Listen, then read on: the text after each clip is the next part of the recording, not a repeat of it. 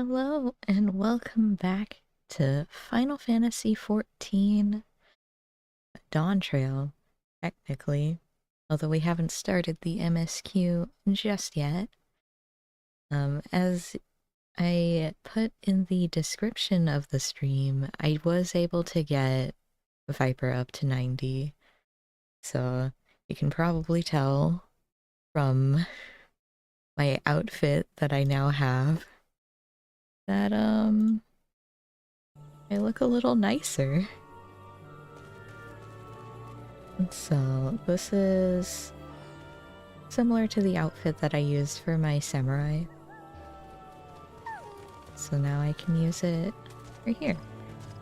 So, and as you can tell by my experience bar, I just got to 90. So we're gonna finish up the quest with Keshqua. So we have, what, three or four quests to do?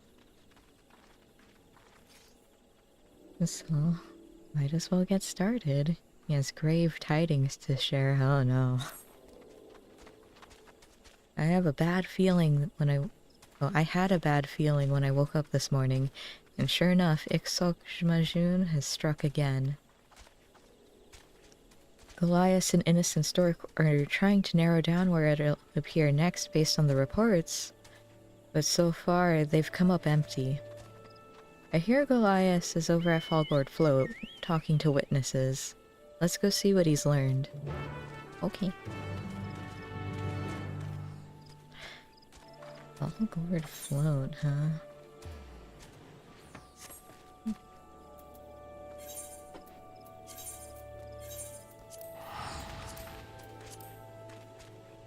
There's so many people.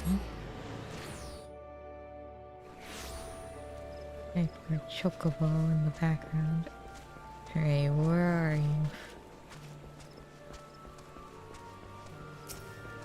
Oh, there's Goliath. What does Keshqua have to say, though?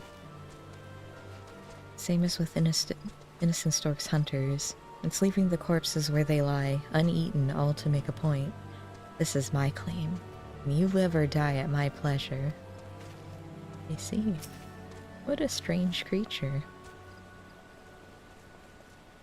Thank you for coming. I expect Keshqua has shared some of the details, but it's even worse than we thought. FFXIV grows increasingly bold, with deadly consequences. For a blessing, the people here remain calm, though we must act quickly to avoid widespread panic.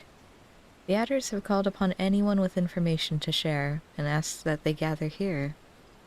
As we requested that any detail be reported, no matter how small, we find ourselves somewhat inundated. I am certain, however, that among the accounts are clues vital to locating our quarry. We can help with that. All we gotta do is ask folks around here what they've seen, right? Yes, that would be most helpful. Perhaps you could start near the aetherite, while Jelas goes over by the bobbing cork. Okay. I mean, the aetherite is on the way to the bobbing cork. That's fine. Ah, mild-mannered.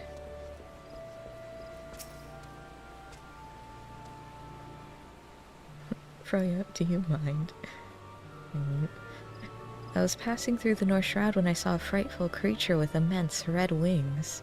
It was a little too far away to see clearly, but it seemed to be battling a group of smaller beasts, which it promptly slaughtered before flying away. I see. Oh, weary, huh? While passing through, I heard that some fiend was on the rampage over in the East Shroud. I didn't think much of it at first, but when I saw the people coming from that direction and the looks on their faces, I decided to stay put. Good thing I did too, or I might have died. Okay. And not down here.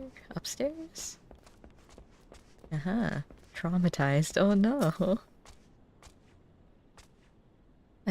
saw it, flying over the central shroud. With each flap of its massive wings came a powerful wind bearing the scent of blood.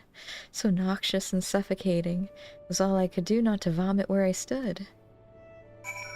Okay. Man, how much blood has to be on its wings for you to smell it from just flapping?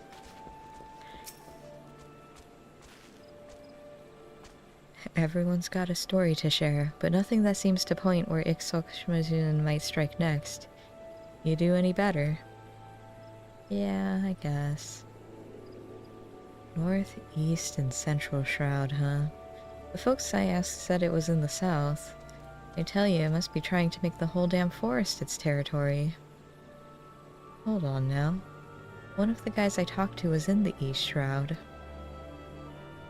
Your witness heard the beast was on the rampage, but mine said he never saw Ixoxmajun, even though they should have been there at the same time.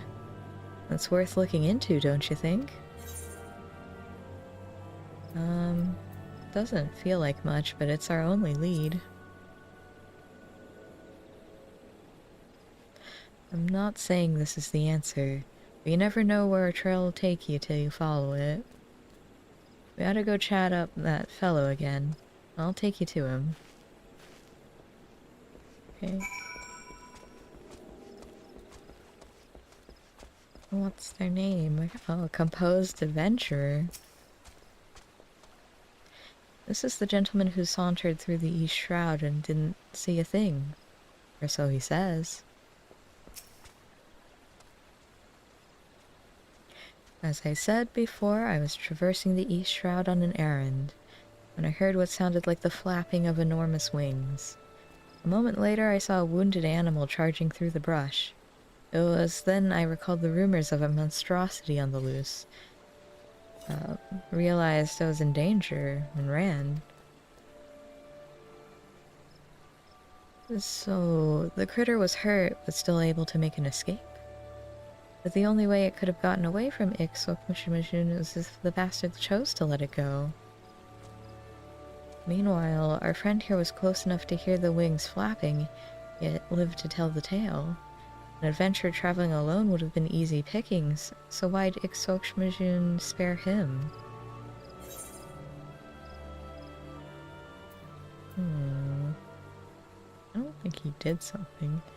He was carrying something that no other adventurer had? Who knows? All I had on me were some bottled potions and ethers. But there was one other thing. I carried a potpourri filled with Garabonian wildgrass. An Olamegan custom, in case you're unaware.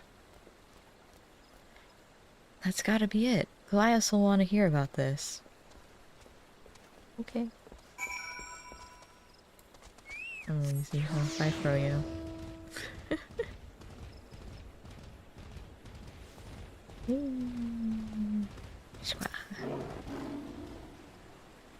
You go over the finer details later, but first, I need Goliath to look into something for me. The grass? Could you wait here a moment? Keshwa has asked me to verify a theory of his. I shan't be long. Okay.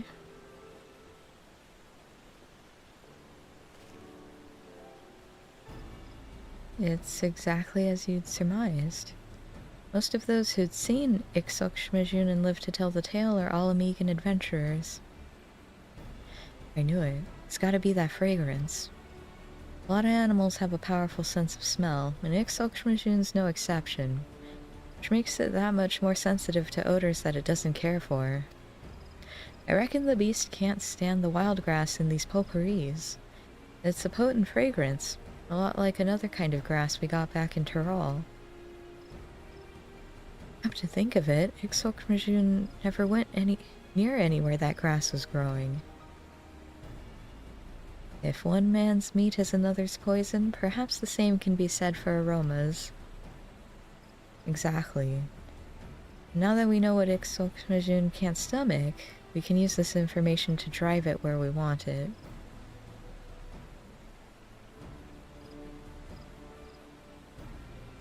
Then it would behoove me to share our discovery with Innocent Stork. Given the information and contacts at her disposal, I dare say she'll help us find a way to utilize the fragrance to its maximum potential. Will she, though?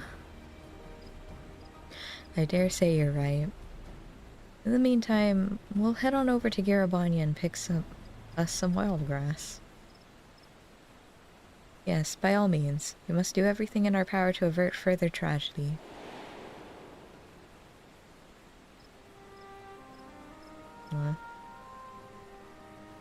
Many of the adventurers gathered here are so terrified of encountering Ixokshmajun that they're considering abandoning the profession entirely. Several are yet fledglings. If they had to contend with a foe far beyond their reckoning, they'd die before gaining enough experience to even be considered adventurers. The thought of their bright futures being snatched away like that is almost more than I can bear.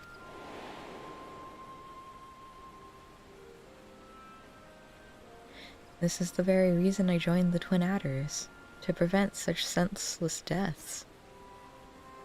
Therefore, I humbly request your cooperation in slaying the dread Ixokshmajun. No need. I had every intention of putting the bastard in the dirt. Yeah.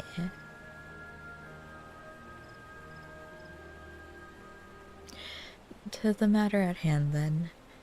A few moments ago, one of the adventurers mentioned that the wild grass we seek grows abundantly at Pike Falls. Once you've collected enough, let us rendezvous at Quarrymill. I must warn you, though, that Garabanya is home to some particularly vicious wildlife. Be on your guard. Okay, thanks.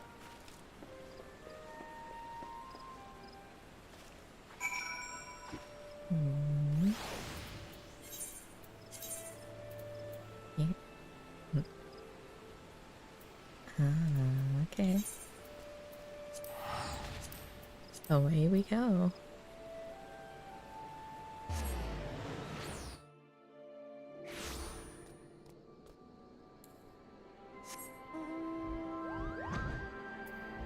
Man, I feel like it's been so long since I've been in this zone. Back in the Raban Wall era.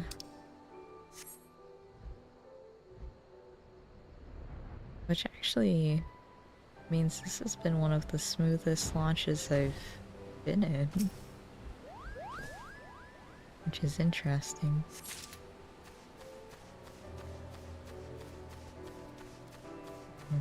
Why was there a Picto over here? Where'd they go? Actually, since I didn't use my leveling roulette, because it's gonna take a while, I can use it for, one of my other classes, since I'm gonna go through the story on Viper.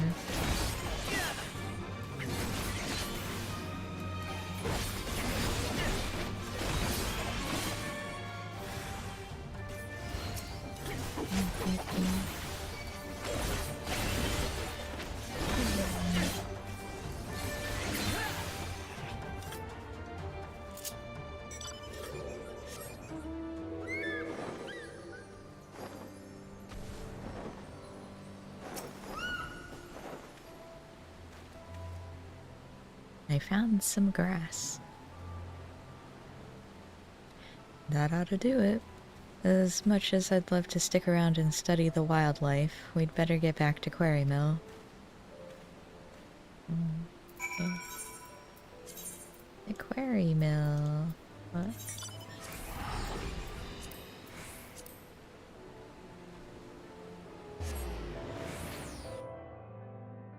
Just so we can start up the next quest. Oh, Gorgas is here. Now we just need a way to diffuse the extract. Upon being informed of your plan to entrap Ixokshmajun, I came as quickly as I could. Good for you. You've done well to gather so much wild grass. As promised, I've called upon Innocent Stork to advise us on our next steps. I've placed an order with an alchemist acquaintance of custom-made diffuser pouches. How does that work? Which we may employ to spread the aroma over a wide area while prolonging its potency. We'll issue these pouches to Twin Adder units tasked with driving the beast into an isolated location of your choosing. Away from civilians in an ideal spot for the final showdown. That's good thinking. Indeed, once the pouches have been produced, the beast is as good as ours. If I may, there is a further request I wish to make. Rather than slaying Ixokshmajun outright, would you instead be able to capture it alive?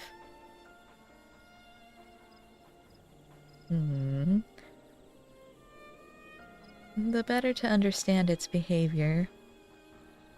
Such knowledge will prove invaluable should predators of a similar nature trouble us in the future. That's a risk we can't afford to take, ma'am. Those hunters of yours tried baiting it with a carcass laced with sedatives, but Ixokshmajun saw right through their plan. It's demonstrated a degree of cunning to rival any man's. Even if we did capture it, it's only a matter of time before it escapes and kills again. There's only one way you can deal with a monstrosity like that. You slay it first chance you get. No half measures, no hesitation. And then we are left with no other choice.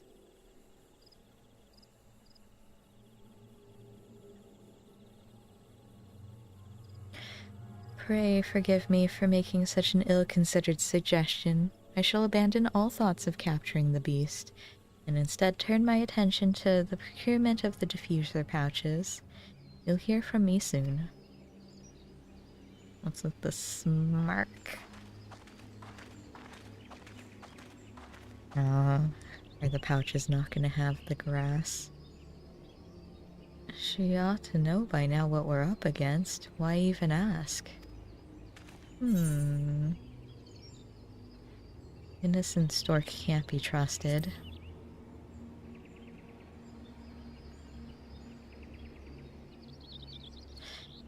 I ain't the type to guess at folks' motivations. Wish she'd do us all a favor and put her cards on the table. The rich and powerful are rarely so obliging. You got that right, but since us salt of the earth are speaking our minds, there's a fear in you, but of what I can't tell. Gil, for your thoughts? Never know, I might be able to help.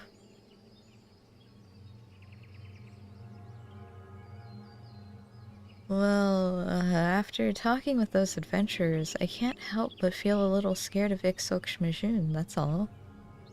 Anyway, I should return to Gridania to, make my report.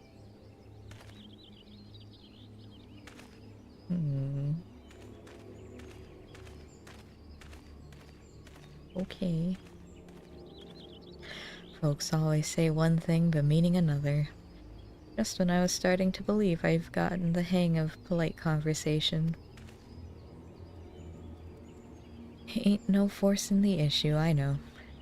If Goliath has something to say, he'll say it when he's good and ready. So now we gotta wait on those pouches, and who knows how long that'll be. I'll keep an eye on things here, so I recommend you get ready to face Ixokshmajun. Okay.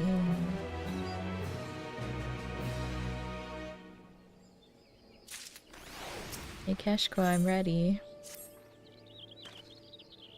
Goliath sent word that the diffuser pouches are ready. He's heading on over now. Once he arrives, we can finally put this plan into action.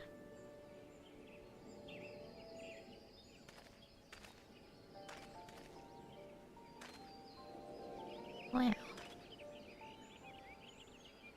The pouches have been distributed among the Twin Adders, along with instructions on correct handling.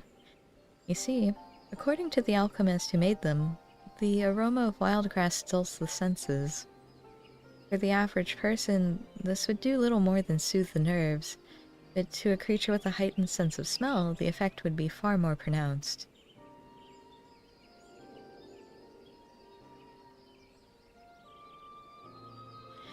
As for where we will entrap FFXIV Dawntrail, Innocent Stork has proposed a location in the Dravanian hinterlands that she believes is ideal.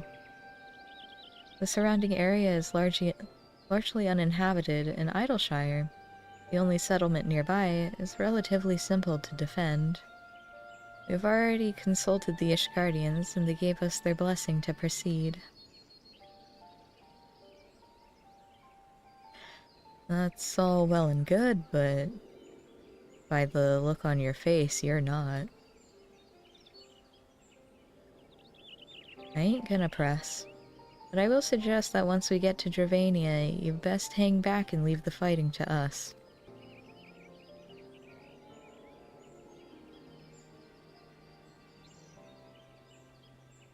You know full well I'm keeping things from you, yet still you show concern for my well-being. Why? Just my way, I suppose. Or the way I was trained as a viper. It's our job to keep folks safe from creatures that go against the natural order. Doesn't matter who you are or whose side you're on. Politics, feuds, all that drama, ain't none of that our concern. I'll admit, I've got my doubts about you, but you're still someone I need to protect from FFXIV. Simple as that. There's something you need to know. Out in Western Kurthus is... Well, well. As I thought, you've yet to depart from Quarrymill. What's keeping you?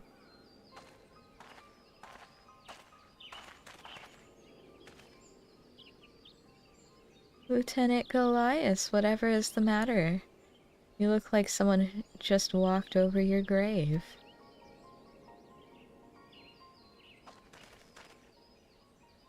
I'm glad to find the two of you in better spirits, though. Seeing as our friend is somewhat under the weather, perhaps it's best he stays behind with me in Idleshire. No objections here, but Goliath and I were having a heart-to-heart, if you don't mind. I do. We have a schedule to keep, and I must insist our dear vipers get underway. While you're en route to the Dravanian hinterlands, I would be happy to lend an ear to Goliath and his troubles.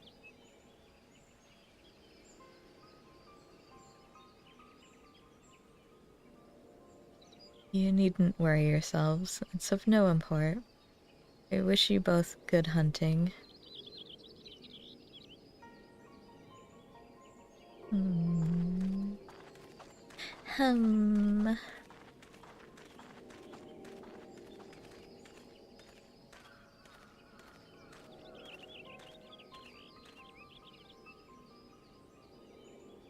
talk about shit timing.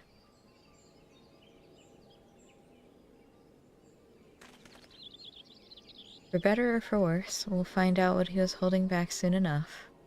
Anyway, we got a Tural Vidral to slay.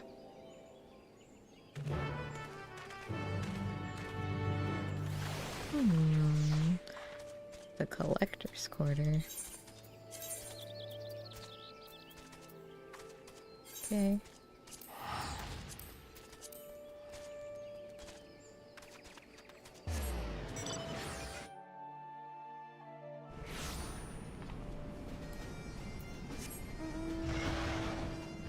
Alright, hello Rathlos.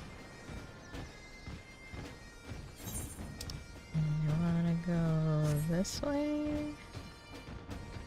I believe. Alright, what's waiting for us out here in the hinterlands?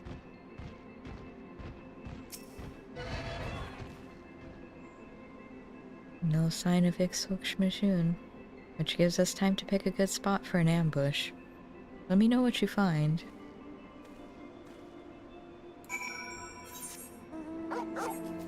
Bork.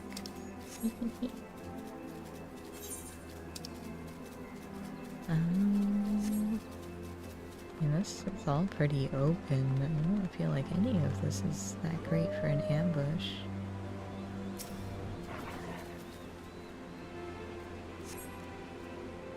While this location offers a commanding view of the area, it does not offer enough space to fight to your full potential.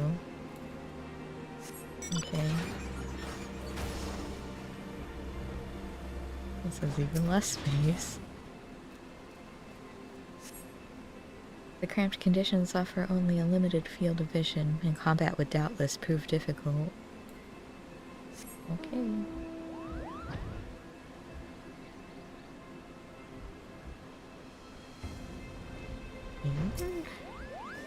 What a strange spot. Although the view is obstructed by the wall, you should be able to remain concealed easily. I've surveyed a number of locations, each varying in suitability. And Keshwa will be eager to hear your report. I'm sure he would. Keshwa, did you find a better spot? I found something you ain't gonna believe. You smell that? It's gotta be one of Innocent Stork's diffuser pouches. Somebody must have hidden it nearby. With a bag of wildgrass stinking up the place, there's no way Ixokshmajun was ever gonna show. Elias and Innocent Stork sent us on a wild alpaca chase. So where's our Tural Vidral if it ain't here?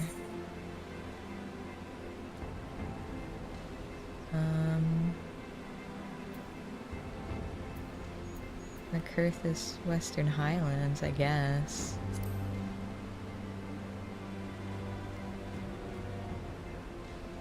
Ah, so that's what Goliath is trying to tell us. At least until he was cut off.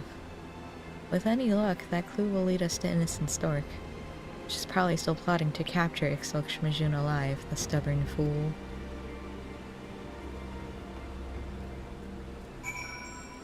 River's meat.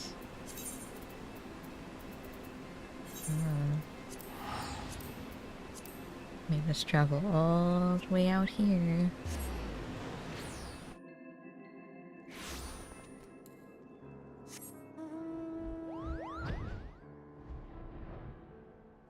Alright. So am I gonna see it if I fly over? Let's see.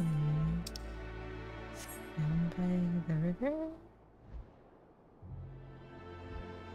There's Keshwa all by himself. No sign of our tricksters or Ixokshmajun. We best keep searching.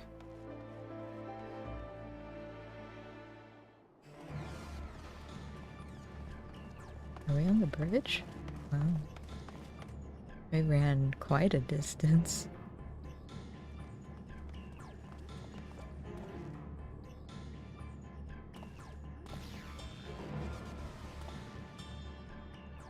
There they are. No, they captured it.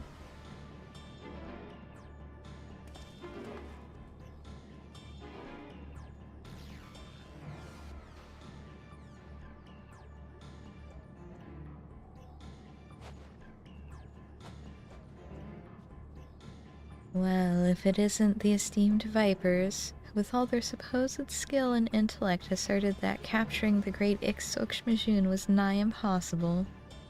Or perhaps you were simply afraid. You literally said there's no point because it'll break out. As you can see, I proved equal to the task. All it took was a little ingenuity.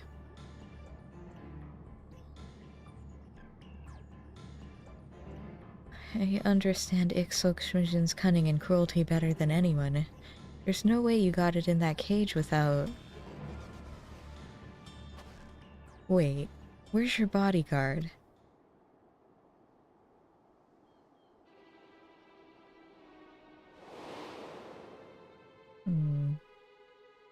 You yourself observed how attempting to lure Ixokshmajun with obvious bait ended in failure. But a beast is still a beast, a predator that is compelled to hunt. Casualties are inevitable, and a prudent strategy must account for them. An exceptional one, however, would leverage this element to its advantage, as mine did.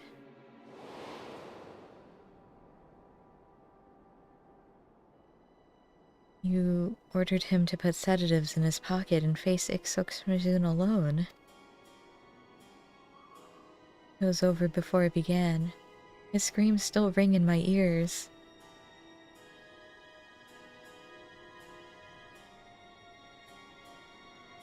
So you fed FFXIV the sedatives and your bodyguard along with them?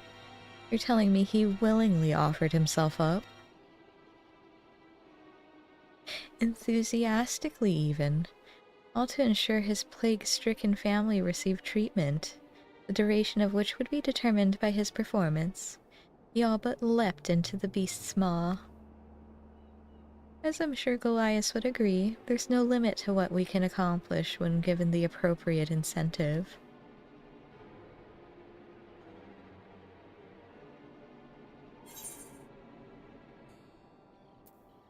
You've finally shown your true colors.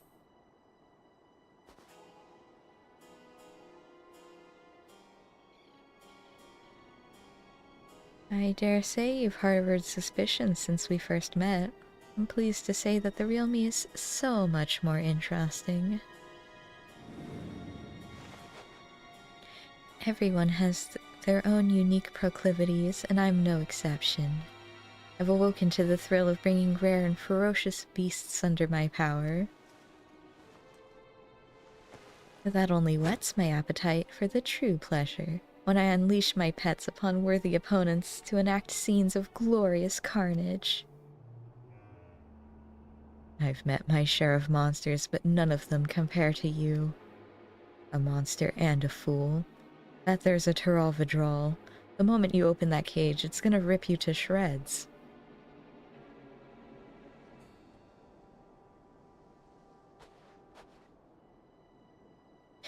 Indeed it would, if it were so inclined. But if FFXIV is as intelligent and bloodthirsty as you say, it will soon learn that I can provide a constant supply of worthy prey. In return, it will accept me as its master.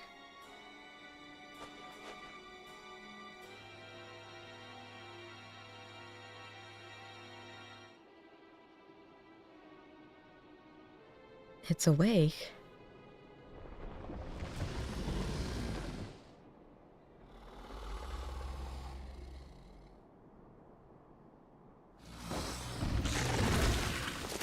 Ah.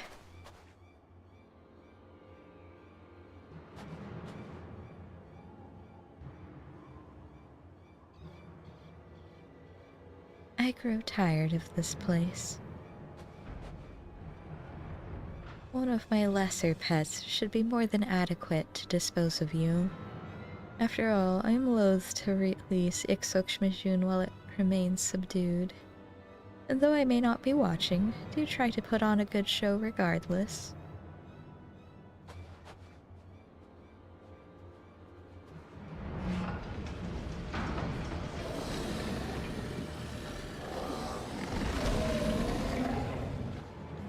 I must fight.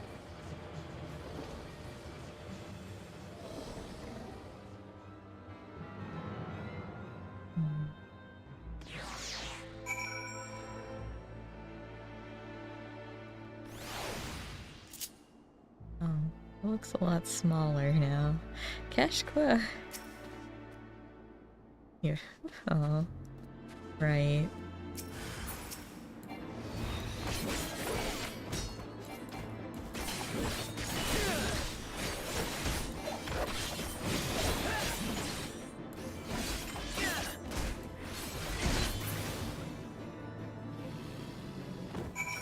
Keshqua.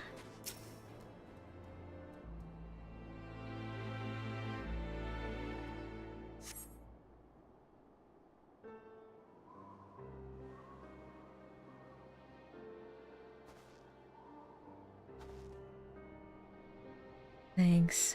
I owe you. God damn it. Can't believe anyone would be stupid enough to try taming of Vidral. Never mind FFXIV itself. But what really sticks in my craw is that Goliath has been dancing to Innocent Stork's tune. And there I was thinking he needed our help. He seemed afraid of her, like before.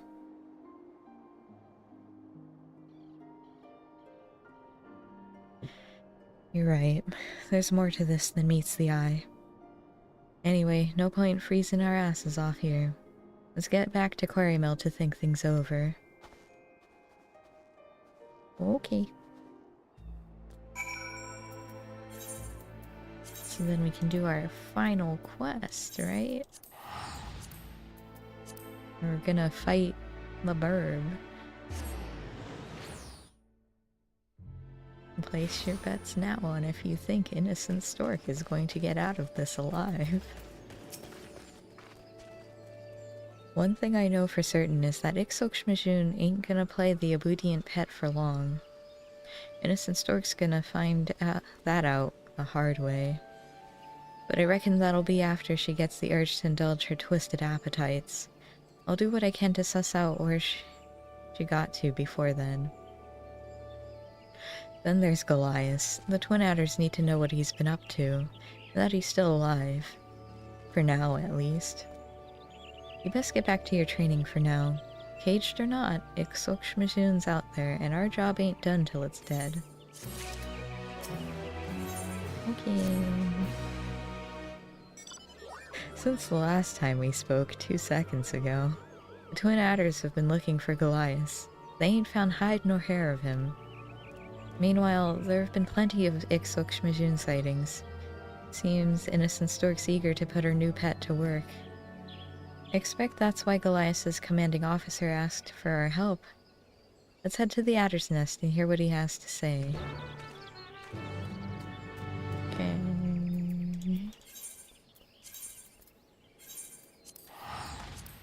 All over Gridin. I find it interesting that we started in Ul'dah, but we spent a lot of our time here in Gridania. Alright. Goliath. Poor guy. Okay. Oh, look at these other people. Oh yeah, I need to get new swords once I, get more poetics.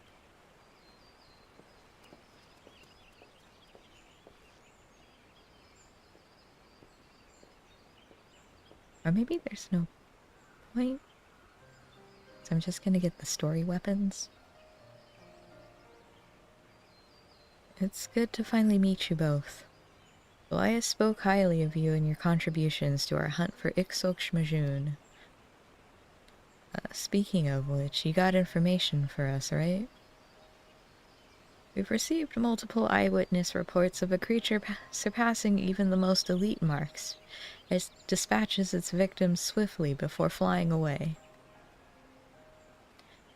At Innocent Stork's direction, I'll wager. She's setting Ixokshmajun loose to kill for her own amusement.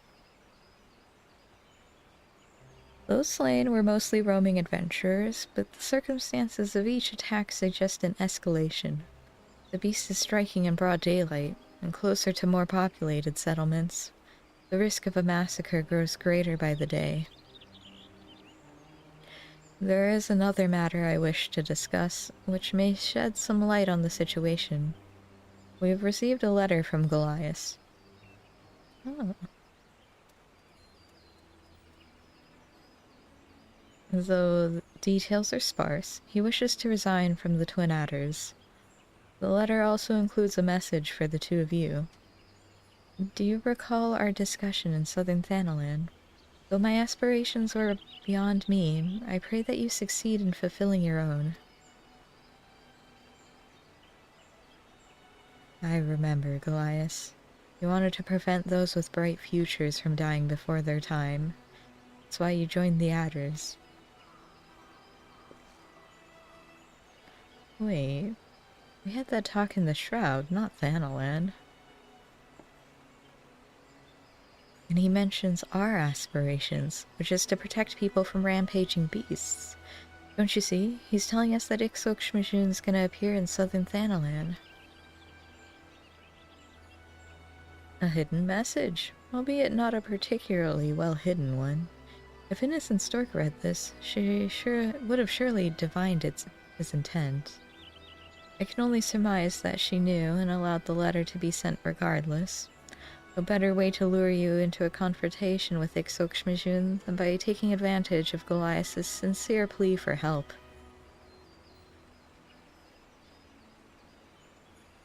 Trap or not, a confrontation suits me fine. If it's a show she wants, then we're happy to oblige.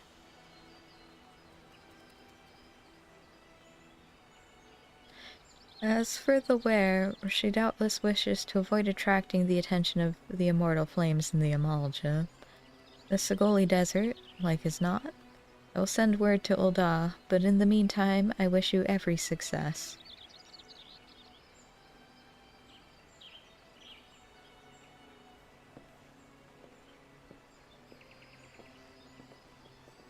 Oh, and off he goes. The Sagoli Desert. Alright.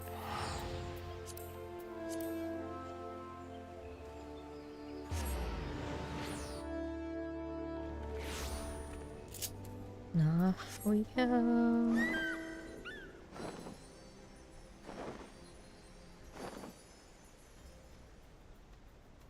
Hey, what do I get between 90 and 100? I feel like I've gotten all of my moves. You killed this yourself. Oh, no you didn't. Another carcass. This was Ixoxmajun's work. Didn't expect the trail to be this easy to pick up. Perhaps I should have. All that's left now is to walk straight into the trap. No viper worth their salt ever shied away from danger. Am I right? Yep. Let's go.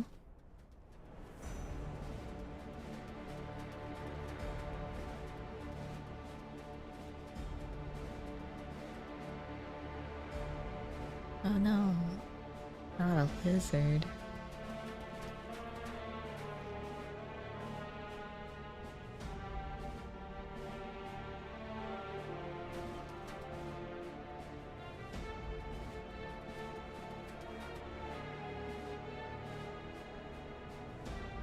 Huh?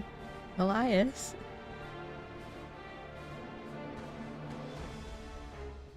Such grace, such power, magnificence itself given form, worthy of awe. Alas, these mediocre distractions are a poor canvas for your art.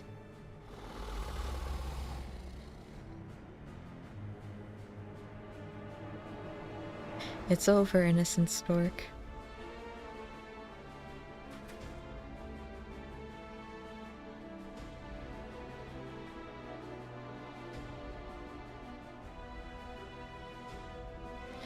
On the contrary, the main attraction is just beginning.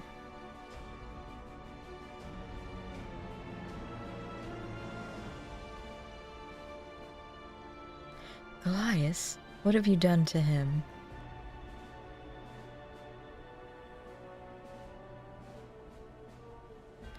After his childish trick with the coded letter, I decided to let Ixoxmajun punish him. An appetizer, if you will.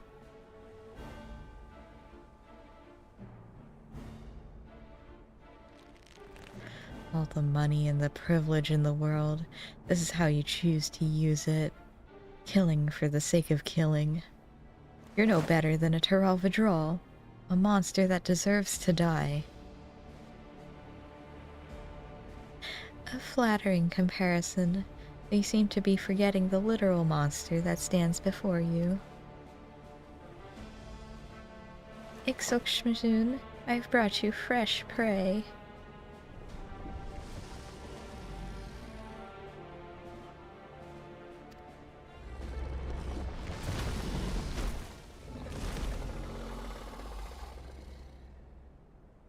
I haven't forgotten about you.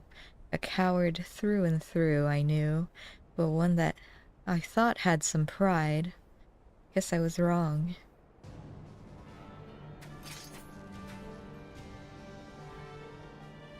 It's time. Ixokshmajun is ours.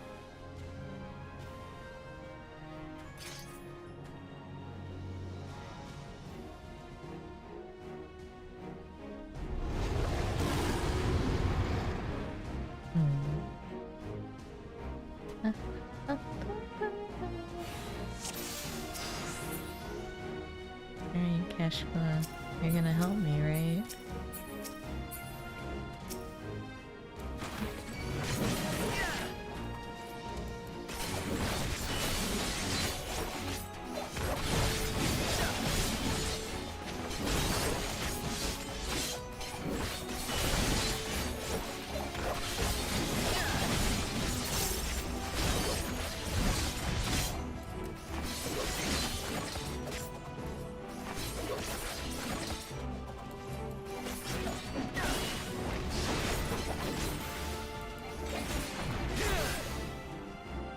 What's that smell? I knew what's that smell.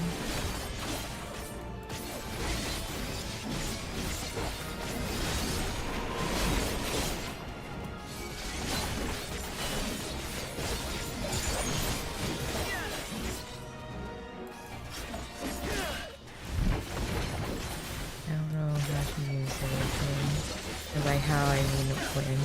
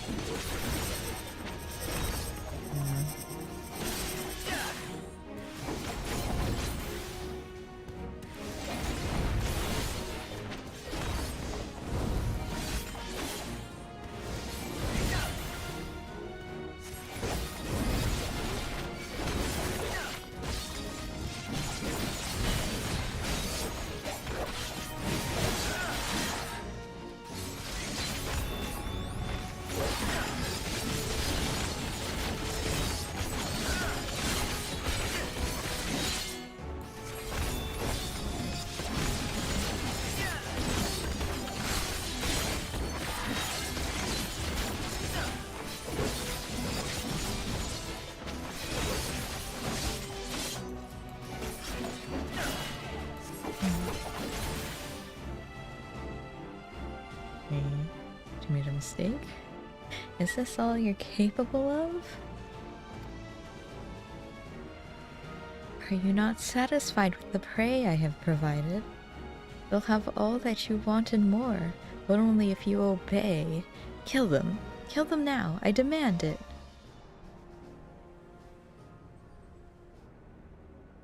This ain't the Ixokshmajun I know, and I reckon innocent stork is the reason why.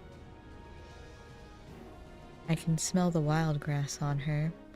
A less potent mixture than the one we doled out before. Just enough to keep Ixokshmajun at arm's length. But even that's too much for the visual senses. That's why it's addled and can't think straight.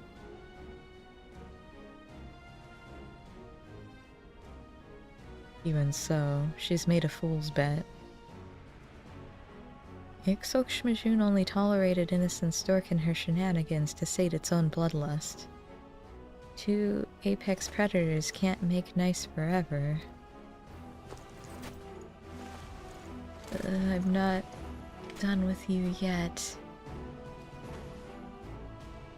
Elias, you stubborn worm. What? Well, goodbye.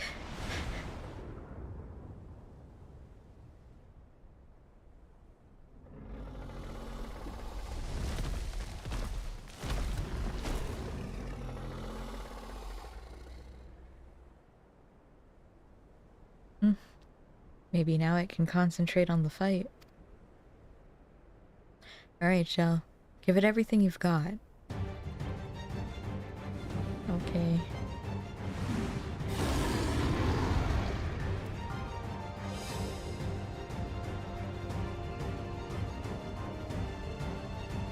Is it still injured? Oh, well, at least we have that.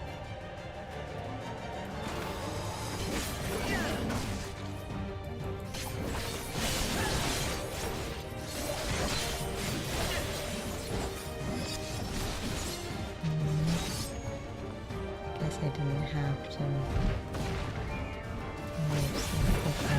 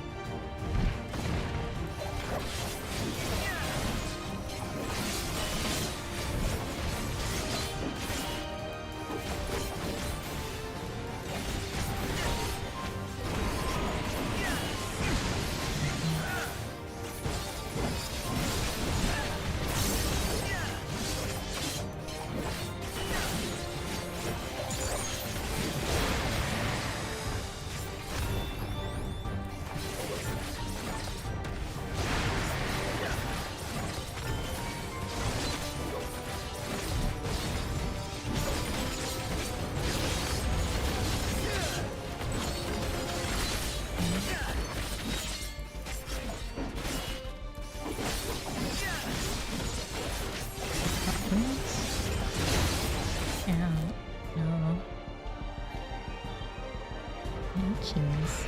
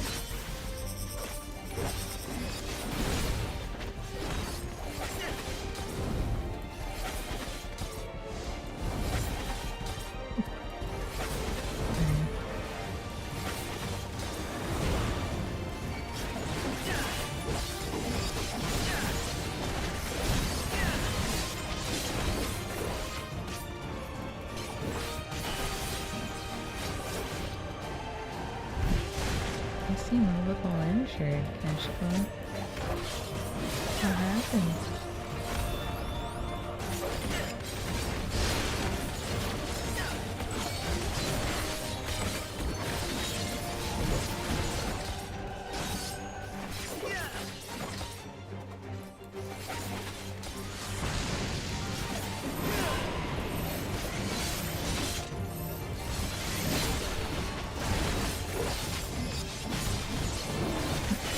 But I don't have any.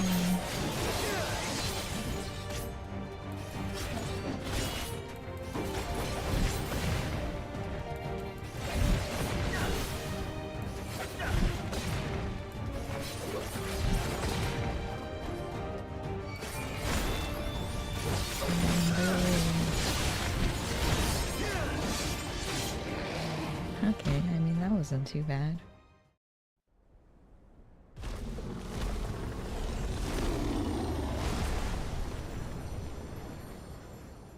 Is it over?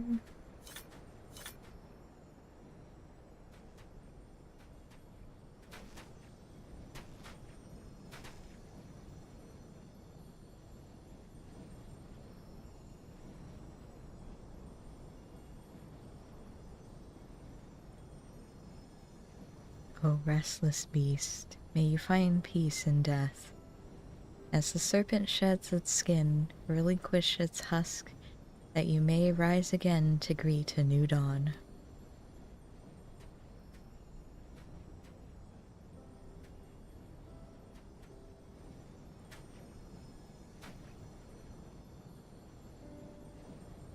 Innocent Stork genuinely believed that she could bend such a creature to her will. That arrogance cost her her life.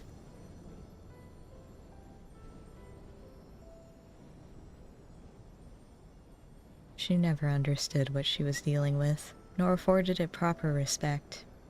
She took her superiority for granted, but the power she wielded to flaunt the laws of men was powerless against the natural order.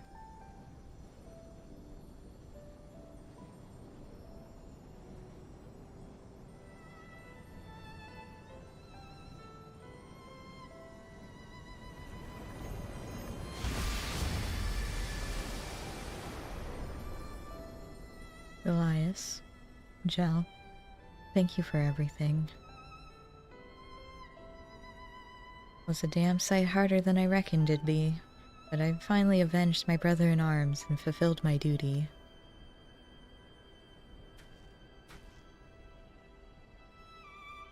I can once again hold my head high.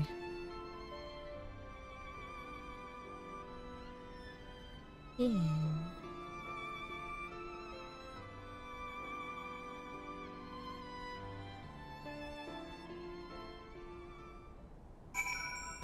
Elias, you okay?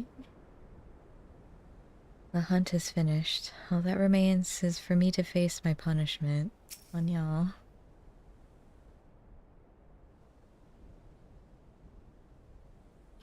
Ixokshmajun might be dead, but we've still got a loose end or two to tie up.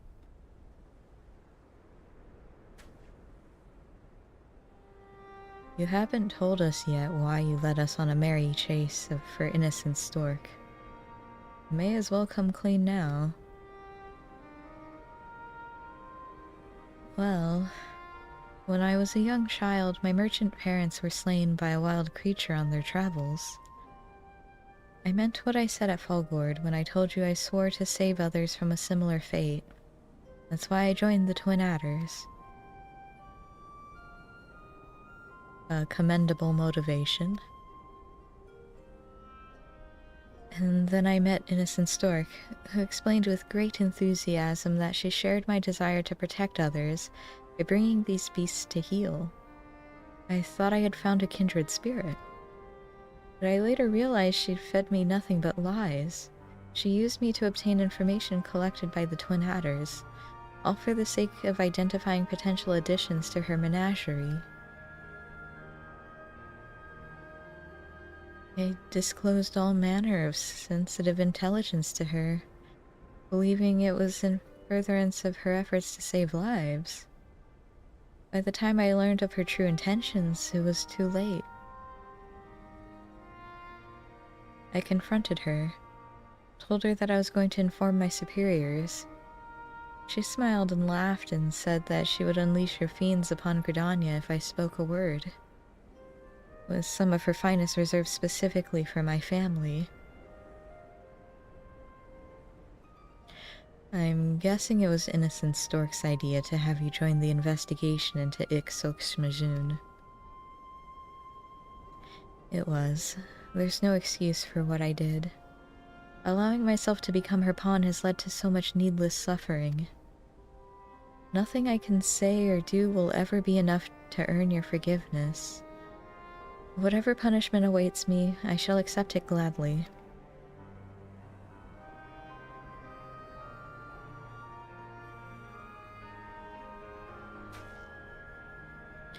Well, Zhao, what do you think?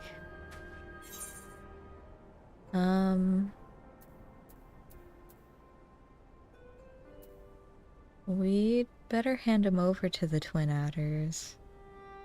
Yeah, cause like what he did.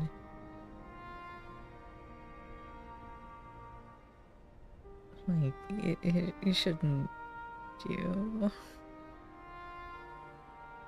Oh, it's better for them to take care of him.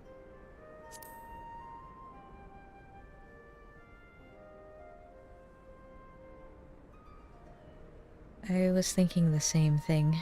It's up to them to decide his punishment, not us. Quite right. I will request that my superior meet us at Quarry Mill, where I shall give a full account. It's settled then. Meet us there when you're ready. You got it, boss.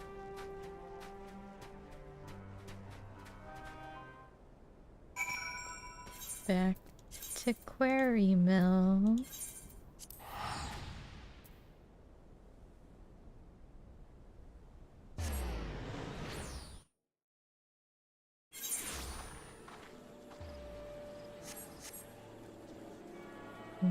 Whee.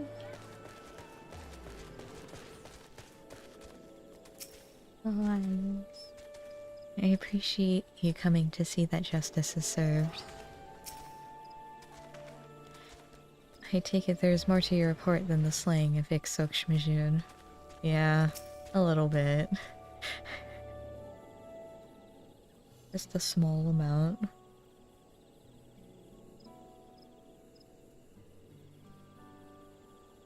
As a soldier of the Twin Adders, your actions are inexcusable.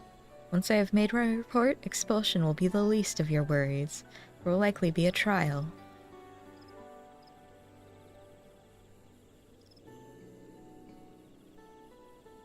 Where I come from, we don't take kindly to liars, neither. Our word is our bond, and the violation of that trust demands punishment. But I will say this. The lies he told were to protect the people of Gridania.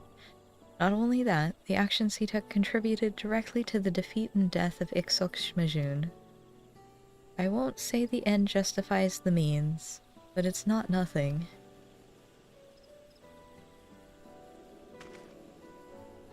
Duly noted. Though I trust you understand that this consideration may not change the outcome. Yes, sir. Ain't my place to tell you folks how to handle your business. I'm just a simple man who crossed the salt to kill a withdrawal. But if Goliath isn't stuck in a cell for the foreseeable future, I got something he can help me with. You see, now that my business here is concluded, it's high time I made my way home. Trouble is, passage back is more than I can presently afford. I'm gonna need to put in some work. And I reckon Goliath could help me find clients in need of a Viper's skills. For a simple man who knows better than to tell us how to handle our business, you've struck upon an intriguing solution.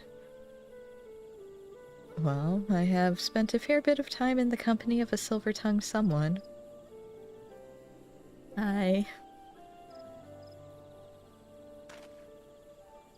Goliath, your conduct cannot easily be forgiven. Even so, it must be acknowledged that you played a vital role in the slaying of FFXIV. Swear to never again stray from the path of righteousness, and no charges will be brought against you. Moreover, I will accept your voluntary resignation, as you did previously request. With this arrangement, you may yet pursue your dreams of defending the innocent from nature's most deadly threats. In your capacity as Keshqua's assistant, what say you?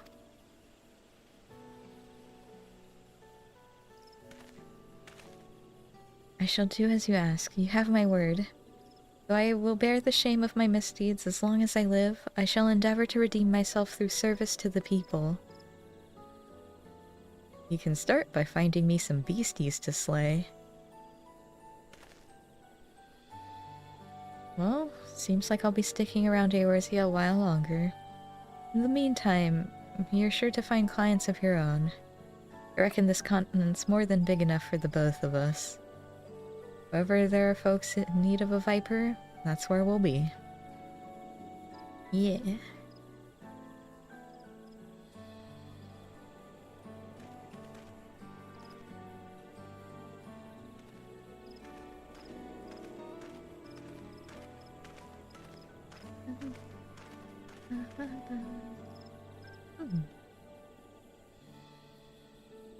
Alright.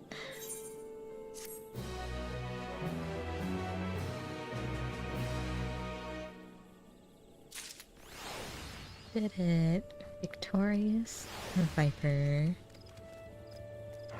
And now... Oh, we gotta go to Charlian. Well, conveniently... That's my return point is still... Oh, well, I'll probably have to change that. Okay.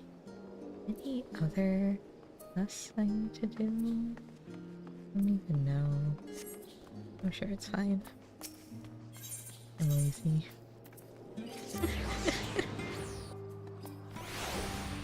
Alright. Actually, do I have enough? No, I haven't done anything, so why would I have poetics? Right, Logica. I'm here. I am a viper. Although my looks haven't really changed, technically. Welcome back, Joe. I just had word from Erinville. Erinville?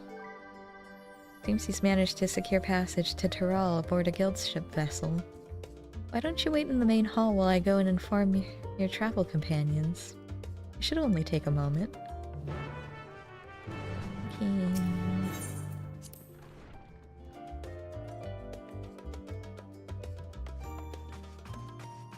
My friends. Where are you? Why do we have a smaller map on top of the bigger map, though?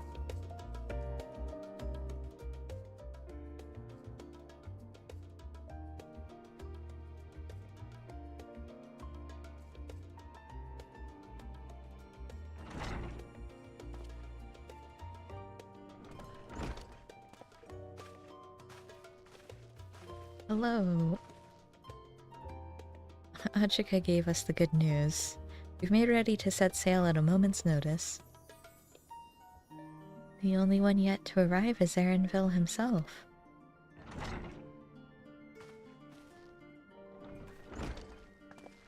Erinville and Wicklamat.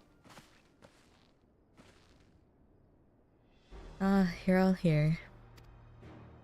It took some persuasion, but the Gleaners Guild ship has granted us places aboard a vessel bound for Tyrol. There will be other passengers, researchers and artisans and the like, so we'll need to share deck space. That's fine, Erinville. I doubt anyone expected we'd have a ship all to ourselves. We're not casting off just yet, so if you have any lingering concerns, now is the time to voice them. I wouldn't call it a concern, but everyone's still clear on what it is we'll be doing in Tyrol, yes? We've not forgotten. The nation of Tuliol is in the midst of deciding its next ruler. As your chosen allies, we shall assist you during the rite of succession, and support your bid to become Dawn Servant. In addition to that, Alphino and I have another objective. As part of its reconstruction, Garlemald seeks ways to reconcile and re-engage with its neighbors. By visiting Tyrol, we hope to learn more about how its myriad cultures interact with one another, how they find common ground, develop stronger ties, the sort of insights that might help our friends in Ilsebard. But we'll pursue this goal in our own time. You can be assured that we'll give the contest all due attention. That's all I ask. Otherwise, you're welcome to do as you like.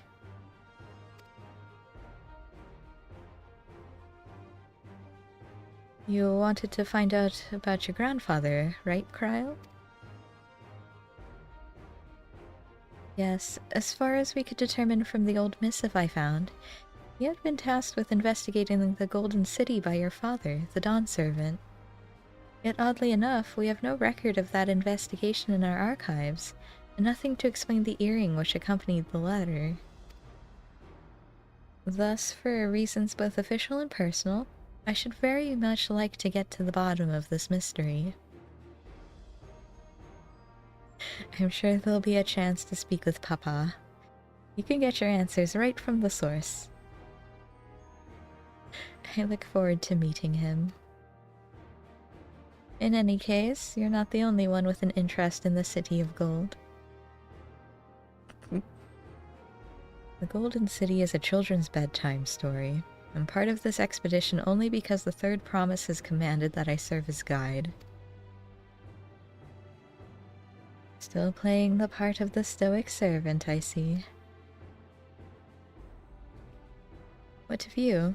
Don't you dare tell me you've changed your mind.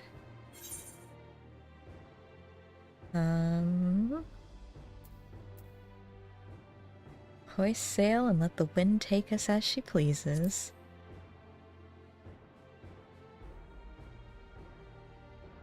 Well said.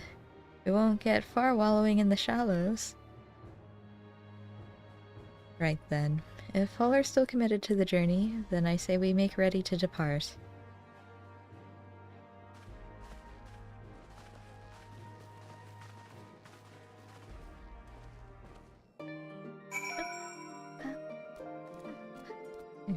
And then we just go outside. Hey, Aaronville.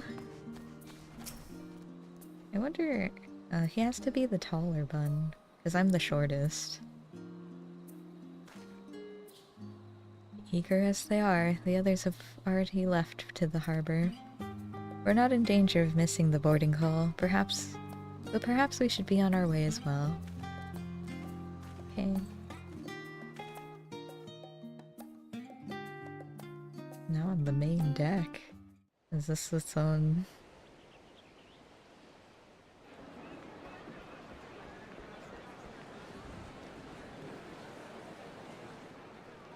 Look at all these people. Friends.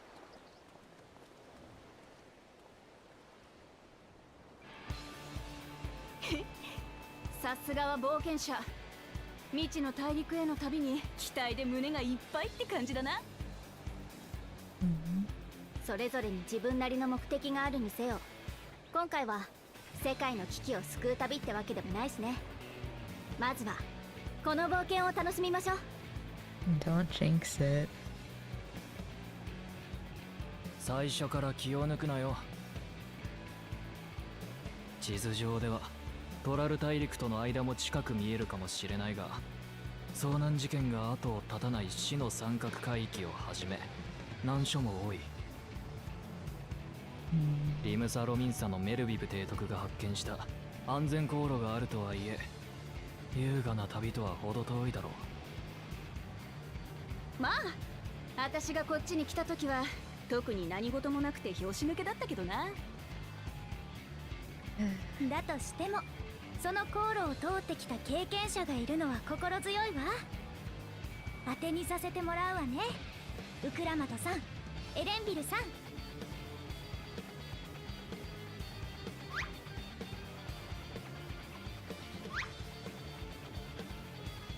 おう、任せとけ。は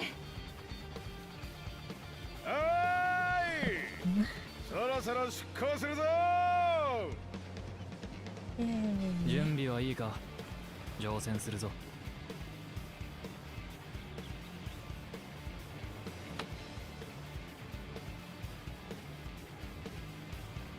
Aaronville and Wicklamat are such a comedy duo.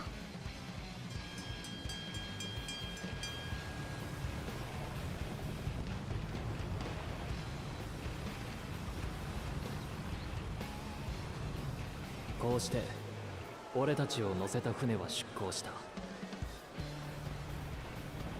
80年ほど前にケテンラムという一人の冒険者が発見したエオルゼアのはるか西に位置するトラル大陸に向けて。Hold on. That's dangerous.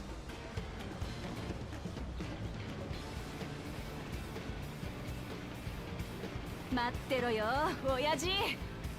継承の儀を勝ち抜いてトライドラの王になるのはこの私だ。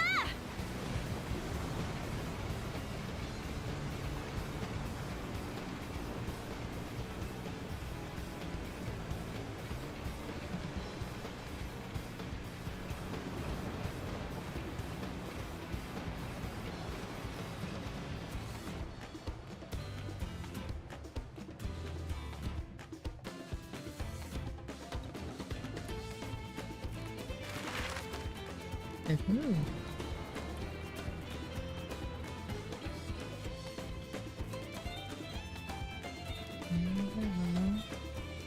Where are we going?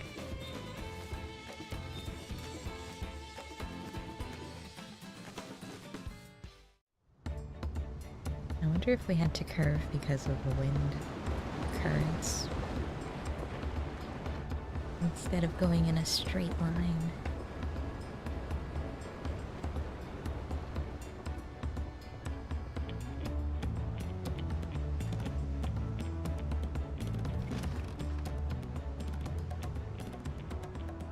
航海は順調か？ああ、ここまではな。だが海ってのは急に表情を変えるからな。いつ嵐が来てもいいように備えとけよ。なら今のうちに休んでおくか。Wanna go take a nap?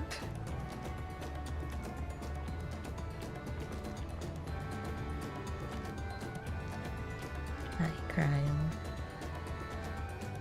オールドシャーレアンを出てずいぶん経つのに見えるのは水平線だけ。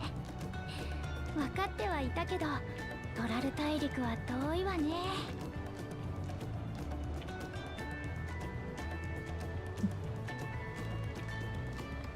そういえば乗り合わせた人たちの中には何度かトラル大陸を訪れている人がいるみたいなの。継承の儀やトライオラについて話を聞けたわ。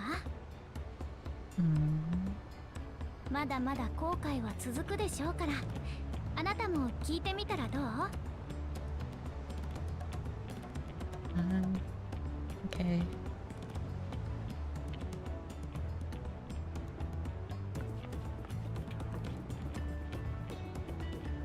この海をおじいちゃんも見たのかしら。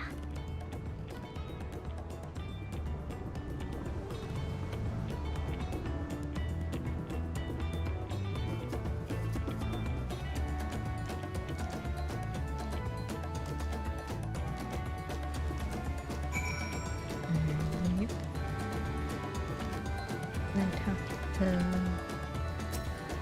Cryo? Have you spoken with our shipmates?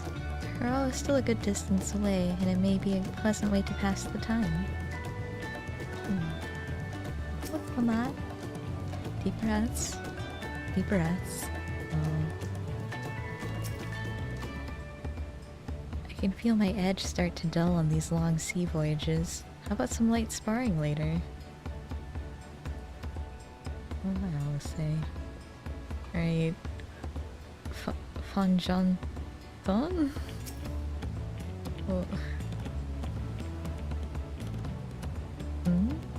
Oh, this will be my first visit to Tyrol. Fanjanton's the name. I was working at Esteem's Aesthetics in Elda, you see, but my employment with them, came to an end.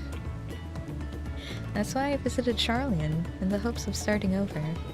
While I was attempting, and failing, to find a new job, I seized the chance to board this vessel when I overheard room for another passenger had suddenly opened up.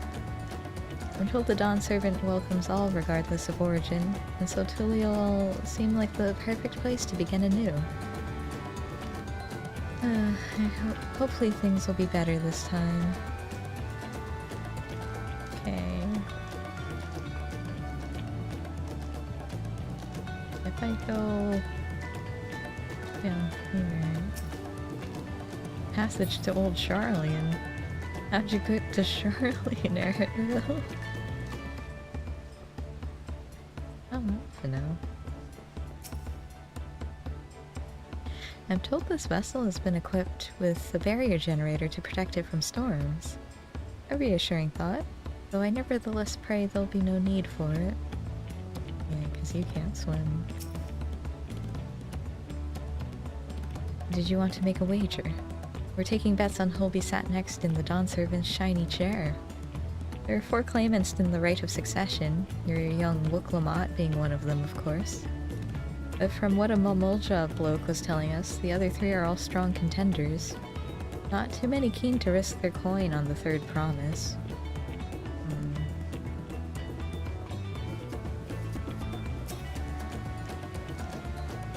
I'd heard Aaronville was looking for passage to Tuliolol, so I managed to squeeze his party aboard one of our chartered vessels. As fortune would have it, we had just scheduled an expedition to Tyrol. That's good. I'm sure Aaronville appreciates it. I see you in Eorzea before. You great and famous hero. Yeah, I've had enough of playing the simpleton. There was a time when we took great pains to maintain the deception. With more of you Eorzeans coming to Tyrol, it's become impractical. Besides, my mercenary days are over. Too many of our warband have fallen, and so we head back to lick our wounds. My story. Well, since you asked, I wanted to retrace the historic journey of the great Ketenrum. You know, the first Eorzean to set foot in Tyrol almost 80 years ago. Wildra's leader is said to have welcomed Ketenram with open arms, and sent him home with a bounty of silverware as a token of their friendship. But the real treasure was the crops he brought back, potatoes, tomatoes, and corn, which spread across Eorzea like wildfire. His grand adventure led to a culinary revolution. Tales say Ketenram returned to Tyrol several times after that, but his ship vanished during his last recorded voyage and was never heard from again. That even a seasoned explorer like him could meet such an end is testimony to the ocean's peril. It's true. Alright, and then you. An adventurer, I presume. I'm a merchant myself, based in Olda. Specialty imports and exports, Eorzean and Tyrali both. If this is your first crossing the salt, as they say, remember that the social mores of Eorzea are not necessarily the same as those over yonder. Consider this. It's not uncommon for the various races to be referred to instead by the names of certain clans. For the Makote, there's Hitsaro. The Hrothgar, the Zabral. Not because every member of a given clan is of the same race, mind. Because many individuals of said race are associated with that clan. A fair assumption in certain cases, but take care not to give offense.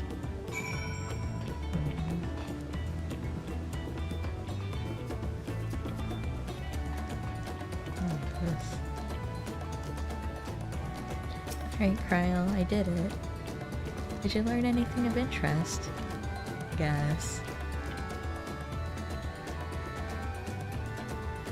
Oh, I hadn't heard that about the clan names. We should have Wilclamot and Aaronville teach us the ones we should know.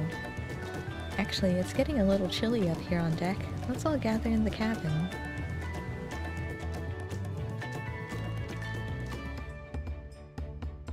Now in Tuliolol, okay. Oh no. Not a storm.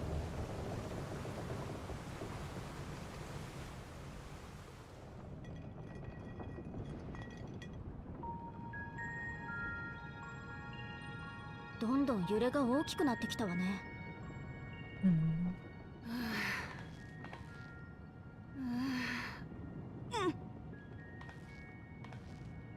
どう？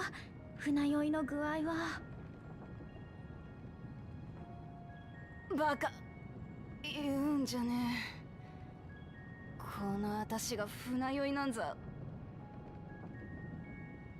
ただちょっとばかり気持ち悪いだけだ。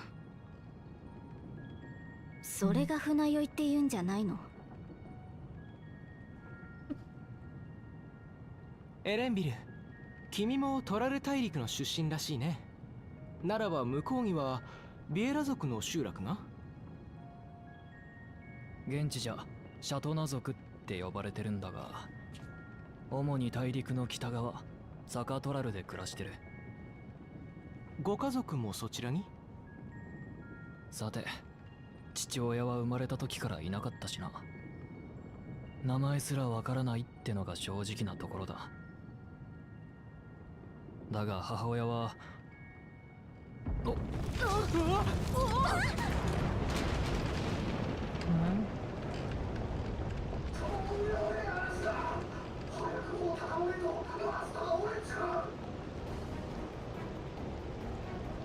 丈夫かしら。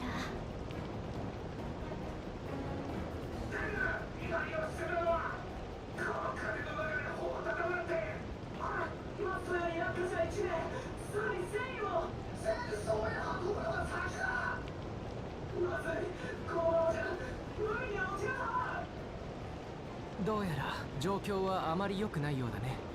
私たちもできることを手伝おう。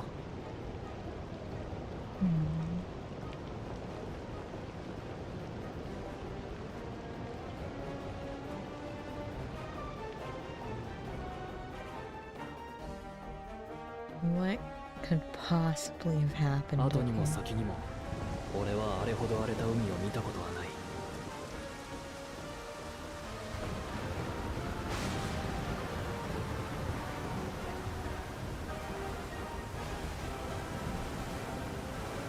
熟練の船乗りさえもが高波と強風に翻弄され甲板を滑り落ち、そいつを助けようとしたアリ勢までも危うく海に放り出されるところだった。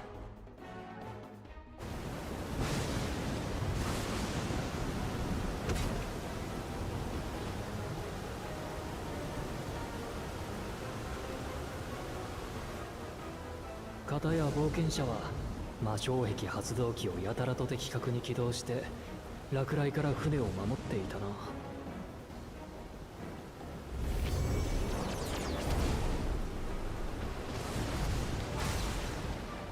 普通に生きてれば使うことのない代物だと思うが、一体どこで覚えたやら。Leviathan taught me well.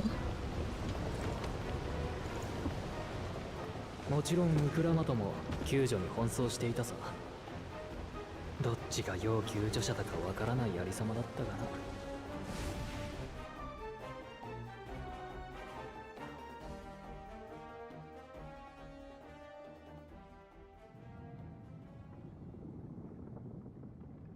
そんなこんなで嵐が過ぎ去る頃、俺たちはトラル大陸を見ずして疲労困憊のありさまだった。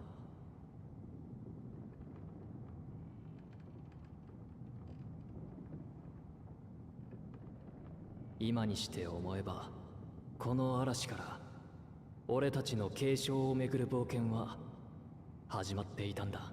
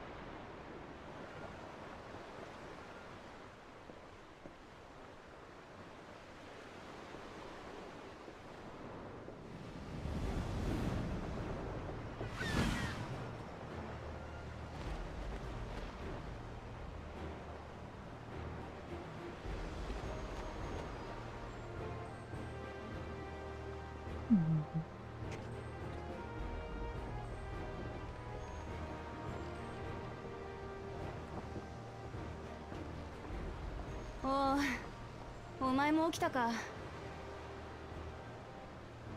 嵐が過ぎたらちょっとは気分がマシになったけど、大地の上じゃないと落ち着かねえぜ。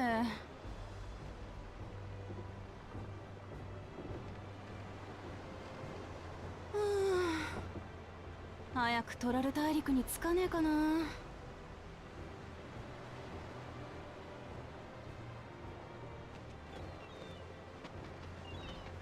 見ろ、海鳥が飛んでる。陸地が近いって証拠だ。もう少し辛抱するんだな。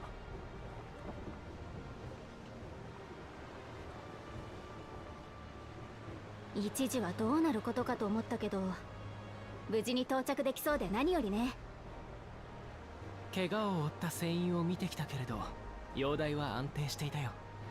この分なら彼も大丈夫だろう。何よりだ。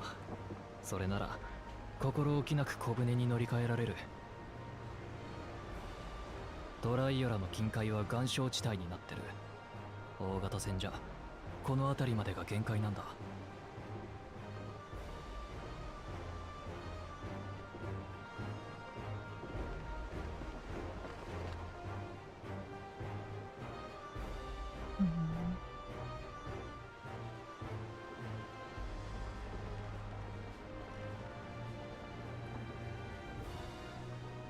And where was this ここ boat? まで運んでくれてありがとな。なーに気にするな。それが俺らの仕事だからよ。むしろあれだけの嵐に遭遇して何の被害も出さずに済んだのはあんたらのおかげだ。みんな継承の儀で勝つのはあんただって言い始めてる。これじゃあ賭けにならねえよ。お前らの期待に応えて王になってみせるぜ。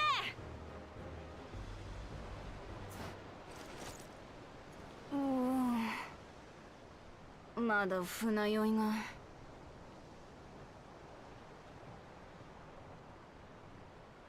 俺たちで最後だ。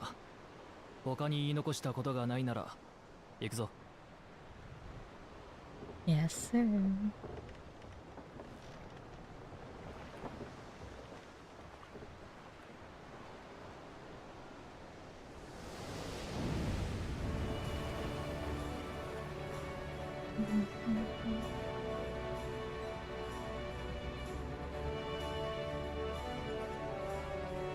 Oh, my little boat. 青い空と海、そして未知なる冒険。さあいよいよだね。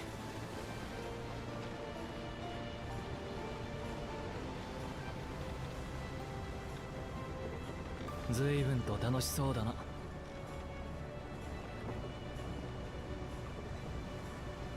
I know this scene.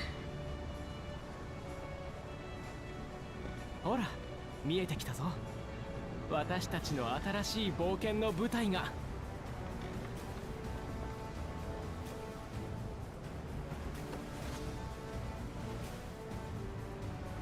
あれが私の生まれ育った大地。そう、トラル大陸だ。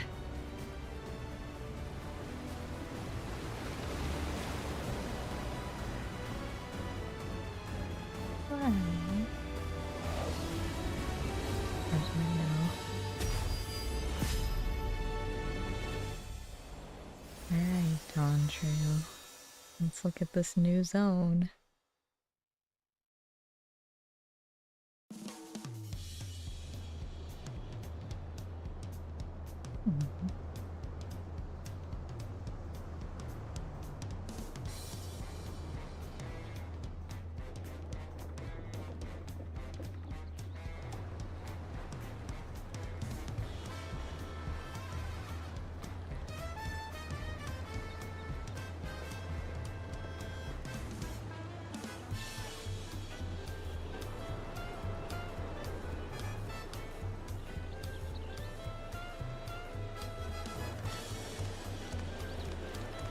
Look at all the people.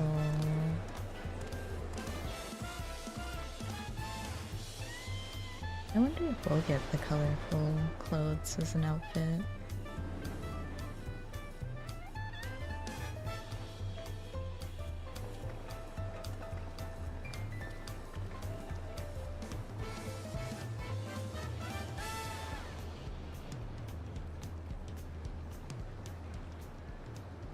すごい。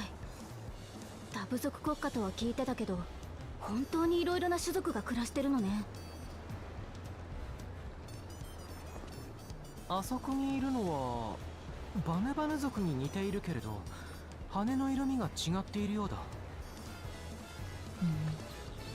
お前らにとっては珍しいものだらけだろ。航路が確立してるって言っても海を越えてやってくるやつなんてほとんどいねえからな。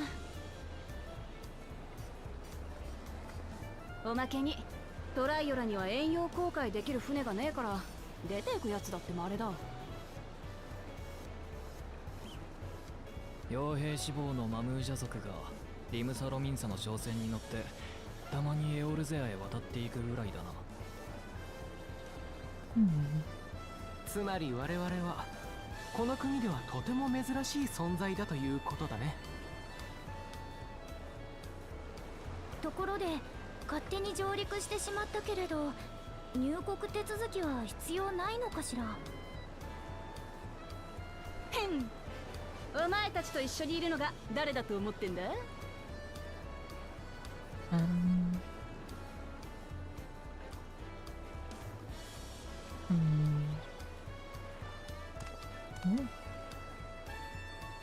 トツ国からの来訪者のようだな。ええ、そうですが。I like his 我が armor. トライオラでは現在 Reminds me of 次代の Pokemon. 王を決める儀式が行われようとしている。そんな時に怪しい輩が入り込まぬよう目を光らせているのだ。お前たち何しにこの国へ来た？悪い悪い。こいつらは私の協力者なんだ。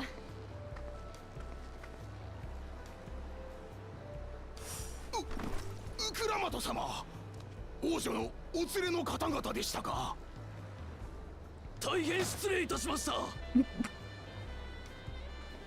いいっていいって。仕事熱心な兵に恵まれて王女として頼もしいぜ。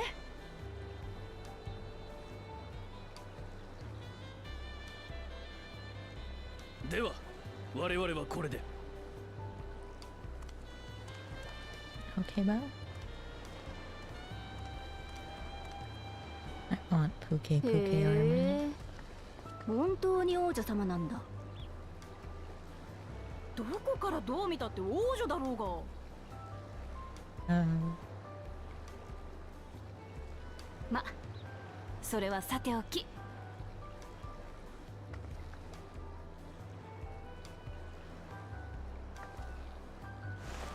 よく来たな、トライオラへ。お前たちを歓迎するぜ。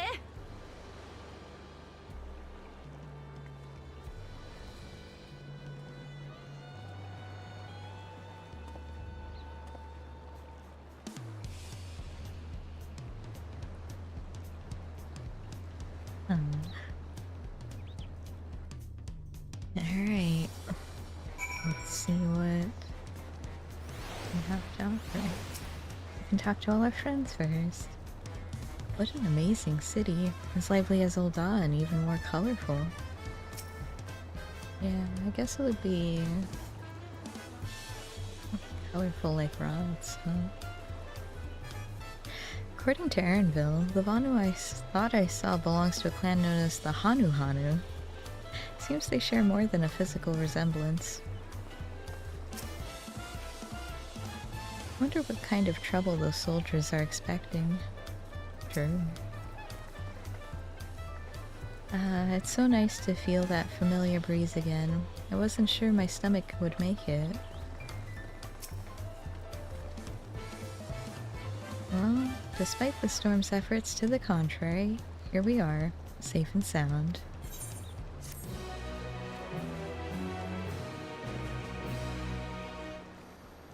We have arrived in Tulia Wall. We can return at any time via Old Charlene. I can get my weapon. I didn't need to get my tome weapon. Right then, first things first. I still feel a bit queasy. No more boats for a while.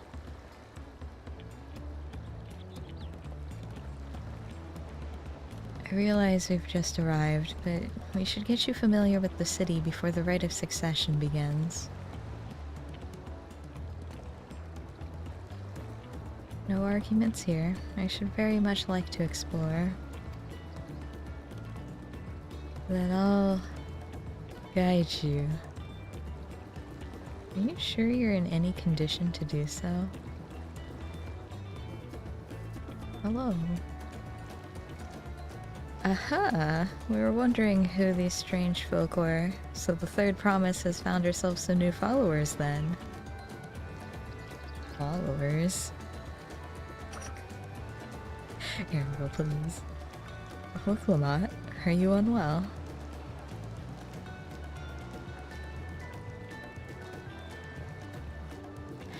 No, not at all.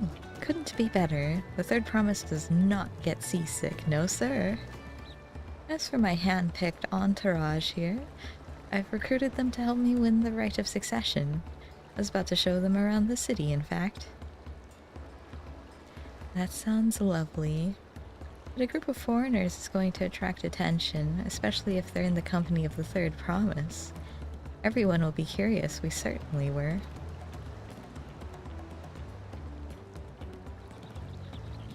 Your siblings have a tendency to, command a respectful distance, but you're just so easy to approach. And I enjoy it so much when you do. Please, don't ever worry that you're a bother to me. You're very kind. Good day to you, third promise.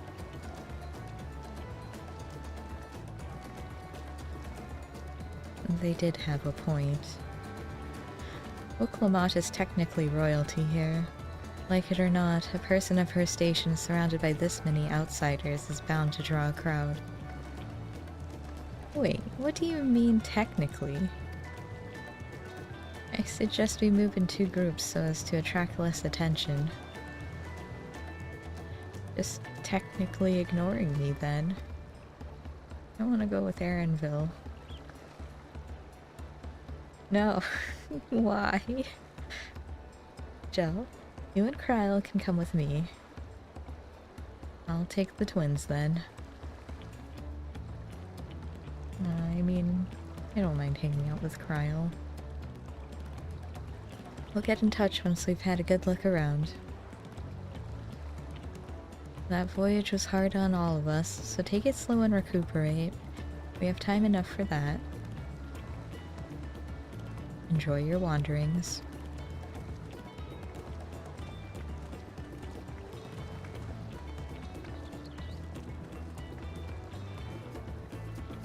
Perhaps we should wait a bit, at least until Woklamat's nausea subsides. No need for that. Look, I'm ready to go. Oh,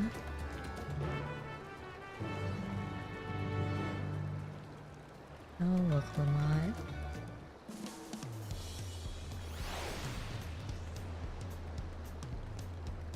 Actually, seeing that person on my friends list reminds me I need to remove them from it.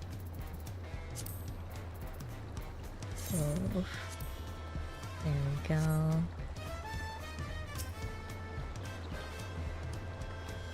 I'm fine now, really. Can't stand around all day feeling sorry for myself, what with the contest looming and all. Now then, seeing as we're already here, I might as well tell you about the harbor.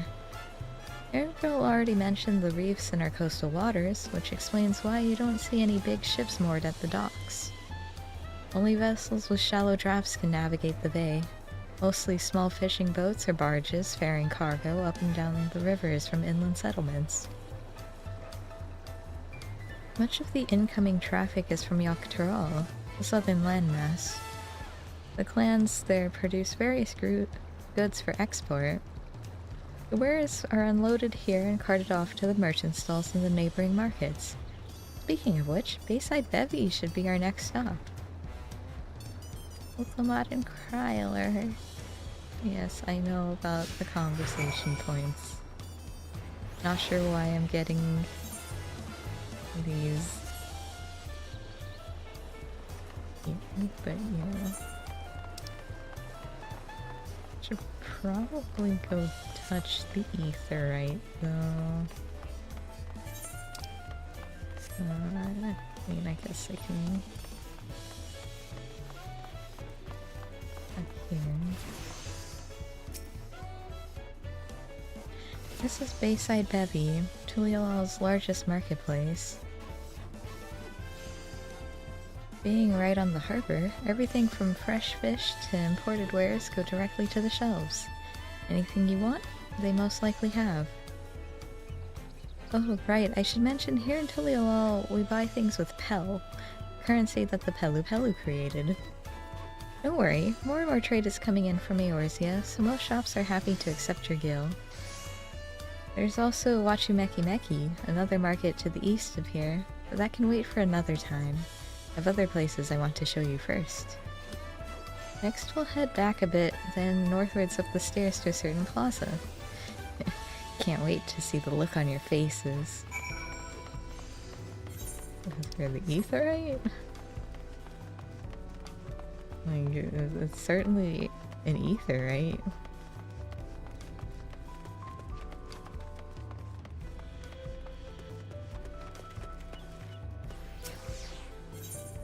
Fine. You don't have anything to say. What do you think of that, eh? Goodness me, you have etherites in Tulialal? I think I told you before, but my brother, Kawana, spent 3 years studying in Sharlayan. Fell in love with the nation and its ways, and brought back to us the knowledge of etherite construction. Papa warmed to the idea at once, had one built immediately. Did you do the attuning thing? If you're ready to continue, we'll head down again and then up the slope to the side. Right at the top is the gate which leads to Zaktaral. Let's make a stop at Bright Plume Post on the way though. That's the headquarters for the Landsguard. Why is it plume like bloom and not plume like feather? Right, attuned. Okay. Go down. And then to the slope to the side. You want us to go up here and all the way up there. Okay, got it. Gonna need another sip of my drink.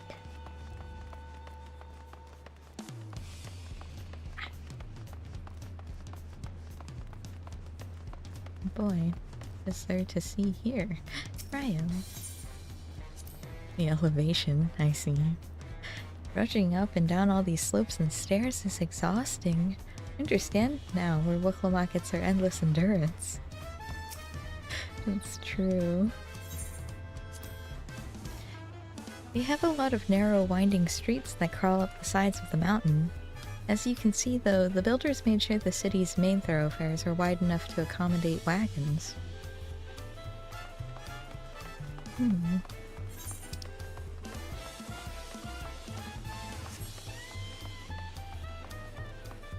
Okay. This is certainly a place. Sprint. And then there's a ether net shard. I won't have to sprint all the way here next time.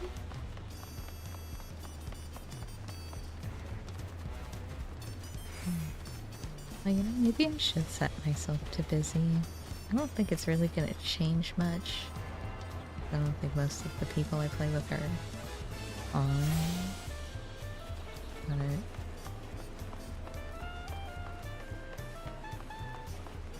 Alright, what can you tell me, Wuklamok? Here we are, Bright Plume Post. The soldiers stationed here are responsible for defending Tulialal and preserving the peace. Okay. The Landsguard are led by our nation's strongest warrior, so naturally Papa has commanded them since the beginning. At least until 3 years ago, when Zaralja took over as commander. The title is no empty honor. It means the first promise is considered equal to the Dawn Servant in martial strength. Meanwhile, I haven't even managed to... Well, I'll discuss my brothers and their accomplishments later. Alphino and Alice should be around to hear it too. Come on, this time I showed you the Sky Gate. It's right at the northern end of Talon March. Okay. The Sky Gate. I mean, it looks like a really tall gate.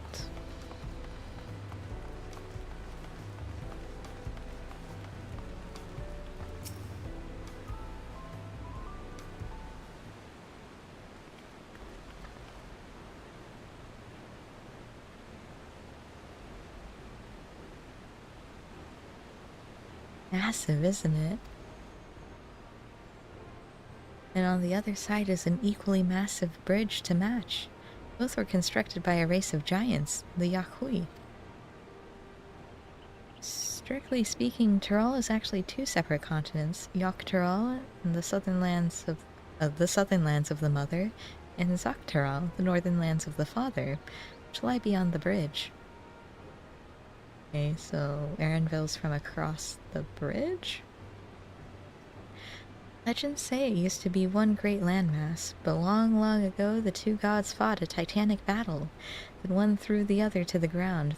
And when the one threw the other to the ground, the impact was so devastating as to split the continent in twain.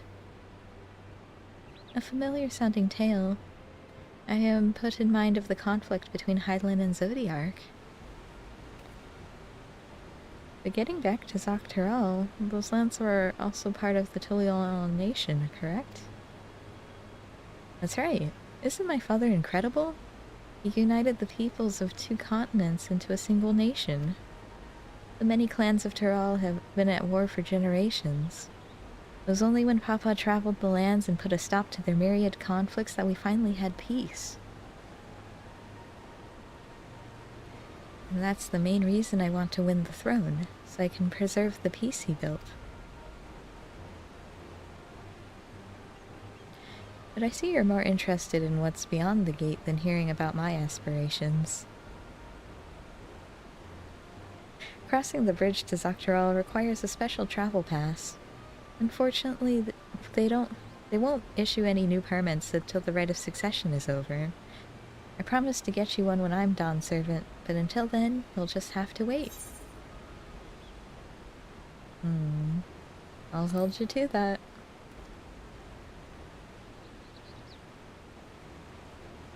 I've never broken my word. Once the throne is mine, the travel permit is yours.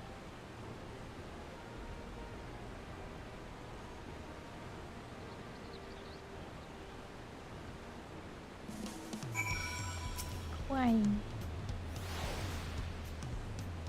We must have covered half the city by now. Tulial is unlike any other place I've visited. I'm thoroughly enjoying myself. Thank you for getting this out of my inventory. Lap.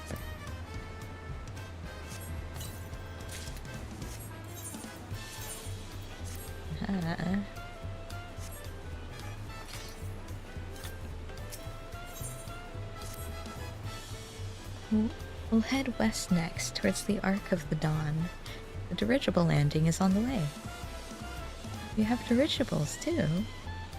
Tulial certainly doesn't want for methods of travel. We get by. Now if you've seen enough of this area, let me know and we'll continue on. Creation stories are often rooted in true events. Given the similarities, could it be that Tyrol's legend was inspired by Hydaelyn's clash with Zodiark? Maybe.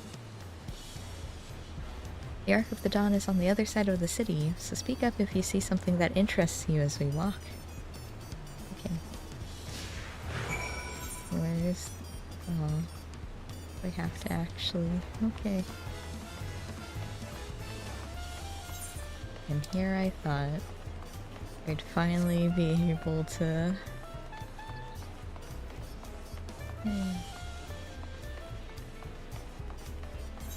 Oh well. Well, I guess we're gonna take that ramp up.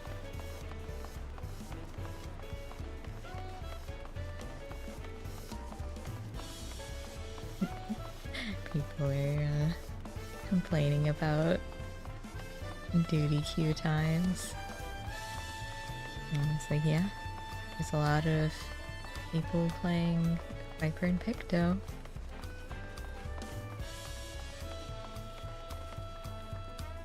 Why? I'm still struggling to conceive how one could construct an entire city on the side of a mountain. This was originally the site of a Yakoi temple. The giants built it when they were first making the bridge to Zaktaral, to appease the god who slumbers in the Great Ocean Trench. After the Yakoi withdrew, the temple stood empty for centuries. But when Papa was establishing his new nation, he saw a structure he could refurbish into a palace, sitting practically in the center of Tyrol. He gathered artisans to do the work, and the houses they built for themselves became the foundation of the city you see today.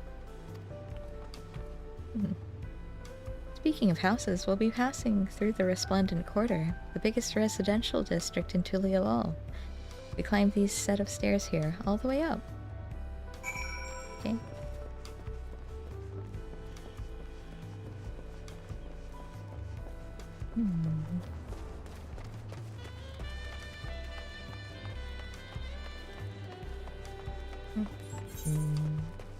Oh, there's a talking point. Move up.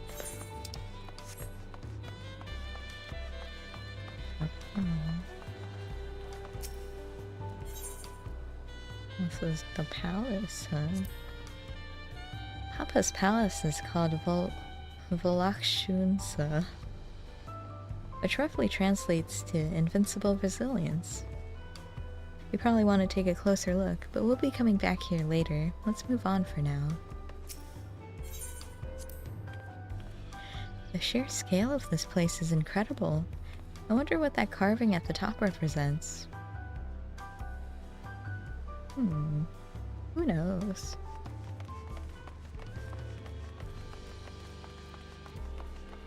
Let's see. Go all the way to this other Ethernet shard. I probably should have grabbed the one by the palace. No, it's too late now.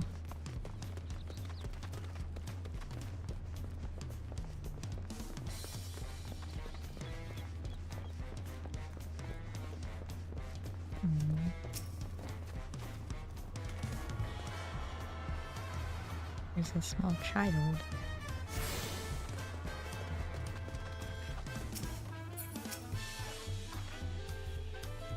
So this is the Resplendent Quarter. What manner of people live here? Oh, we have residents from all the Octoral clans. Mamolja, Zabral, Pelupelu, Moblin, Hanu. We also have the Tonawata, Etsaro, and Shitona, who moved south from their ancestral lands in Zaktaral. In essence, it's a gathering of people from every corner of Tyrol. A true representation of Tulialal's diverse character. The adornments on each building contribute to the eclectic cultural aesthetic. It's also beautiful. I'm glad you think so. Come, we continue down the stairs. Down the stairs, okay.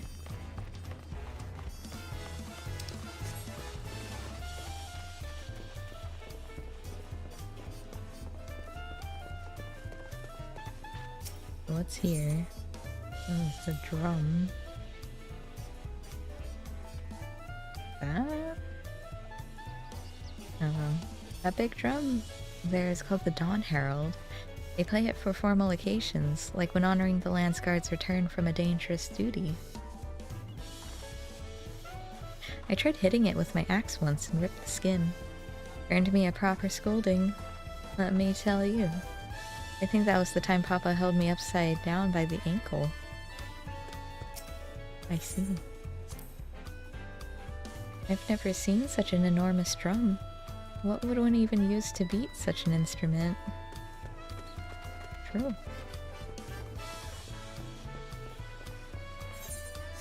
And this one. Alpaca.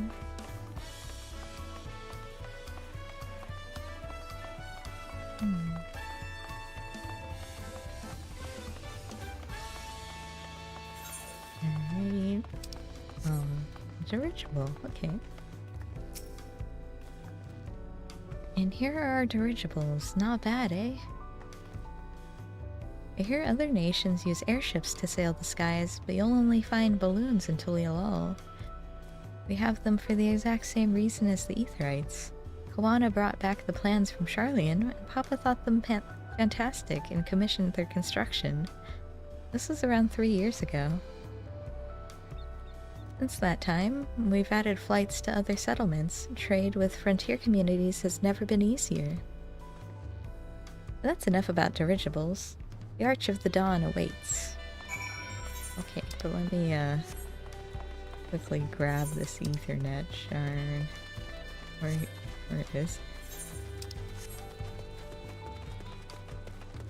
Why is it all the way back here?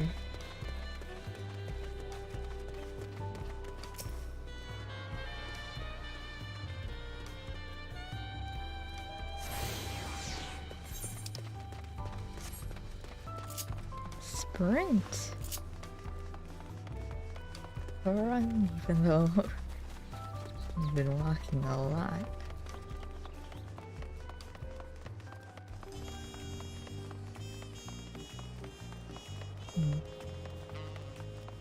Yeah, people are still talking about GPS queues, but they're not gonna get better for a little bit.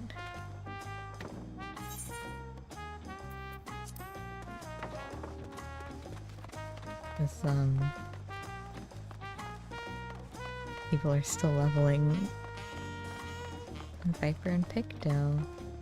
But once those are done and it stabilizes out, it should go back to normal.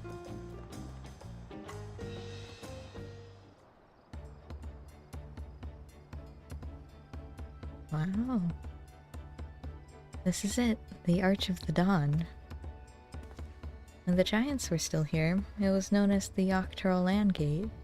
But when Papa founded Tulialol, everyone began using its present name in honor of his great achievement.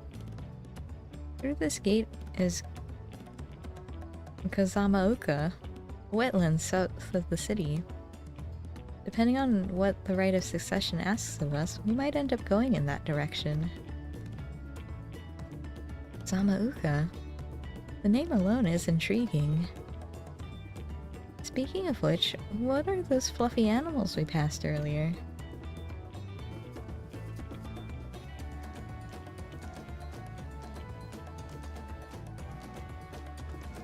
Ah, those are alpacas, fearsome four-legged fiends. Fearsome? They seem quite placid to me.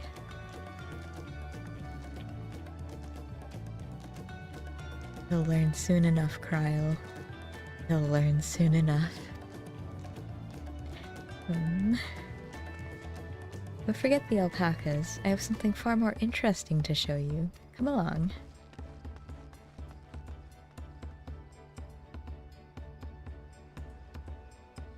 No alpacas for us.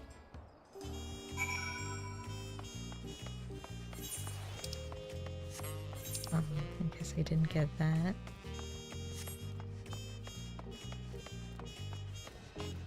Wow. Are these pillars what Wooklamat wanted to show us? They are certainly pillars. If you wish to learn the history of Tulialol, then look no further. These stone pillars, you mean?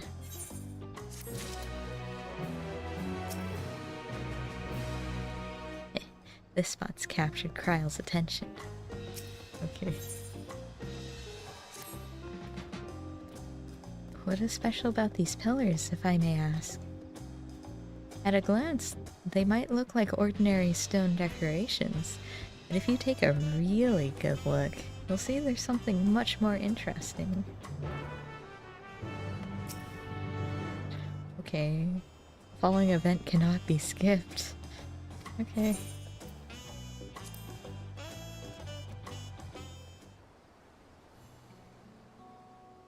On the moon.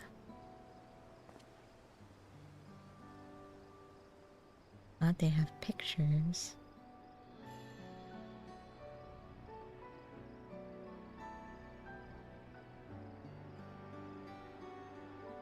Not that one.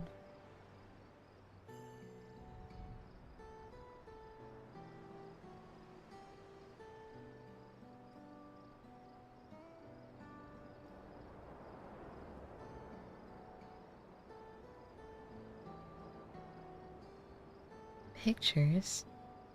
Wait, no, these are glyphs. They seem to tell a series of stories, many of them featuring a two-headed Molja. Oh, then this must be... That's right. It follows the exploits of my father, Gulul Jaja, and his journey to unite our lands. We call it the Tuliolol Saga. The deeds he performed and the bonds he forged, all immortalized in stone. There's no better way to learn how Tuliolol came to be. Study them as long as you like.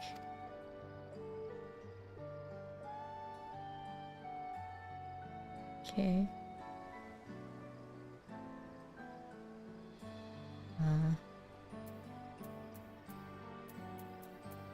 Okay, Lay of the Brotherhood, I guess.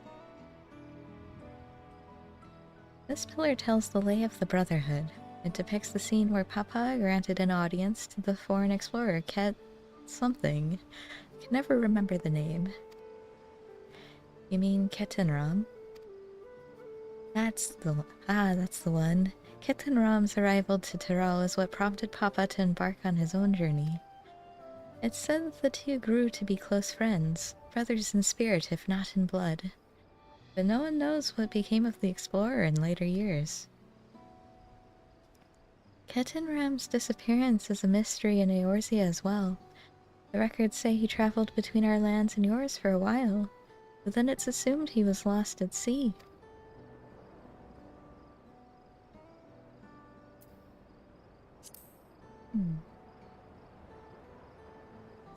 Here we have the Lay of Reeds. This is the story of when Papa visited the Hanuhanu in their village in Kozamauka. The people Alphino almost mistook for Vanu Vanu, if not for the colorful plumage. He spent a fair bit of time among the Vanu in the Sea of Clouds, so it's no surprise he took an interest in your countrymen. I don't know how it is with your Vanu, but our Hanu are a bright and cheerful sort. They hold this one festival every year. Very famous and a lot of fun. Okay. Lay of Pots? Let's see. This one is the Lay of Pots, which depicts the moblins of Kozamauka. They might wear odd masks and sound weirdly muffled when they talk, but the gold and silver work they sell is the best you'll find everywhere. Moblin goods are the standard when it comes to gift-giving. Clearly, the Vanu aren't the only people with distant Turali counterparts.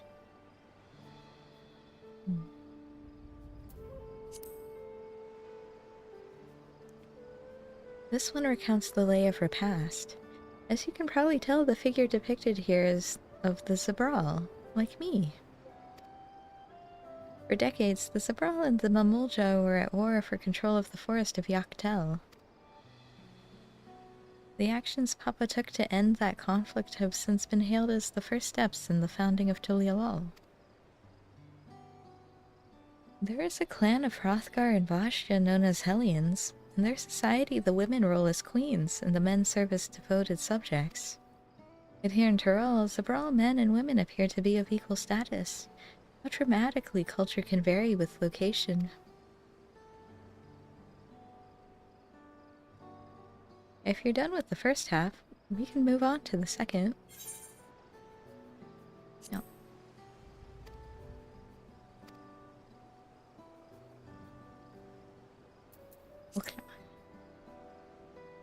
Okay, so it's just you can talk to her if you want to see the other pillars. Got it. The Lay of Gold. We'll do the blank one last, I guess. The Lay of Gold. This pillar shows one of the Pelu Pelu, whose homeland is in Urapacha, or Urkopacha. Having created our currency, the Pelu are rightfully known as the Merchant Clan. They oversee Tuliolol's markets, and their traveling peddlers are a common sight no matter where you go in Taral. Don't let their size fool you. They might be mistaken as children, but beneath those beaked masks, they are clever and calculating traders. They have ice. Oh, this one is my favorite, the Lay of Ice. It depicts the battle with the legendary Tural Vidral, Valley Garmanda. Tural Vidral? I know about those. I should explain. A Tural Vidral is a creature that has lived far beyond its useful lifespan and awakened to preternatural power. Hatter described the Far Eastern auspices in a similar fashion. Could this be the same phenomenon? Valley Garmanda itself was dubbed the Sky Rune, a name earned for the destruction and terror it visited upon Taral every time it stirred from its slumber. But 80 years ago, its ruinous reign was brought to an end. After a great struggle, Papa and his comrades managed to overcome the raging Vidral and sealed it away in the Urkopacha Mountains. Despite its reputation, however, Valley Garmanda is also a symbol of power. That's why you see its likeness in Tuliolol's national emblem and adorning the banners at the palace.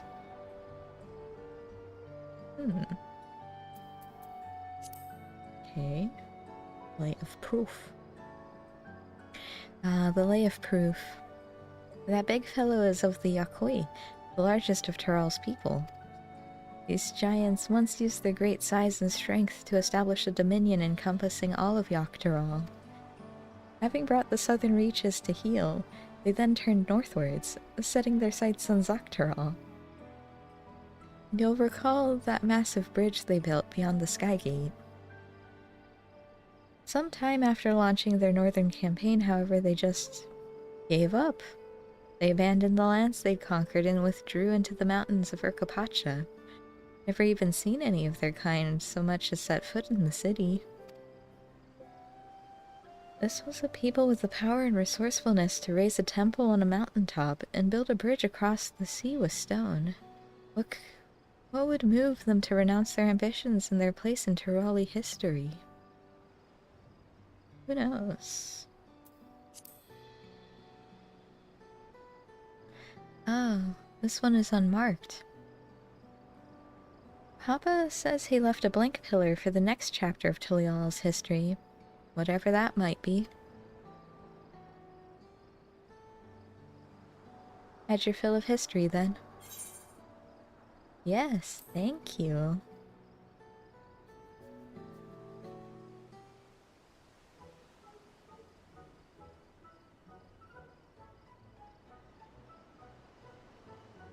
Glad to hear it. You know, I feel awfully hungry all of a sudden. No surprises there, seeing I couldn't keep anything down for a while. Now I think I'm ready to eat again. Let's go and have ourselves a bite of a local delicacy. I'll take you to the best restaurant in the city. I like the sound of that. When are we gonna meet up with the others, though? Oh, I need that Ethernet.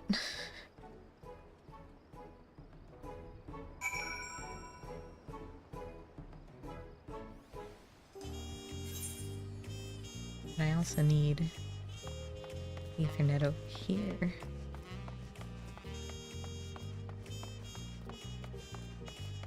A lot of cutscene people here.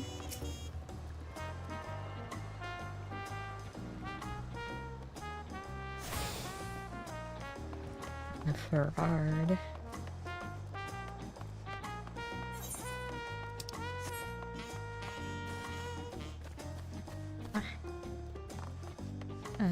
We'll get our food in a moment. I need to attune.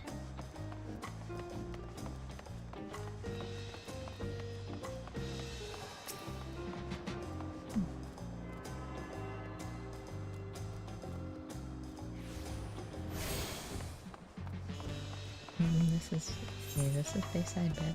Oh yeah, it is. Cryo! What a lovely establishment. I'm reminded of the Bismarck in Limsa Lamensa. Have you ever had tacos? Tortilla Wall classic.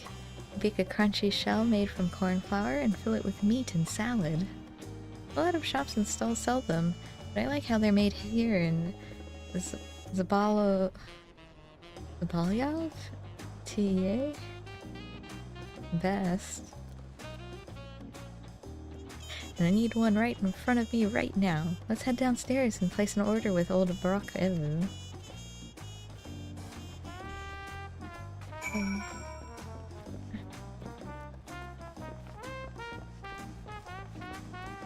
Brock Evan.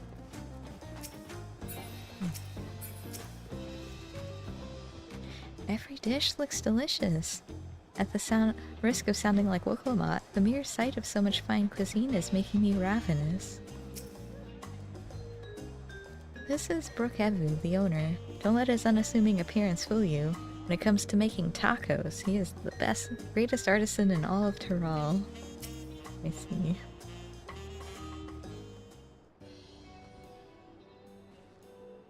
They're really proud of their tacos, huh? おやっさんの絶品タコスをこいつらにも食わしてやりたくてさ。人数分包んでくれるか？ウクラマと王女のお連れとあらば手は抜けねえな。最高のタコスを作ってやるから待ってな。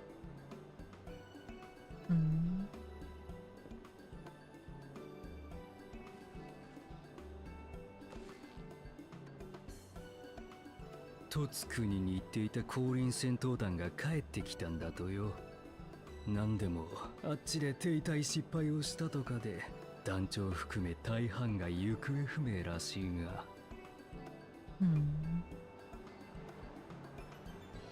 ああ、戦闘団を立て直すため黄金鏡を探すんだとか。これまで何人があの伝説に挑んで行方知れずになったが、せっかく生きて帰れたってのに無茶しやがるぜ。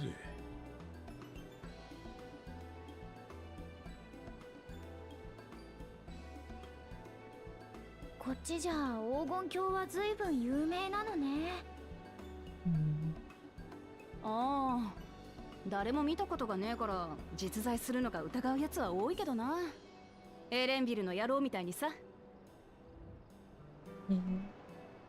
実在するかわからないもののために蓮王自ら調査依頼を出すものかしら。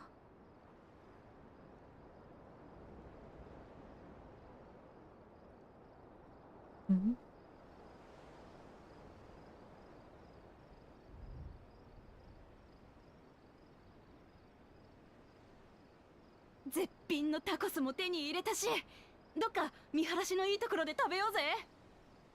Okay.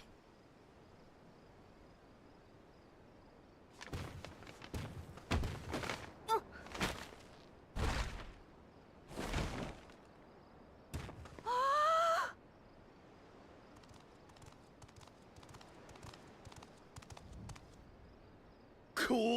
これは誰かと思えば王女様じゃありませんか。ゲ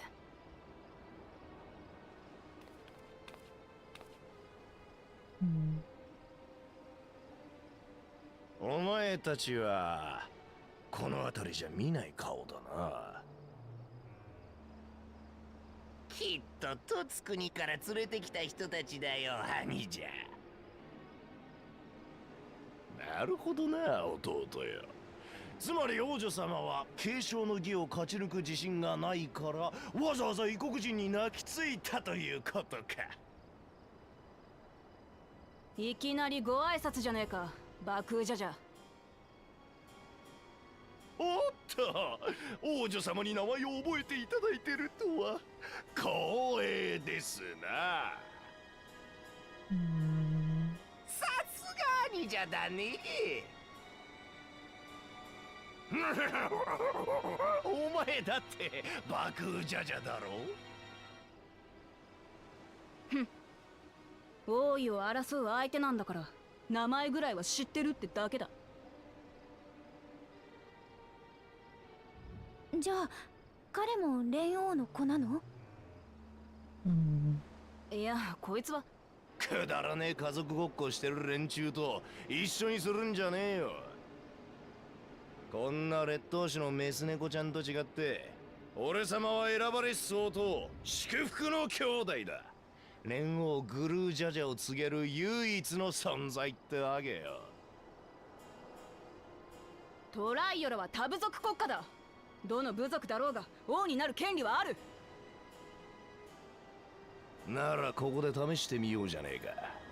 メス猫ちゃんにその力があるかどうかをな。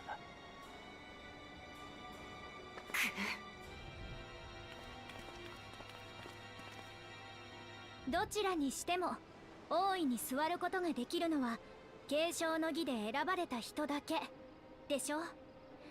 なら今無駄な体力を使うこともないんじゃないかしら。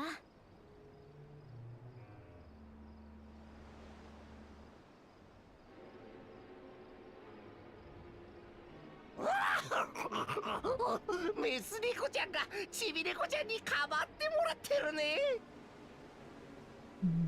こいつは傑作だ。ここはいつから猫ちゃんの王国になったんだ。てめえ。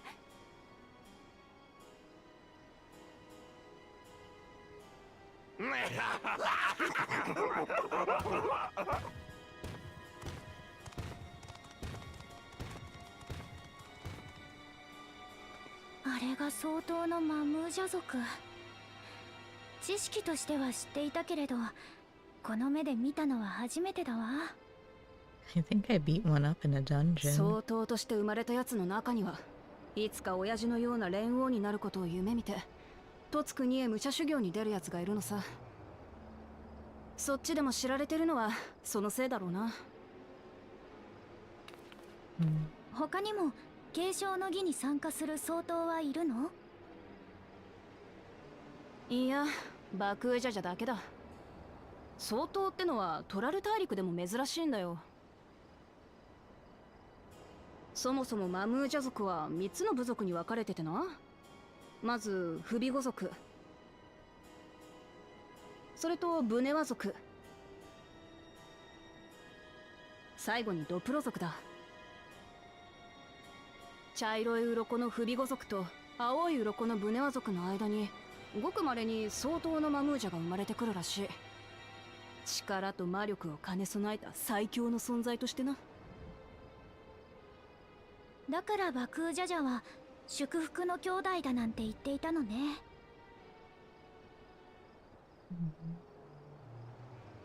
さ、そんなことよりもう一度タコスを買いに行こうぜ。嫌なことがあってもうまいもんを食えば忘れられる。Okay. やあ、状況はどうだい？こちらはめぼしいところを見ることができたよ。これでいつでも継承の儀に臨める。蓮王宮の前に向かえばいいかな。わかったわ。ウクラマトさんにも伝えておく。残念だけどタコスはまた今度にしましょう。おい。Or work a lot.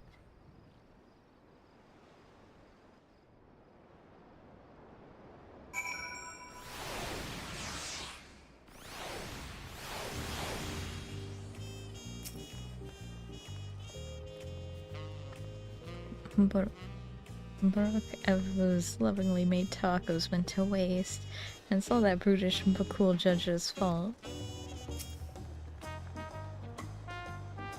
I was looking forward to trying some authentic Tuliolal cuisine, but we should hurry and join Alphino and the others at the palace.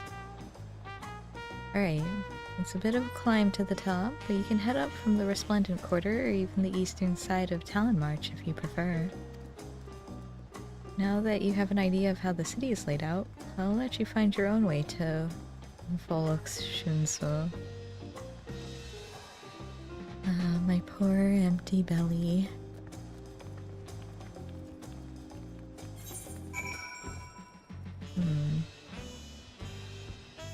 What is the best thing? I guess, yeah, Splendid Quarter.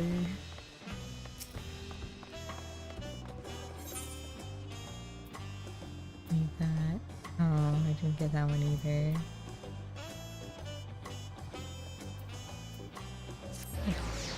That's fine. So I'll get the one for the palace now. And then I can get the other one later, and then I'll have all of them.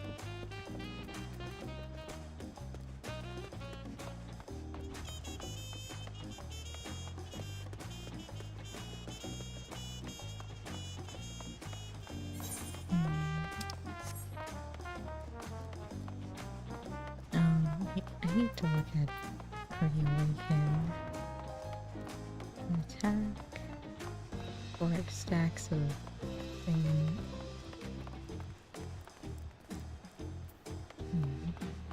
So you just do the 4 attacks, I guess.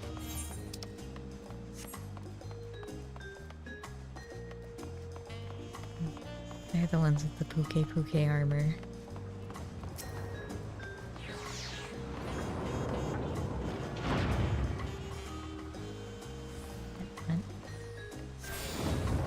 I don't know if I'd ever wear the Puke armor, but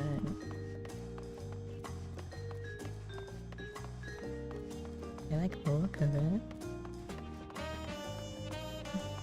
It's a bun.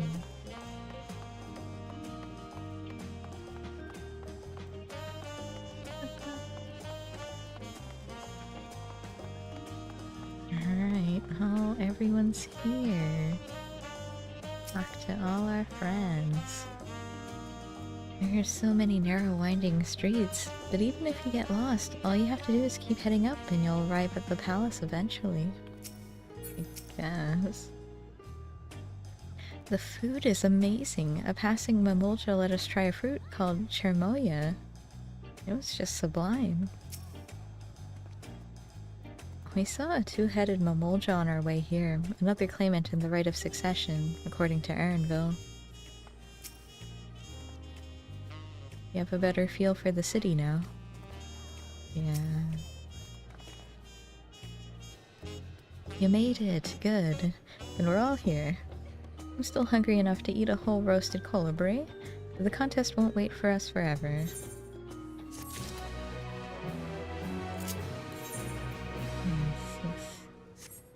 That's 45.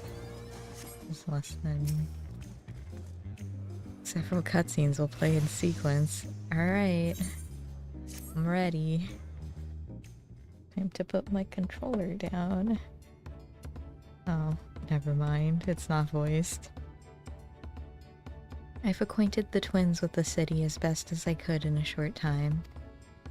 Their unbridled enthusiasm made it rather difficult. Invariably, something would catch their eye, spurring them to run down an alley to investigate. It was like herding a pair of unruly corals.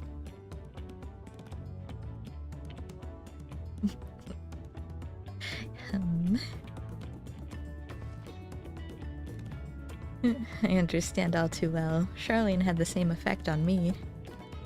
Poor Aaronville. Right then, now it's time we saw the inside of the palace. Apo will want to know I'm home and to meet the allies I've chosen. Given how impulsive he is though, there's no telling what we might be in for.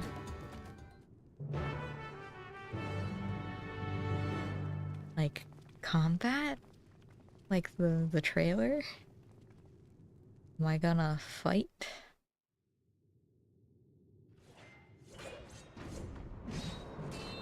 Sounds like someone's already fighting.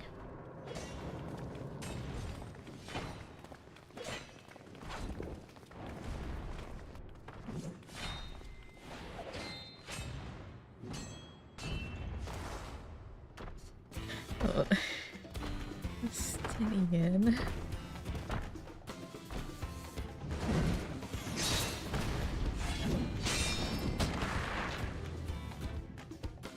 エスティニアン、どうしてここに？っていうか何してるのよ。なんだ、お前らの知り合いか？うちの親父、強そうなやつを見かけるとすぐ王宮に呼んで手合わせしちまうんだよ。ったく困った王様だろ。ということはエスティニアンさんと戦っているのが蓮王グルージャジャ。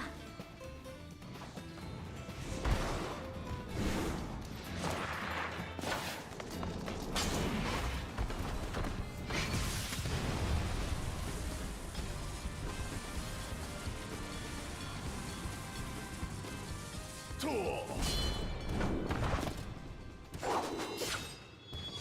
ここまでだ、とつ国のやりつかい。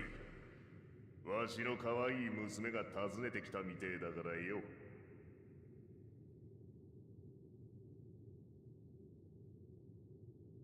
おい。それにしてもここまで強えやつと会ったのは久しぶりだ。長生きはしてみるもんだな。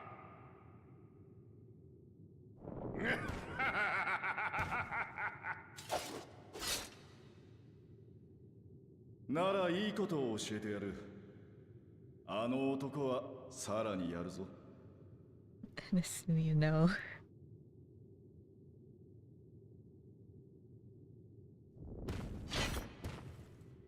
ほう、そいつは楽しみだ。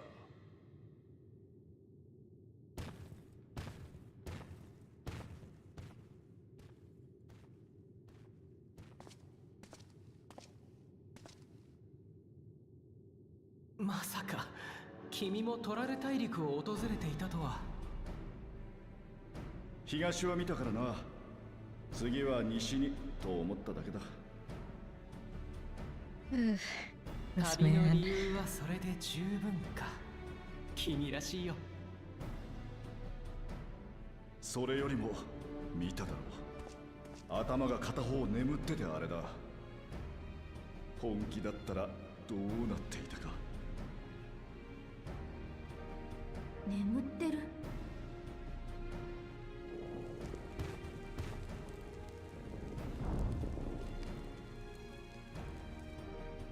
親父もだいぶ年だからな。部の頭は老いてますますって感じだけど、リの頭の眠る時間が長くなってきてるんだ。顔を覆う装具も魔力の回復を促すためのものなんだってよ。そんなことよりラマチよ、お前の話を聞かせてくれや。ラマチ。 I assume it's for Oklamat. 私の愛称だよ。家族はみんなそう呼んでる。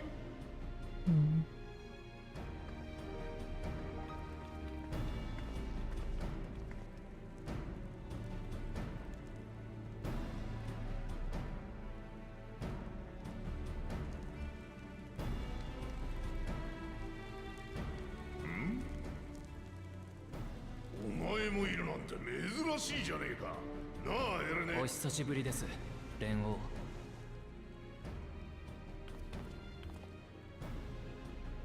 海向こうではエレンビルと名乗っておりますので、どうかそれで。ほう、そうなのか。で、残りの連中はラマチの協力者ってところか。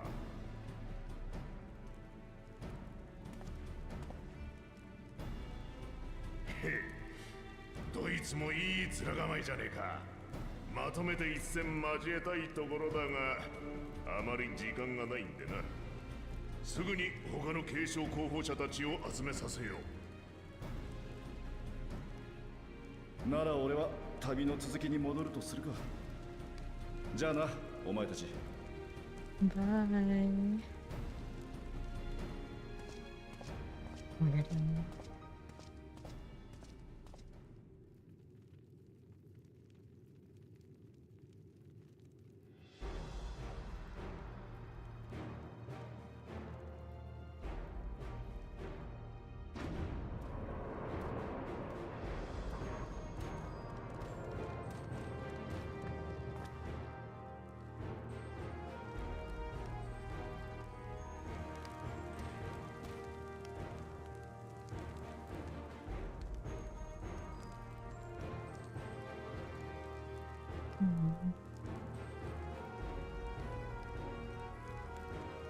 これで全員揃ったな。我が長子ゾラージャ、次子コー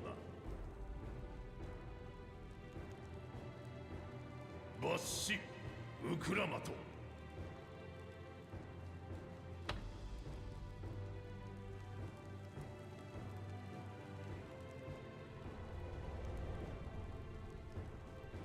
そして祝福の子バクージャジャよ。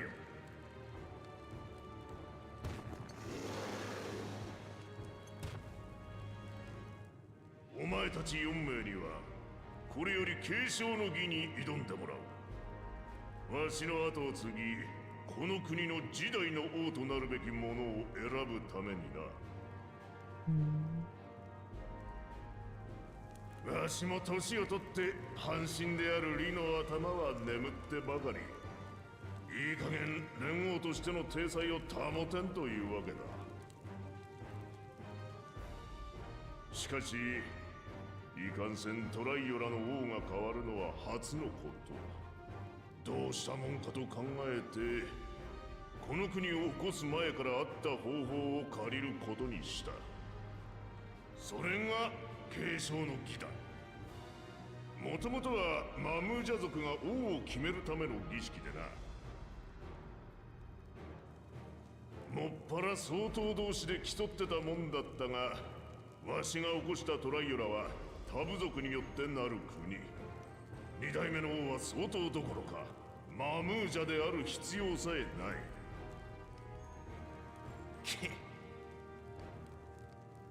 そこで我が実子ゾラージャンのみならず、養子であるコーナとウクラマトにもその資格を与えることにしたわけだ。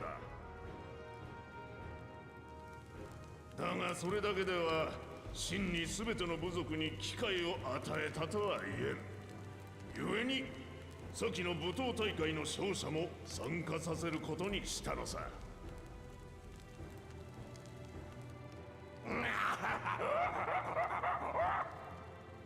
それで俺様がここにいるってわけよ。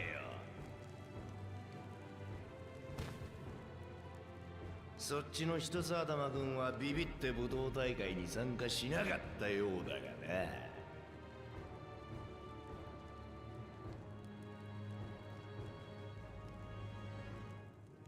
兄さんはトラルビドラール討伐の任で幽連隊を率いてサカトラルまで遠征に行っていただけ。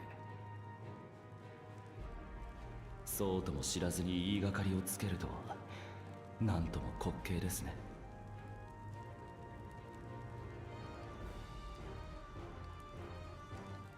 じゃあ次はお前らが最も気にしているであろう継承の儀の内容についてだ。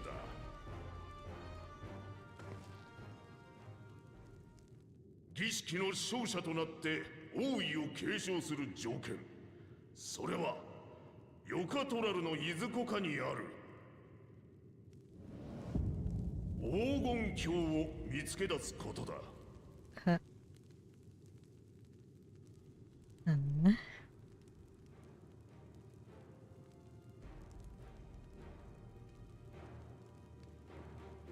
父上、一つよろしいですか。おお、なんだ。黄金鏡といえばこの大陸に古くから伝わる伝説。いえ、誰も見たことがないのですから、もはやおとぎ話のような存在と言えるでしょう。それを探せということは実在する確証があると。ああ、黄金鏡は間違いなく存在する。他ならぬわしがこの4つの眼で見てきたからな。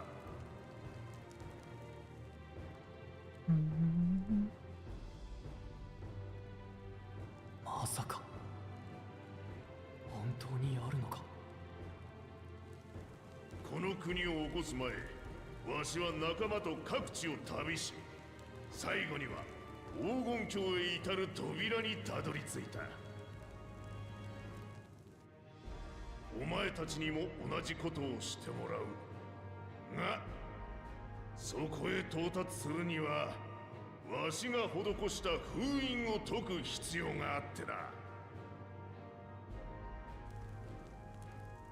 あれを持て。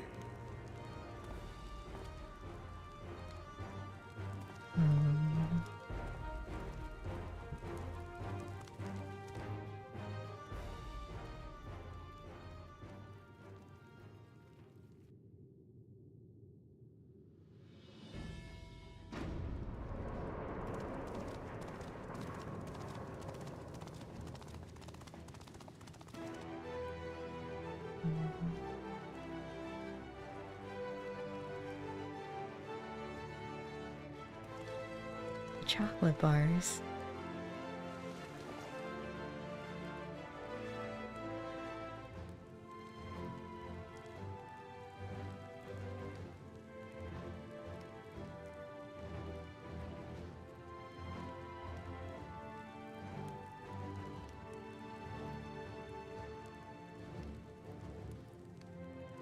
A絵文字はトライオラ女子か？わしがこの国を起こすまでに歩んだ旅路をなぞれ。その道中にお前たちの器を測る連王の戦者が7人待ち受けている。そいつらの出す試練を超えて奇跡を手に入れろ。7つの石板はその全てに秘跡をはめることで黄金鏡の扉にかけられた封印を解くマグとなるのだ。つまり戦者の試練を超え7つの秘跡を手に入れなければ黄金鏡に至る扉にはたどり着けない。いかにもその通りよ。どうだ、心躍るだろう。先の舞踏大会といい、季節ごとの狩猟祭といい、ほんと親父はこういうの好きだよな。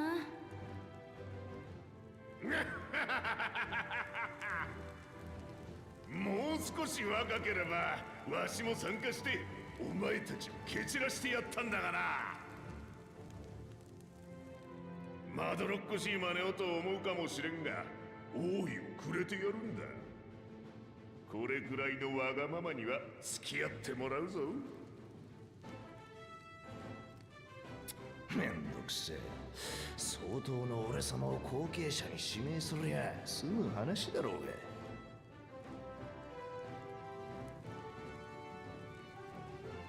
ではこれより継承の儀を始めるぞ。誰がわしの王位を継ぐか楽しみに見届けさせてもらおう。候補者たちは別室で石板を受け取るのを忘れるなよ。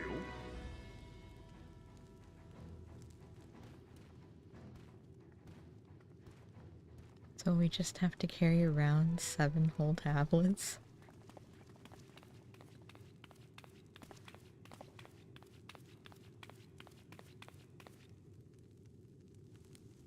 ジョーちゃんは確かラマチの協力者だったな。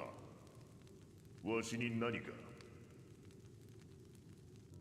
私はバルデシオン委員会の代表代行クルル・バルデシオンと名乗ればお分かりいただけますか？ほう。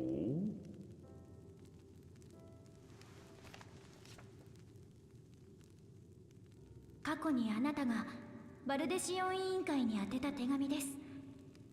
残念ながら大半がかすれて判読できませんでしたが、それでもあなたが私の育ての親であるガラフ・バルデシオンに黄金鏡の調査を依頼したことはどうにか読み取れました。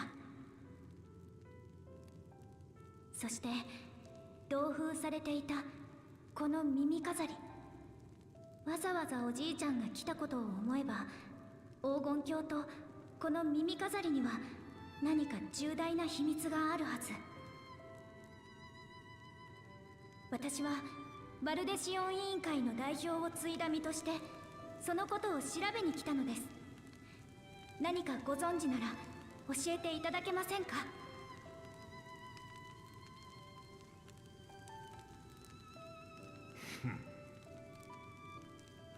悪いが今は何も話せんな。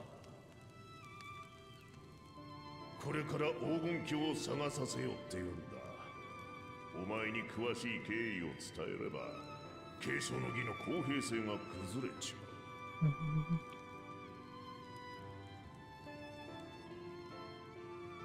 だが全てが終わった後、次期国王となった者にはありのままを話すつもりでいる。そんなに知りたければラマチを勝たせることだな。わかりました。必ず黄金鏡を見つけてみせます。それでこそバルデシオン委員会の一員ですから。話を聞いてくださってありがとうございました。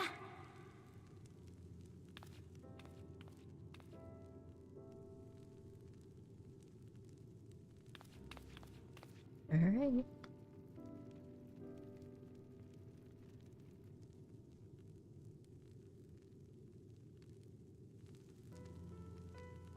あの時の赤子がずいぶん頼もしく育ったじゃねえか。なあ、ガラフよ。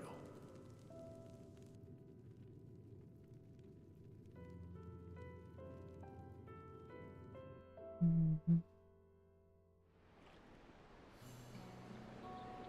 Oh.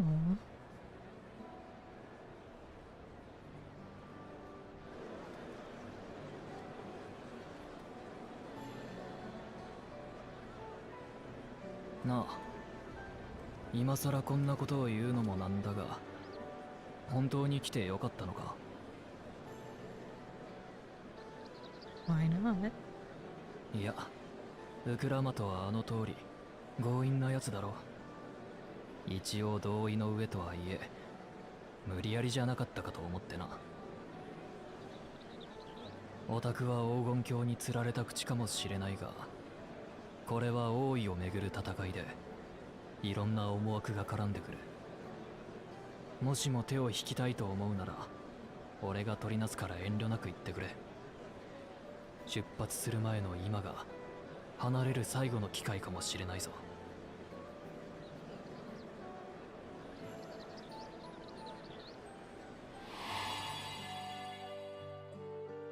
生きていく、それが人の答えだとして、あんたは自分の旅路に何を見つけるんだろう。それまで好きに歩いてみればいい。旅の終わりは明日への一歩。道はまだ続いてるんだからさ。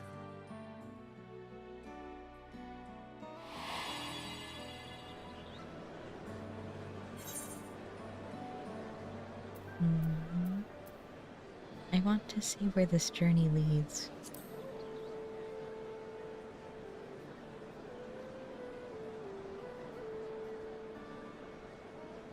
そうか、それが今のオタクの目的なんだな。なら俺がとやかく言うこともないか。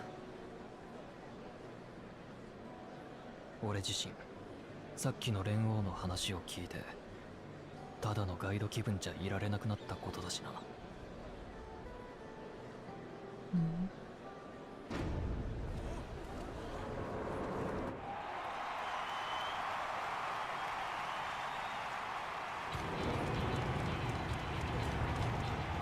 出てきたぞ、ゾラージャ様だ。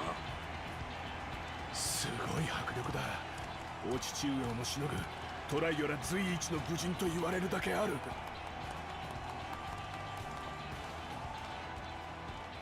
ゾラージャ王子、我が村では例外により作物の実りが少なく、子供たちが飢えをしのぐこともできないのです。あなた様が次代の王となった暁にはどうか我が一族に新たな領土を。サレージュ、どうかご安心を。殿下は蓮王の血を継ぐ奇跡の子。きっとあなた方の思いに応えてくださるでしょ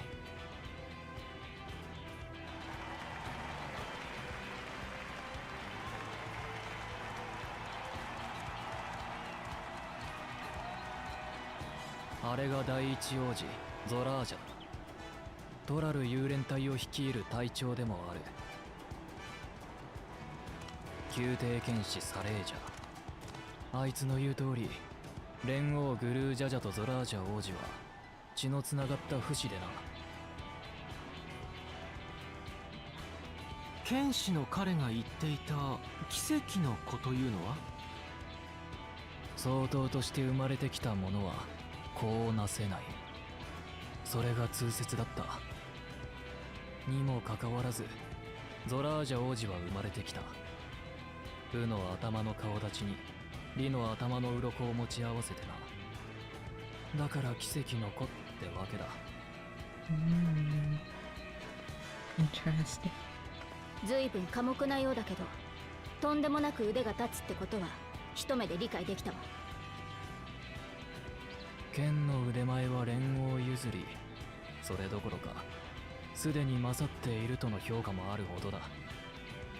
ゾラージャ王子はその武勇を頼みに領土拡大のため外界に打って出ようとしててな。彼とそれを支持する連中は外政派と呼ばれてる。トライユラの平和を維持したい穏健派のウクラマトとは正反対の思想ってわけだ。シャーレアンを立つ前、ラストスタンドでウクラマトが話してた大いにつけちゃならないやつってのはあの人のことさ。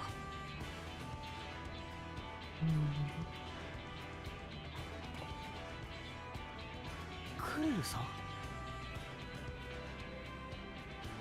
言葉の壁を越える力でゾラージャ王子の意志が感じられたの。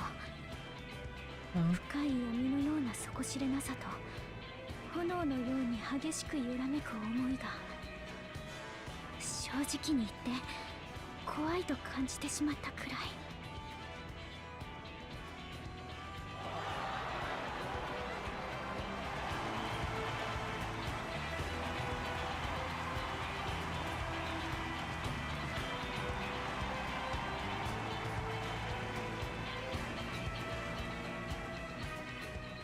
あなたが王様になったらまた作ってほしいですね。気球や鉄道みたいな便利なものやりやすくなりますから、私らの商売が。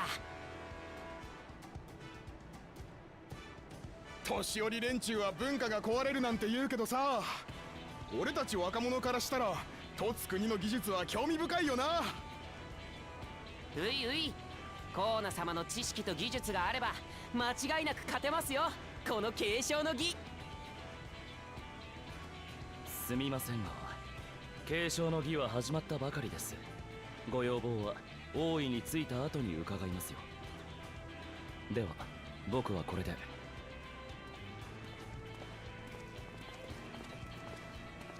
相変わらず淡白だな。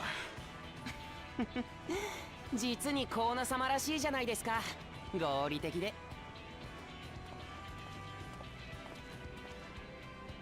あの人がシャーレアン魔法大学に留学してたという第二王子のコーナ様だ。言われてみればあの顔は何度か校内で見かけた気がするわ。トラル大陸出身、それも王族だなんて気づかなかったけど。無理もない。素性を隠すために装いを変えた上でエオルゼア風の偽名を名乗っていたからな。He seems smart. この町の気球は彼が持ち込んだ技術で作られていたのか。それに鉄道とも聞こえたが。あの人が目指すのは留学中に知り得た技術でトライアラを発展させることなんだ。だから革新派と呼ばれてる。ああ見えて義妹であるウクラマトとは仲がいい。まるで本当の兄弟みたいにな。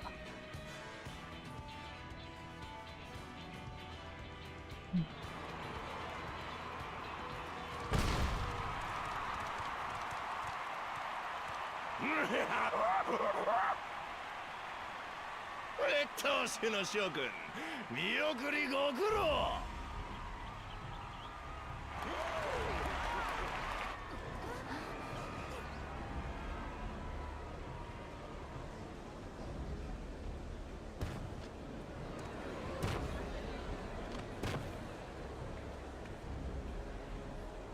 何を怯えている。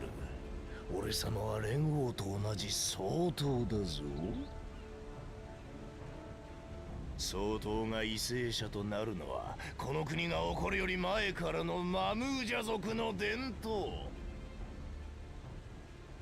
雑魚どもを蹴散らして証明してやるぜ。お前らの上に立つべき存在が誰なのかをな。かっこいいよ兄ちゃん。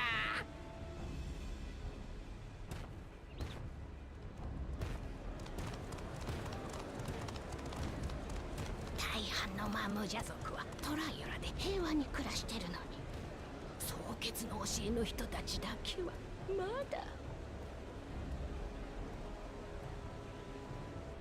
相当爆風じゃじゃ。先に行われた舞踏大会の優勝者。王族以外だと唯一継承の儀への参加が許された男だ。実力はもう自分ないが、見ての通りのやつだからな。支持してるのは一部のマムージャ族くらいさ。王位を継いで何をするつもりなのかしら。政策やら何やら王になった後のことなんて深く考えてるとも思えないが、あいつが王になったらマムージャ族が支配階級となり、他の種族が従属を強いられるのは確実だ。つまりあいつも王につけちゃならないやつってわけね。Is everyone leaving? What about Whooplomat?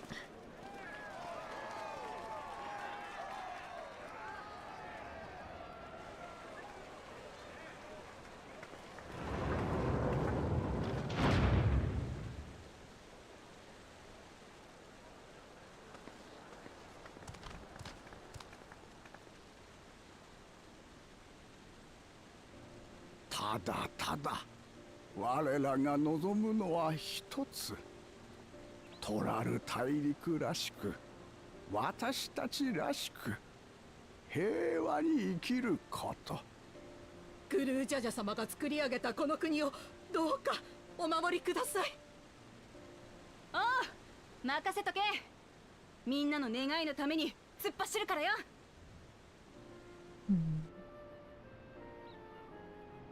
トライオラが起こる80年前までこの大陸は戦が絶えなかった。その時代を知ってる年長者を筆頭とした平穏な暮らしを望む者たちがウクラマトを支持してるわけだ。悪い、待たせた。こっちはウバのナミイカだ。私にとっちゃお袋みたいな存在だな。いいって言ってるのに見送りをするって言い張るもんだから連れてきた。Hello. 皆様、ウクラマト王女のことどうかよろしく頼みます。あら、ウクラマト様も継承の儀にご参加されるの？王族からはゾラージャ様とコーナ様だけだとばかり。お二人と比べてウクラマト様は実績がないから。部ではゾラージャ様やバクージャジャにかなうわけもないし、知識でもとつくに帰りのコーナ様にはね、とても継承の儀を争える器には思えないわ。いいさ、兄さんたちと比べて劣ってるのは私が一番よくわかってる。あら、私はウクラマト様がお兄様方よりも劣ってるだなんて思ったことはありませんよ。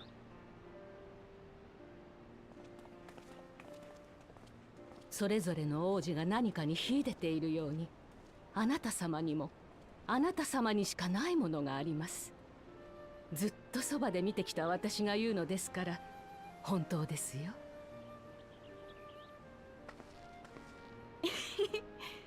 ナミカ、ありがとよ。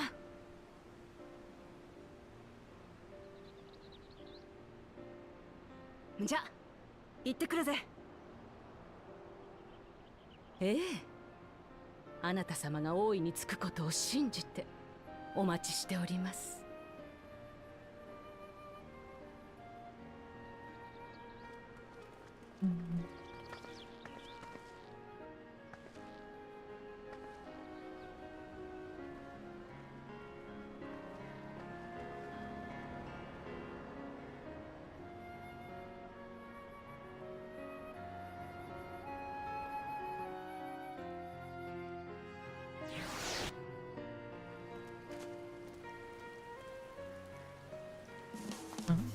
Suddenly it's raining.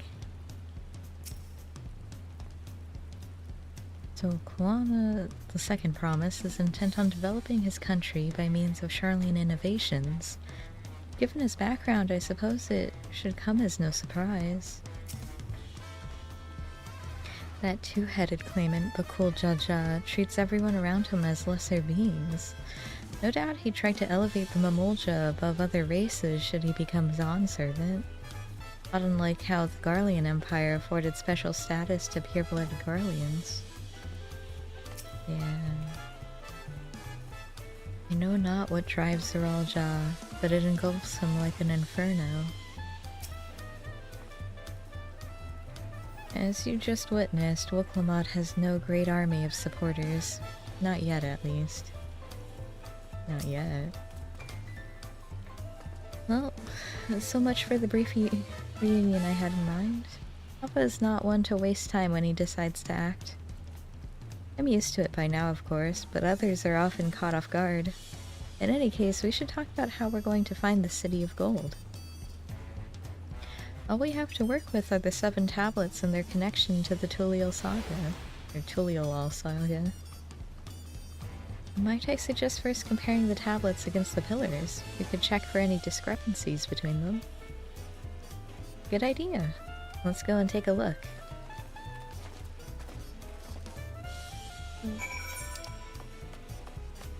It's all the way down there. I could grab that. So then I could go there. Yeah. Can I like jump down?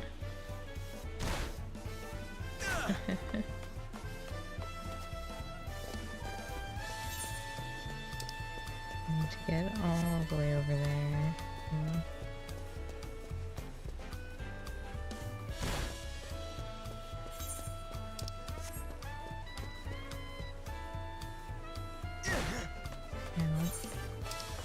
My knees. My ankles.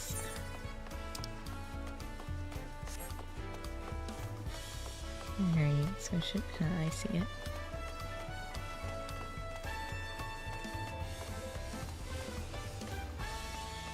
Scripts. We're already here for the scripts. Alright, Hatun.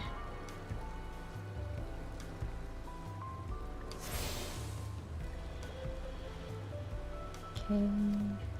I returned to the mall. Good.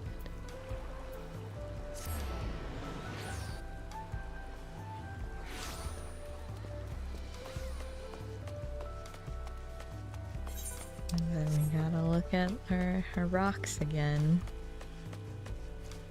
And then...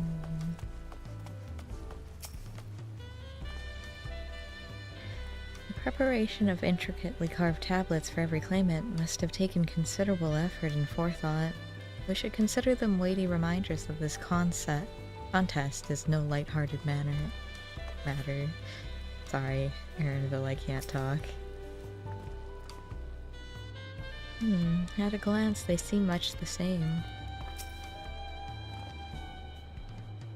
That makes everyone. Does it? Well, Clement, the tablets, if you would. Of course.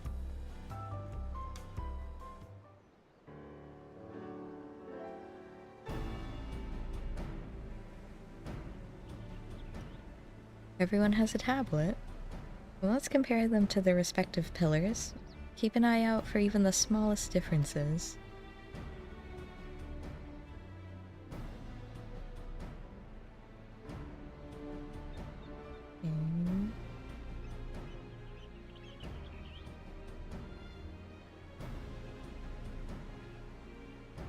Okay.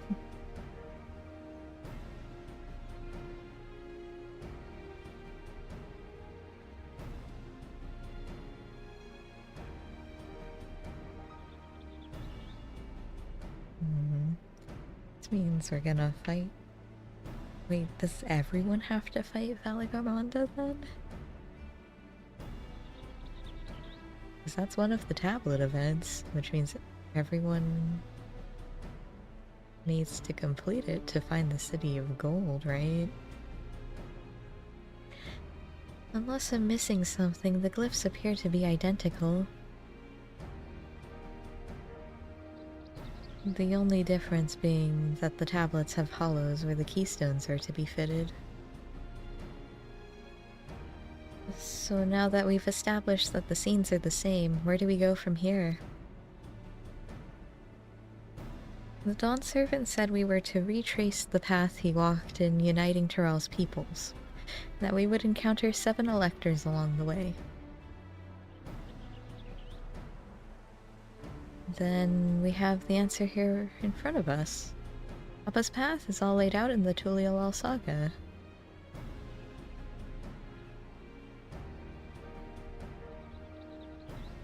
The events the glyphs portray, do we know the exact locations where they took place? If one is close, we could go there and check for an elector, or search for an elector. That would confirm we're on the right track.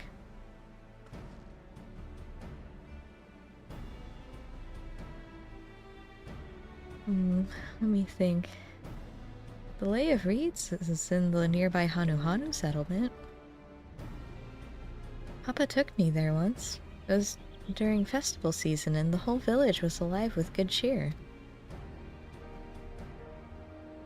There is also the Lay of Gold. The one involved the Pelu Pelu village, which is about the same distance from here.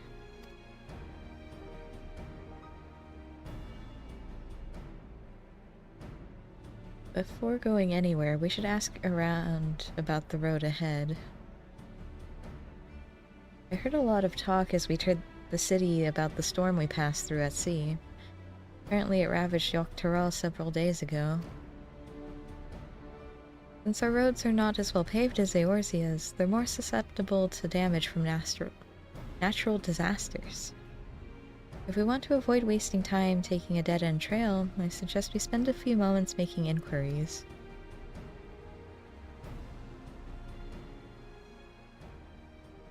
If it's information we need, just leave it to me. I'll bring the information to us.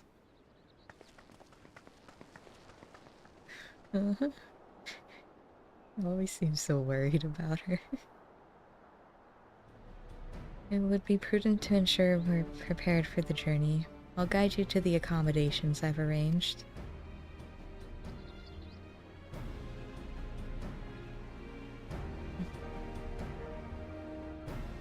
At that far are cabins?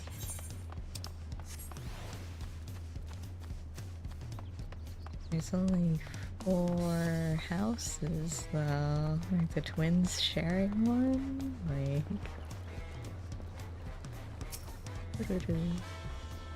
Oh, such lovely little cottages, and they're on the water. Well, Clement said she would bring the information to us. I wonder what she meant by that. What a comfort to have our lodging sorted in advance. Yeah.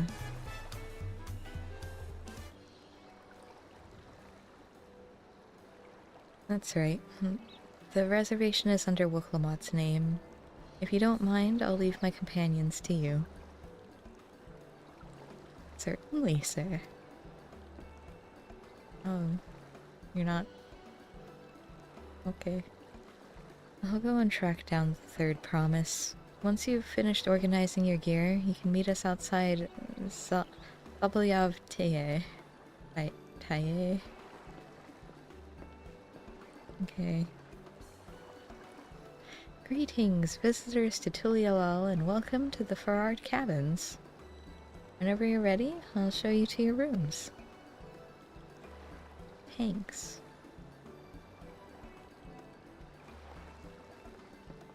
Which one's mine?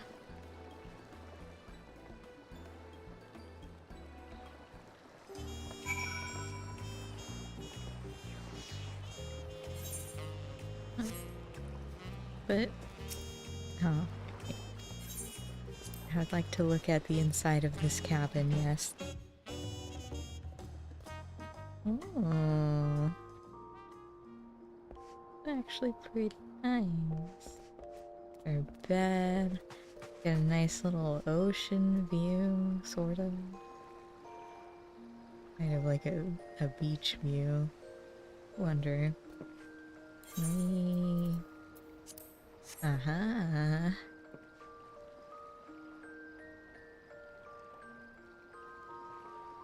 It's nice. Ah.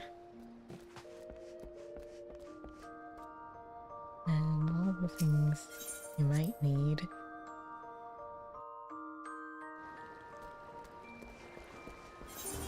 Okay. Over here.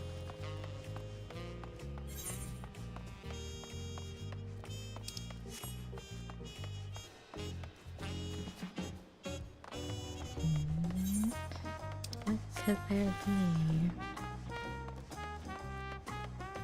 Oh, hey, it's... What? Wait your companions and embark on the rite of succession? Oh, okay, sure.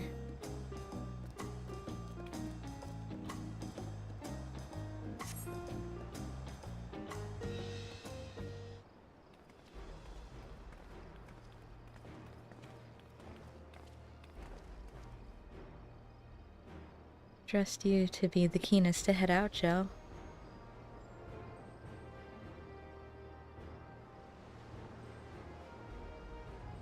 But where are Aaronville and Wooklamot, I wonder? Hi. And some friends. Oh good, you're all here. Who might your companions be? Seeing as we needed information, I thought who better to get it from than the locals. These two hail from the villages we're thinking to visit.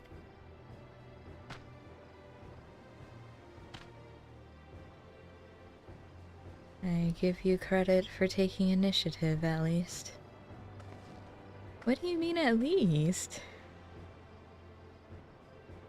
I'm honored that the third promise would seek my advice. I too am happy to answer your questions. Any encounter might be an opportunity to do business. Thank you both for your help. Before we begin, there will doubtless be other occasions when we need to act independently, so I brought these for the two of you.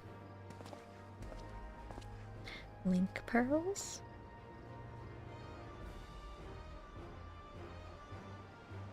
What's this? It is called a link pearl, a gemstone harvested from a special shell. When linked together, they allow people to communicate across great distances. Is that so? What a handy thing to have.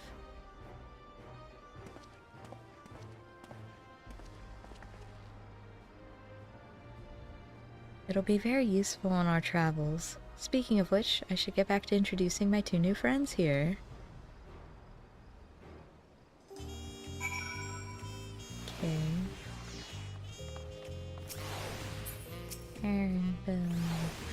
Oklahoma may not be as experienced or accomplished as her brothers, but she has an affinity for the people.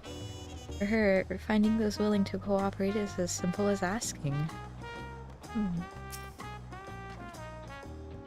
The Tuliowal saga features a number of Tural's clans. Two of those, the Hanu Hanu and the Pelu Pelu, have settlements relatively close to the city. I brought a representative of each. As I mentioned before, the Hanu are cheerful people who love their festivals. They make their appearance in the Lay of Reeds, and their home village, Okanu, is located in Kozamauka. The other, smaller fellow, is of the Pelu, a clan of business-minded folk from Urkopacha. They appear in the Lay of Gold and craft all kinds of marvelous goods in Wachinpelo, their village. Now, as for deciding which village to visit first, why don't you put that adventurous instinct of yours to work for us, Jell? Pick our destination. Oh, branch. Okay. So... okay. Pick one path, do the other path later.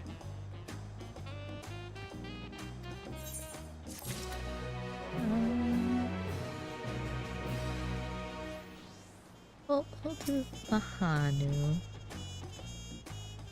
Request to Urkopacha. Be available once you... okay, yeah. That's fine. We're going to Kozamauka. So, what is it you'd like to know? The route to Okanu. We go south through the Arch of the Dawn, then follow the road which runs alongside the Kozamauka River. Is that right? It is. Be warned, however, my brethren tell me the recent storm has rendered the path even muddier than usual. The footing is quite poor in some parts. Far worse was the destruction visited upon our homes, though. Houses were torn apart and several people injured, if not killed. Even our beloved festival is in danger of being called off this year. If you do still plan on going, I must urge you to proceed with caution. We'll be sure to watch our footing, thank you.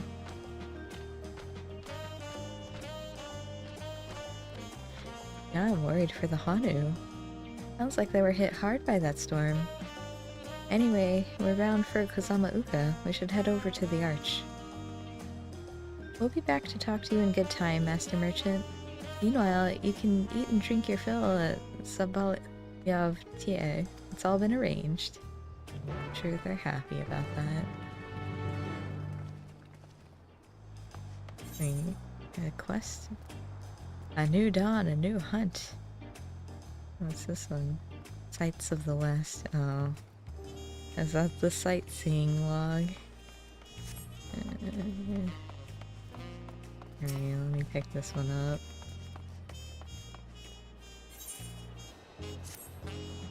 Let's see. Make your acquaintance, see where we can hunt. Yep, okay. Got it. Which is back this way. Probably has a hunt board. Oh, there's actually a market board here. Wow.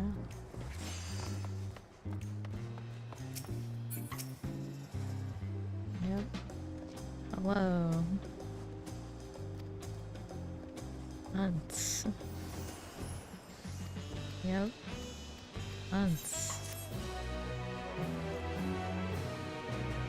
Let me go get my sightseeing log in case I run across some sightseeing points.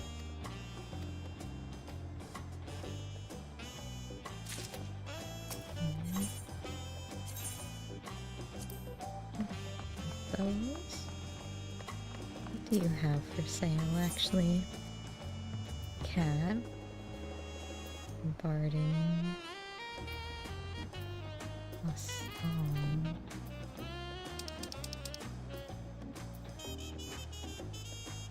I mean, I have to get the song. And I guess I'll save up for the cat.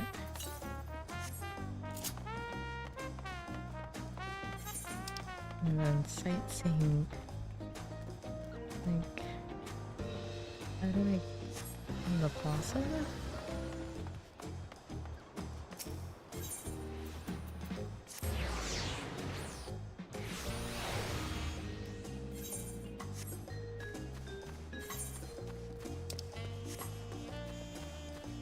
Can I just go up here?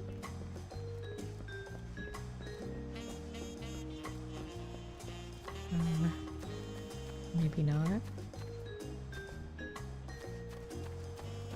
Oh, they're up there. Would it be?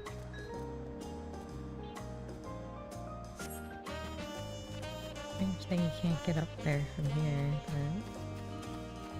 so you can just go this way.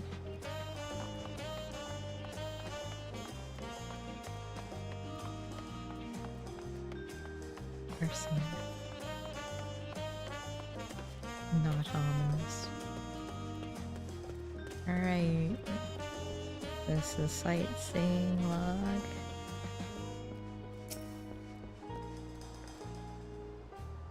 Eorzean sightseer. Yes, I have the journal sightseeing log.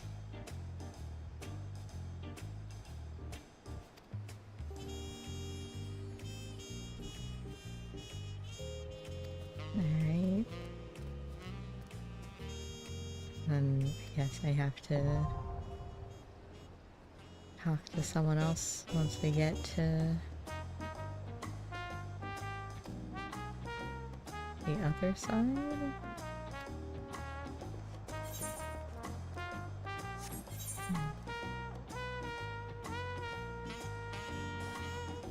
Yeah, feels so far away.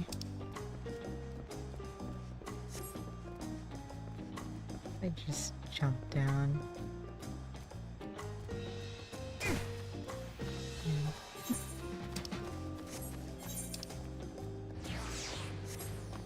Go to like cabins.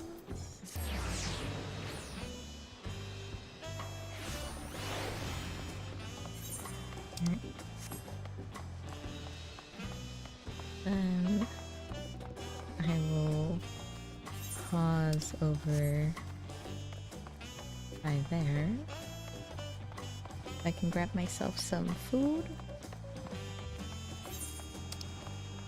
Because it's dinner time. Wait.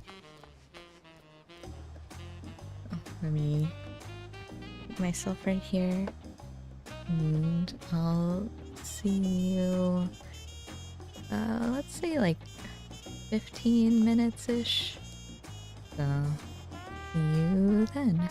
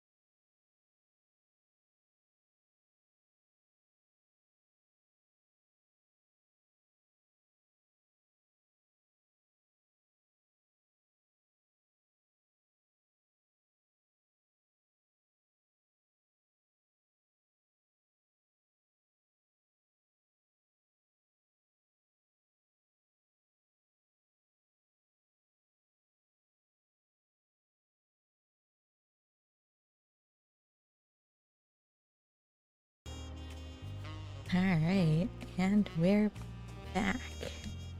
I got a snack. So I can eat those during the voiced cutscenes. But we can now continue the MSQ. Heronville. The Hanu Hanu are friendly folk who should welcome us with open arms.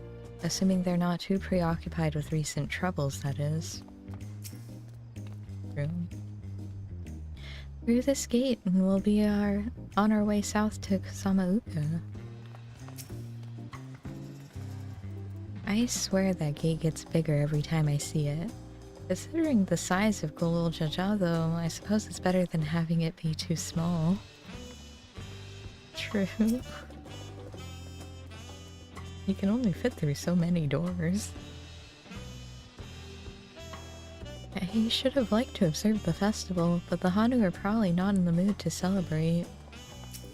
Yeah. Are we all ready to leave? Yeah. And onward to Kusama-uka. Open the way.「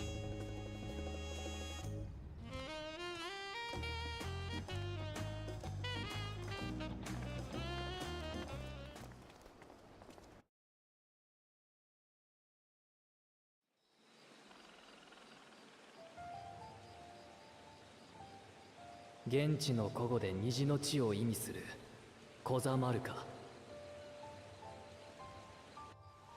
この地を訪れた者がまず目にするのは虹を生む大爆風だ。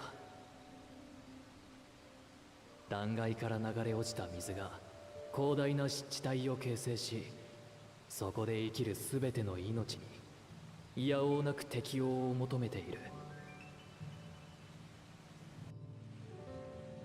ウクラマトと俺たちは湿った道に足を踏み出す。かつて蓮王が旅した道筋をなぞるために。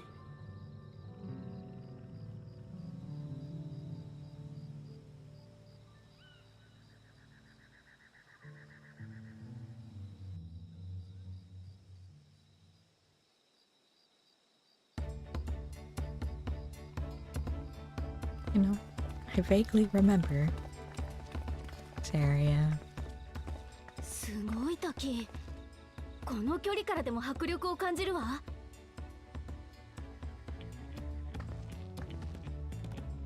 狩りに行ったハーム島もなかなかだったけどよ。トライオラの自然だって負けてねえだろ。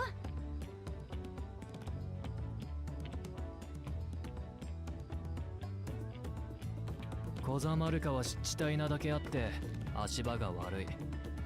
ぬかるみに入って転んだりするなよ、ウクラマト。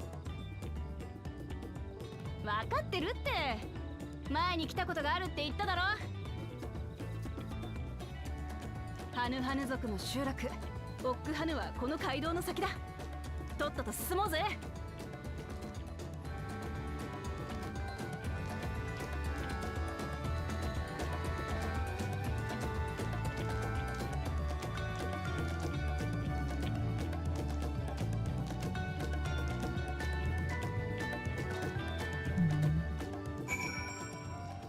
Oh, they just left us behind. I'd love to stand at the bottom of those huge waterfalls and bask in the majesty of it all. Pity they're so far away. What? Okay. Wetlands is an apt name. Much of the ground here is positively saturated. What is that? There is no stopping the third promise, is there? A good thing she has Erenville to keep her from getting lost. For all his grumbling, he's certainly there for her. Everyone should be so lucky to have such a loyal childhood friend.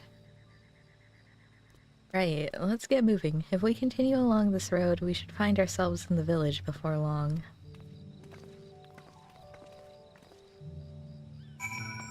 Okay. We're gonna walk so we can take in the sights. Like that creature.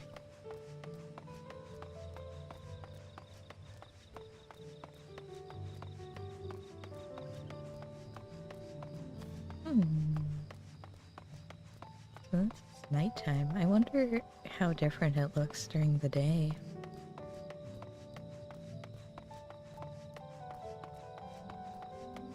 Spooky. Here's everyone. The water from the falls must flood the wetlands and flow into all these streams and rivers.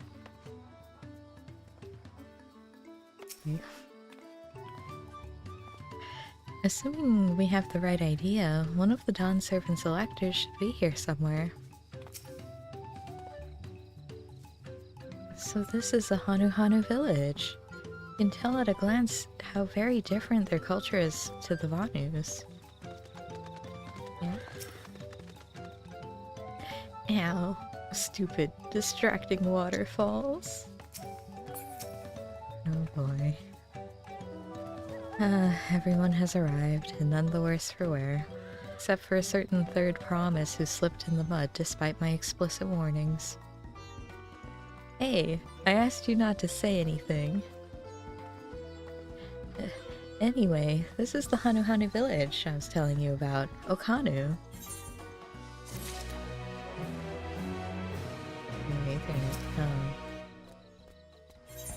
Because I got all the Ethernet shards, that's right.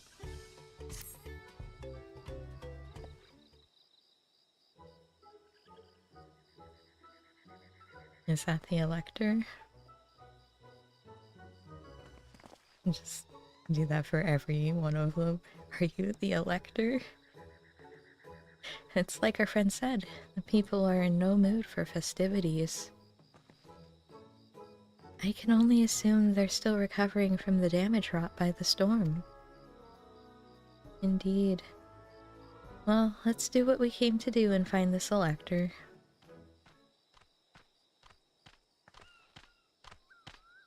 Hi.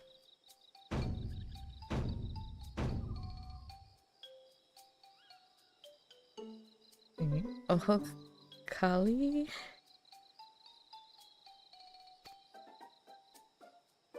Oh, what now?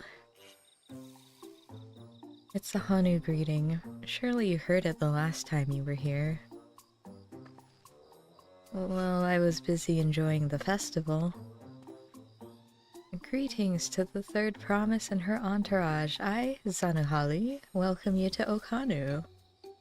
As elder of my people, I shall also be fulfilling the duties of elector during the rite of succession.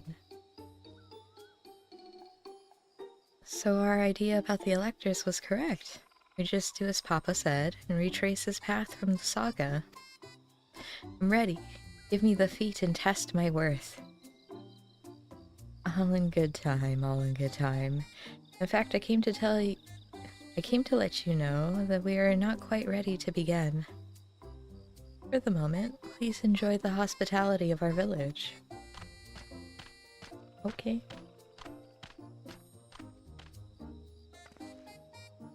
Should we poke around a bit then? We might pick up some clues about the feat, you know, prepare ourselves. That's surprisingly prudent of you. What, you think I'm being too cautious? No, I'm impressed is all.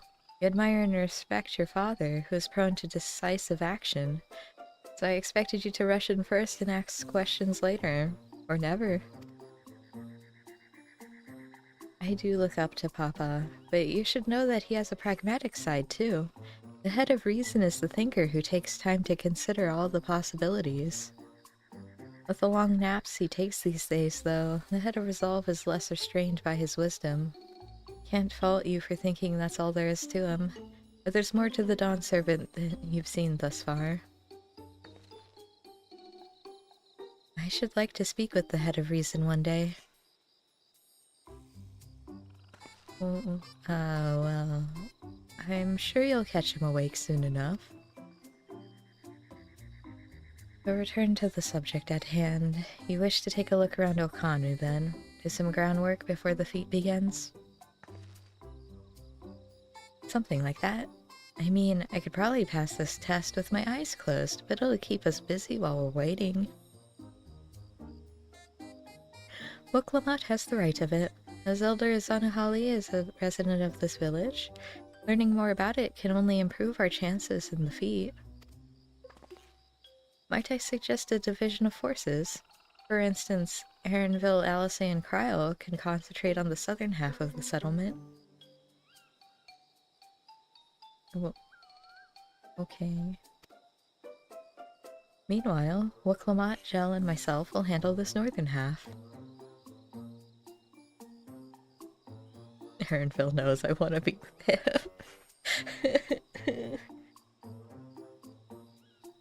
Sounds good to me. Aaronville. When do we get to explore somewhere together? Alright. Well, let's... Oh, the gemstone trader. I guess I should talk to them. In case I end up doing some baits. Oh, spicy noodle. And then... Okay, to over here. Is this really a vantage point? It's just...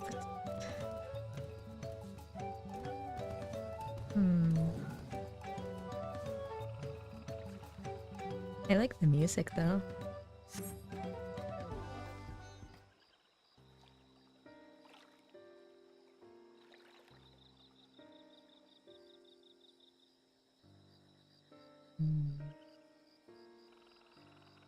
The gaping hole in the wall and missing portion of the roof are clearly the work of the storm's powerful winds.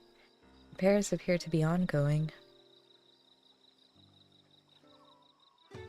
Yeah. I mean, I feel like I could have guessed that. You heard about the storm. I've never seen the likes of it before. With the supplies and help the Dawn servant sent, we're making progress repairing and rebuilding our homes. While roofs and walls can be patched, there's so much else that was lost for good.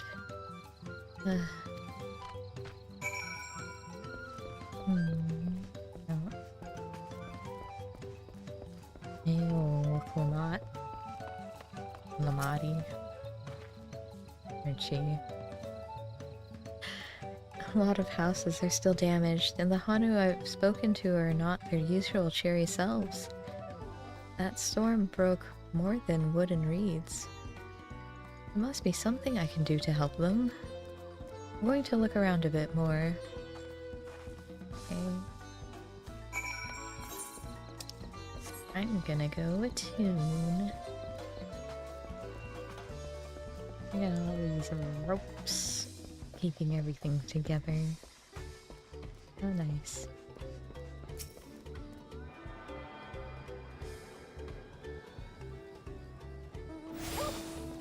Alright.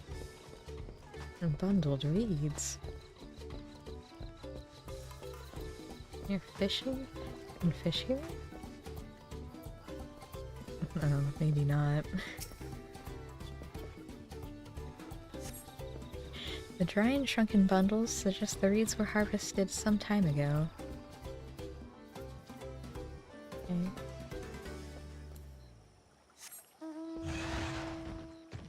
Let us go, Rathalos. Creature who definitely belongs here.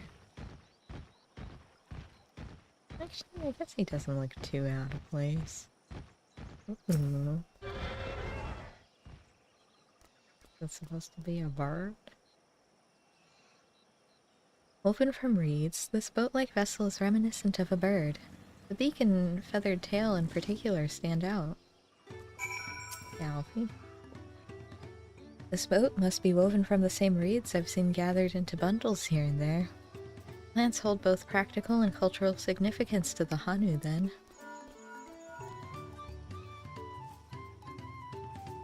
Hello, can you all hear me? I'm told they're ready to receive us now. Come to the large building in the south of the village.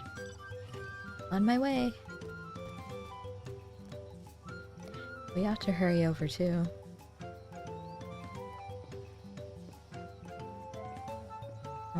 Okay.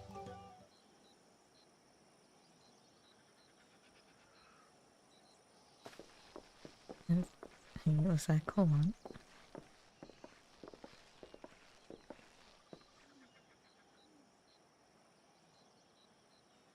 It is. Wow. ゾラージャ兄さんとバクージャジャの野郎はまだみてえだな。ここでつまずいてくれれば後が楽だけど、あの兄さんに限ってそれは期待できないだろうな。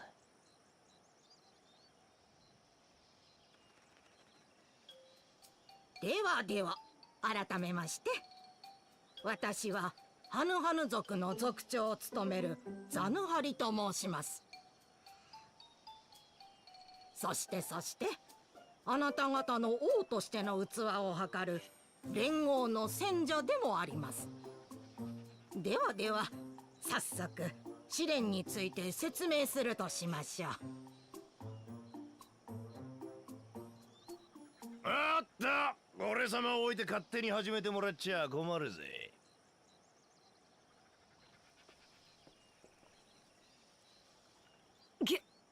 あいつ。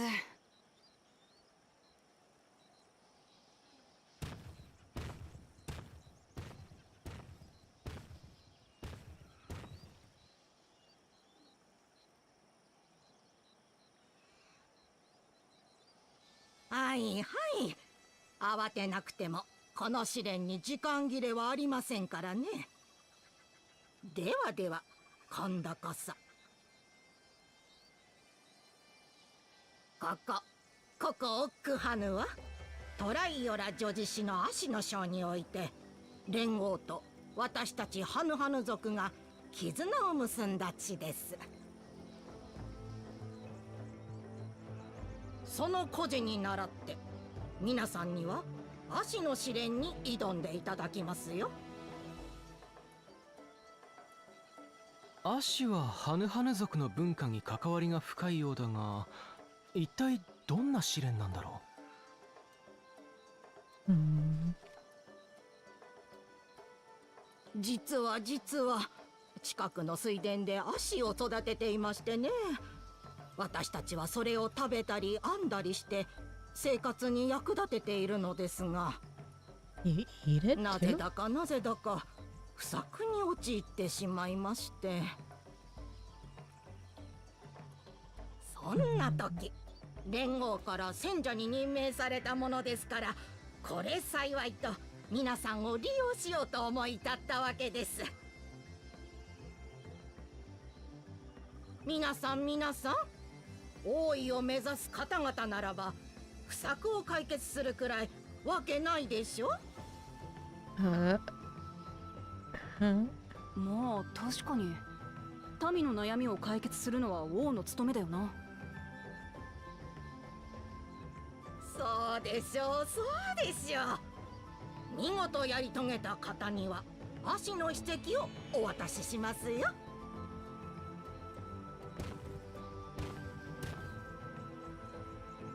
わざわざそんなまどろっこしい真似をしなくてもよ、実力行使で奪えばいいんじゃねえか。おや、バクージャジャ殿は血気盛んですね。連合の選者の中にはあなたのような輩を相手に従う者もいるでしょうが、そんな楽しくないこと、私はお断りです。同意もなく選者に害をなした場合、即座に失格とするよう連絡が行く手はずになっています。それでもというのなら、その剣を抜くがよいでしょう。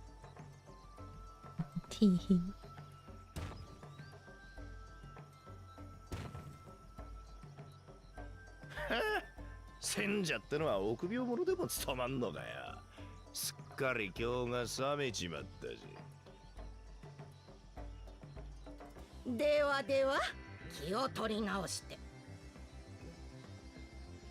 ただいまより足の試練を開始します。私の持つ秘跡が欲しければ超えてみせなさーい。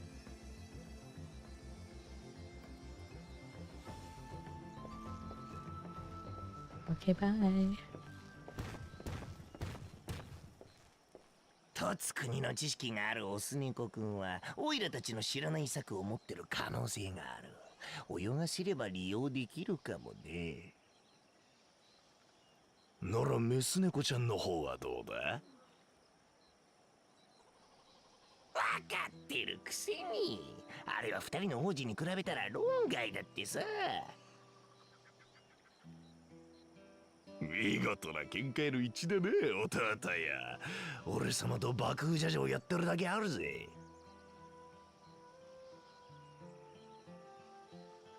まあメス猫ちゃんの保護者どもはちったやるようだがな。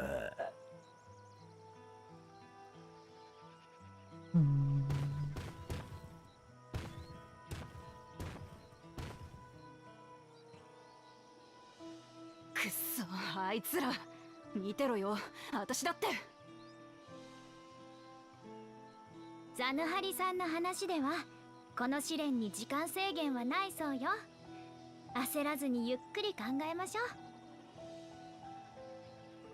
ああ、そうだな。あんな野郎に負けてたまるか。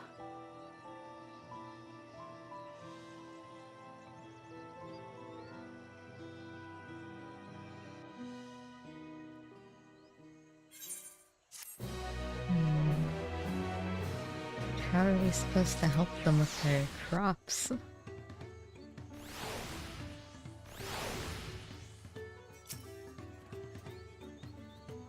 I understand not wanting to fall behind, but rushing ahead risks playing into our opponent's hands. Let's not do anything reckless and think matters through. This kind of feat is tailor-made for a rational, educated scholar like Juana. Sure is. Not that I intend to gratify him with a response, but Bakul Judge's provocations are hard to ignore. So the Hanu Hanu also eat the reeds, yet another way in which they differ from the Vanu. Yeah. I can get some shoes. I don't know the first thing about farming, but if there's a way to save the harvest and help the Vanu, or Hanu, whoops. Good thing they couldn't hear me. Then we're going to find it. I'll make Bakul Jaja eat his words. Understanding the nature of the problem will be the key to solving it. We need to examine the reeds themselves, and then deduce the cause of their poor condition. Ernville, will you take us to the fields where the reeds are grown? Of course. Follow me. The good thing Ernville is so knowledgeable.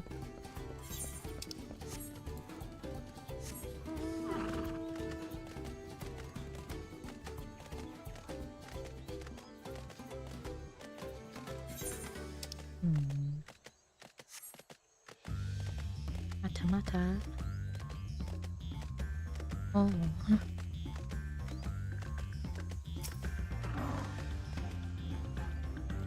And there I thought these feats would have us battling dire fiends or similar. Agriculture is a far thornier problem. I see. They irrigate the fields by diverting water from the neighboring river. It is unlikely the reeds ever dry out. Look at these fields. Why, this could be a painting. Yeah? I know she wants to do her best, but she should be careful not to make promises she cannot keep. Yeah.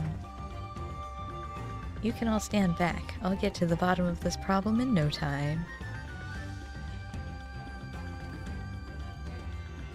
Give me strength. I feel so bad for him.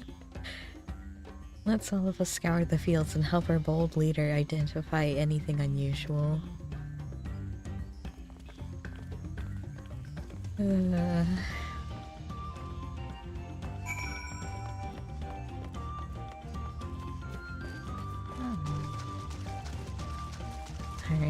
wilted reeds.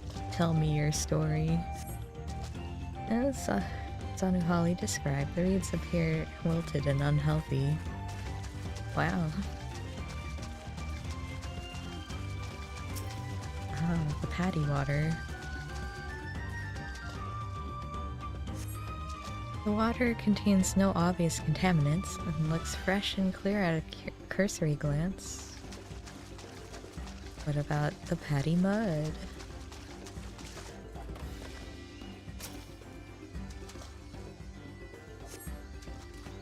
The soil in the paddies is as one would expect, rich in color and suitably moist, not dry nor flaky. So I see the twins are over there. Or the oh, there's crime. Is there Bill? He's actually in water. Any luck? I still have one more place to check. Which is something. Oh no, a frog! Erinville! Erinville knows all about frogs. A small frog catches your eye, strangely lackadaisical, doesn't even bother to hop when it eventually scurries away. That does seem strange.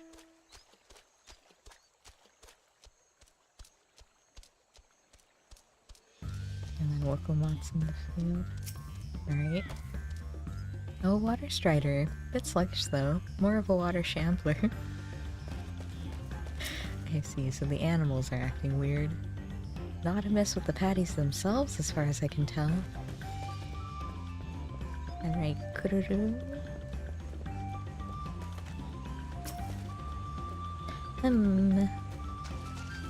Amazing observation. Seen enough. I'll call everyone together and we can share our discoveries.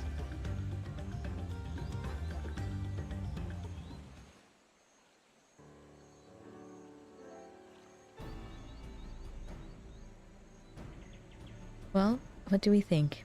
Any obvious problems? Roge.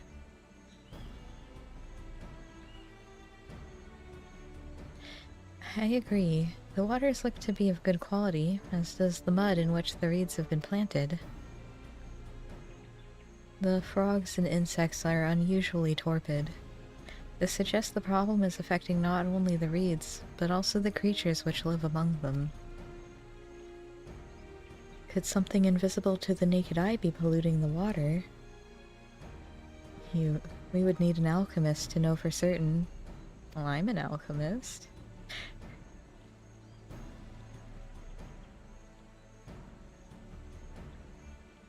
I don't have much to add about the fields, but something else occurs to me. When you were describing how the creatures seemed lifeless, I couldn't help but be reminded of all the listless villagers. They've suffered a terrible tragedy, I know. There's another reason for their flagging spirits, I believe. Go on.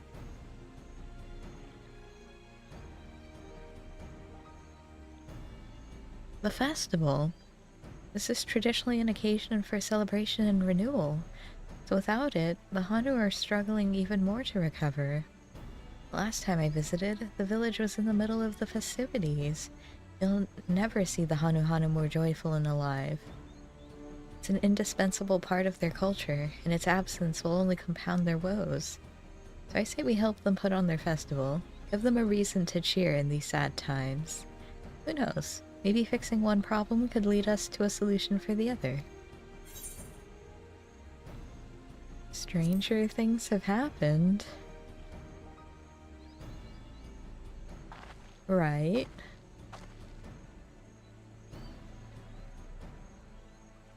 I fail to see the relation between festivals and fields.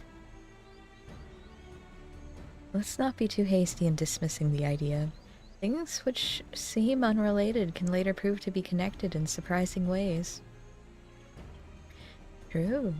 And being bereft of ideas as we are, any proposal is worth entertaining. I suppose. Besides, this is Wiklamat's journey. It's only right that we follow her lead.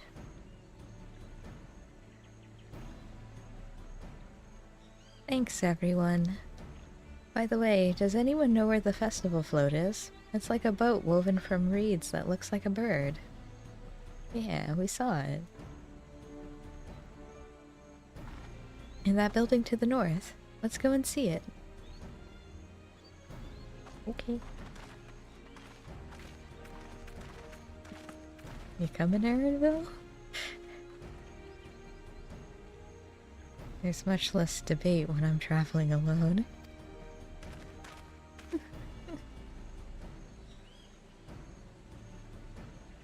Poor guy.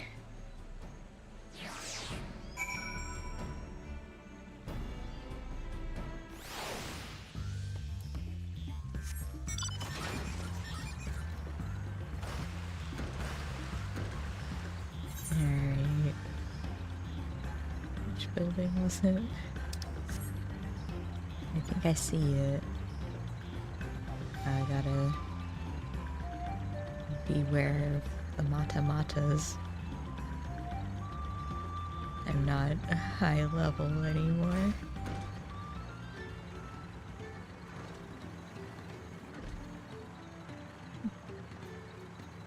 Alright.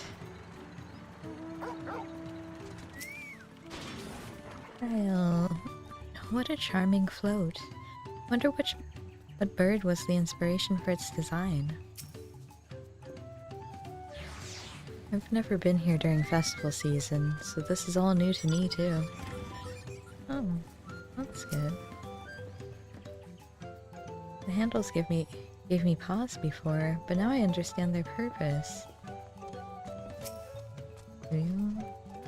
Look at the size of that thing. I hope they don't expect me to help carry it.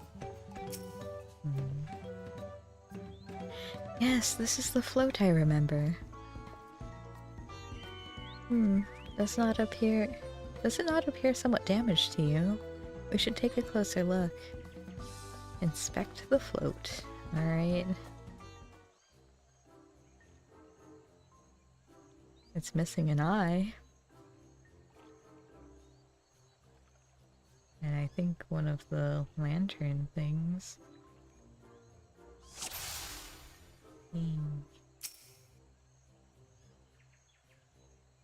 Oh dear, one of the bird's eyes seem to be missing a gemstone. Okay, and snapped pole, yeah. That's definitely broken. How'd they lift this great big vessel without all the carrying poles intact?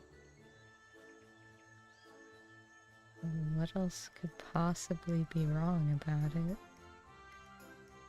The draggled feathers? Oh, yeah, I guess they do look kinda bad. These tail feathers have seen better days. I swear the colors were a lot brighter the last time I saw them. So we fix the float? And then make everyone happy?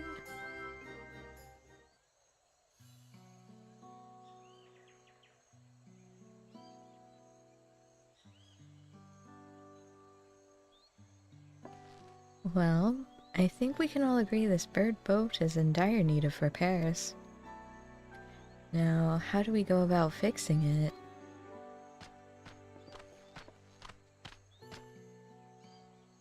What is going on here? We were admiring your festival float. 'Tis a shame it's in such a poor state, due to the recent storm, I gather. Yes, we had to leave it exposed while we ushered our people to safety. With the float in this condition, there can be no lifting of wings. No Ihihana. Ihihana! That's what the festival was called. I want to help you hold it. Have you not seen our village? Homes are ruined, we're struggling to make repairs, and you want us to hold a harvest festival? I know how it sounds, but giving into misery never improved anyone's situation. A celebration of life and growth may help give you the strength to work through this tragedy. The role of festival leader is mine this year, and there's nothing I would like more than to lift everyone's spirits. But we don't even have enough materials to repair the float. We need a abakisha for the missing eye, uyupo wood for the poles, and feathers from the winds chosen to adorn the tail. 2 of these I know. Abakisha is a type of precious stone used in arcane equipment, and uyupo wood is essential for crafting ceremonial instruments. These chosen feathers, however... The winds chosen is the victor of a competition in which the contestants see who can blow a feather the furthest using wind magics. And that's something of a problem right now. We Hanu are gifted at employing such area sorceries, but expending a great deal of mana while doing so. Oh, but expend, sorry. We are soon exhausted by the effort, and having no reeds to eat will only make it harder. I think I understand. Your vibrant reeds grow quickly and vigorously, so much so that they stifle the development of nearby plants. It must be a potent source of the energies you naturally lack. They are indeed. Owing to the poor harvest this year, we've been left enervated. If we cannot gather the correct materials as dictated by custom, we cannot repair the festival float. Oddly enough, we may have just stumbled upon our solution. The winds chosen would, by necessity, have a natural gift for manipulating magical energies, which means any feathers taken from the victor should be high in ethereal conductivity. The float's construction also requires a stone used in arcane equipment, as well as temper favored for ceremonial tools. The demand for such specific materials must have an underlying reason.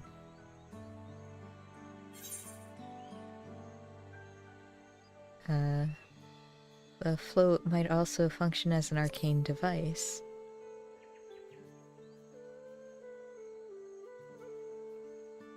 Precisely what I was thinking. This boat of reeds is in fact an arcane focus of some kind. A focus? For what? Oh, Ihihana is a harvest festival, isn't it?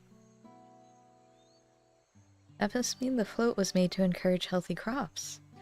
So if we repair the boat and hold the festival, its arcane powers might fix what's wrong with the reeds. We won't know until we try, but 'tis a sound theory. Celebration, prayer, ritual ceremonies, these have all been known to elicit miraculous effects. Wait, the float, a tool for magic? This is the first I'm hearing of it. In the beginning, it may well not have been. After a good harvest year, there would be no reason to change it. When the harvest was poor, new adornments were likely added. Those who performed the labor may have imbued their work with ardent hopes for a brighter future.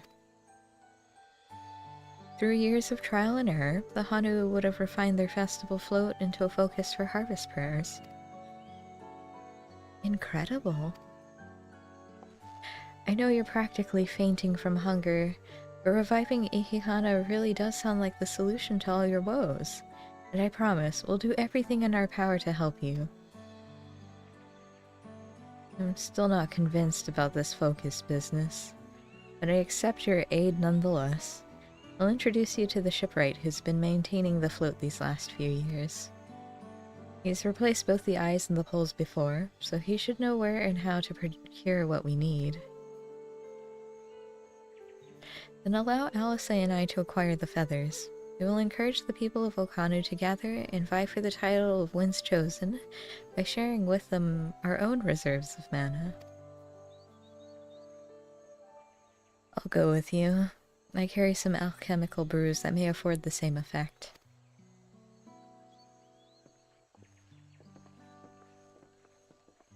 Oh boy. It's us three again. 3 of us will visit the shipwright then. Not without me.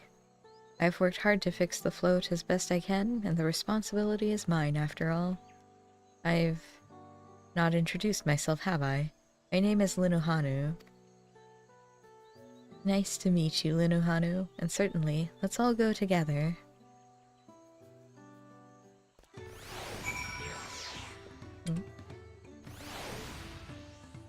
Okay. We're making progress now. The solution to Okanu's woes is as good as found. I find myself working alongside the third To find myself working alongside the third promise herself is unexpected, to say the least.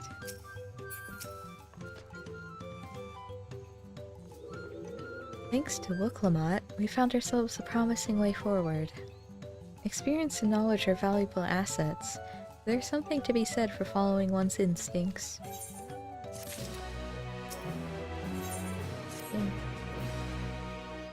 The shipwright's name is Wukevu.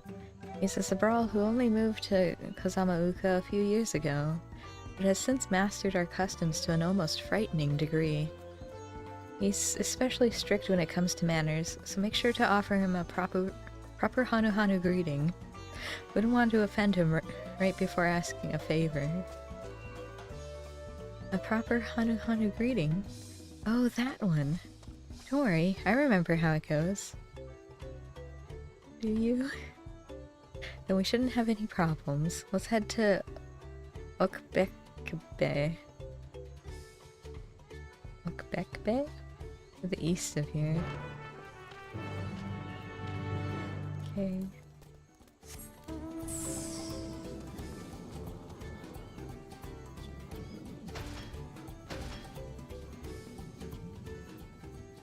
Leave. Leave. It looks kind of silly when Eden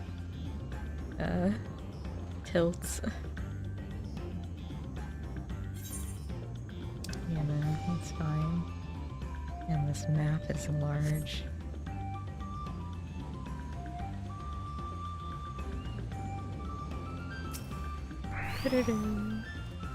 Oh, it seems they have a place here where visitors can stay.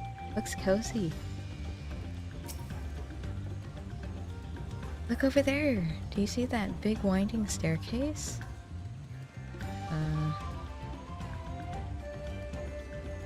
Oh. Sure. This is Okbekde, the village of all. Those who drift into Kozamauka from Tulialol and elsewhere are welcome to live here alongside the Hanu. As for Wukevu, he lives and works in the House of High Waters, at the top of that large tree nearby.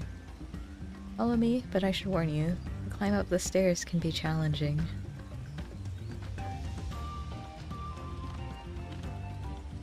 Okay. So, like, up there?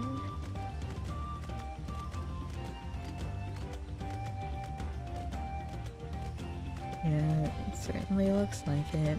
Alright, up the staircase.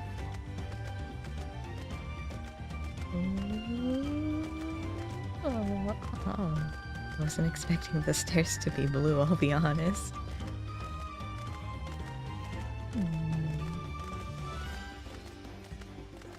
He has to climb these stairs every day? Or does he just never come down? Doesn't seem like the most practical home or workshop.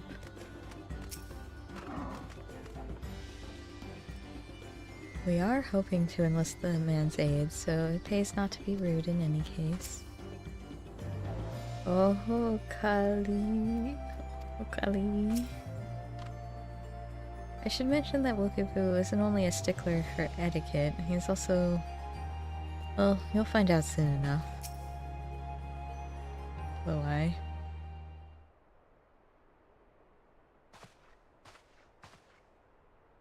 Hmm? なんだお前たちは Hello. 挨拶挨拶。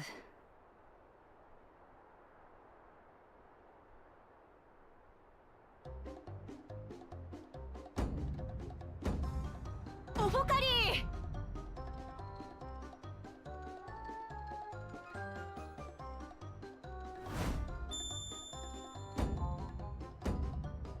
おほかり。 Am I in a fever dream?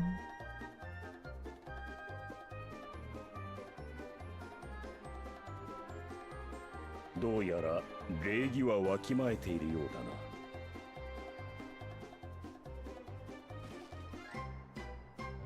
だな。豪に行っては豪に従え。トライユラが多部族国家であるからこそ、それぞれの部族が大切にしてきた文化を尊重すべきなのだ。そうか。だからお前はハヌハヌ族の文化にも詳しいんだな。確かにお前の言う通りだ。共に生きるってことはお互いのことを知るってことなのかもしれねえ。ほう、柔軟な考え方をする。そういえば君の姿見覚えがあるような。っ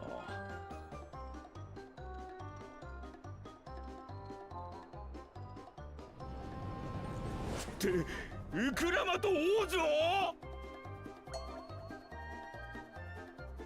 まさか第一王女がこのようなところにおいでとは。このウケブ、礼儀を語っておきながら王族の方に無礼を働くとは弁解のしようもございません。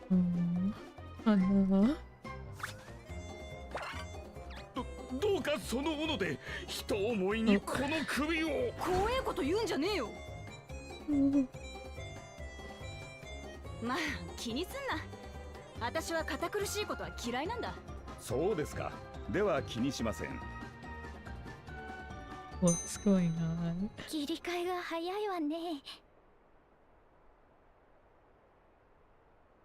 実はイヒー花祭に使うみこしが壊れちまって、新しい担ぎ棒と目を作ってほしいんだよ。ウユイポの木とアボキシャって石を使うんだろ。ええ、そうです。喜んで協力させていただきたいところですが、その材料が底をついておりましてな。先の大嵐で被害を受けた家屋の修理にウユイポ材を使い果たしてしまったのですよ。Oh no. アボキシャと合わせて調達には10日ほど必要でしょ悪いがそれじゃ遅いんだ。場所教えてくれよ。私が取ってくるからさ。そんな王女を使い走りのように扱うなど、礼儀を重んじるこのウケブには到底できぬ相談です。だから気にすんなって言っただろ。そうですか。では気にしません。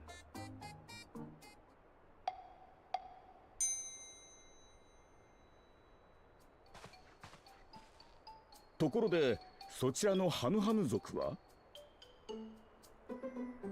俺は次のイヒー花祭のまとめ役だ。みこしを修理するために同行してる。本当かどうか眉唾だが、ウクラマトたちの話ではあれは足の不作を解決するためのマグでもあるって話だしな。ほう、イヒー花祭の真の意味をご存知とは。昨今ではハヌハヌ族でも知らぬ者が多いというのに、さすがは王女ですな。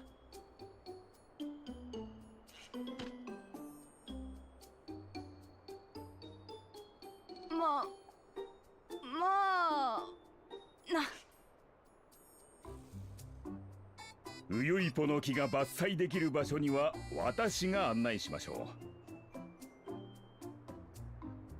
う。アボキシャの方はお仲間に任せてもよろしいですかな。キキトラ道のあたりを探せば必要な分は取れるでしょう。Right, so we're gathering the stone.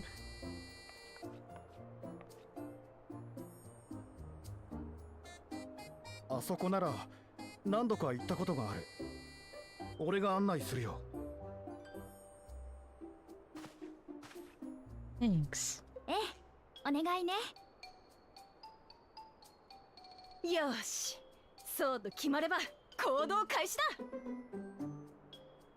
I'm surprised Aaronville wasn't on this one. Because, don't gleaners usually, you know, gather things?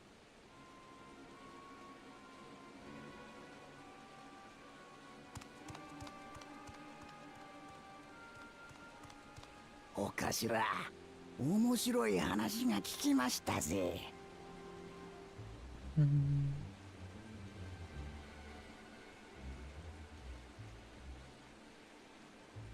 ほう、いい花さいね。花。本命がダメだった時の備えとして泳がせておくのも悪くないかもよ。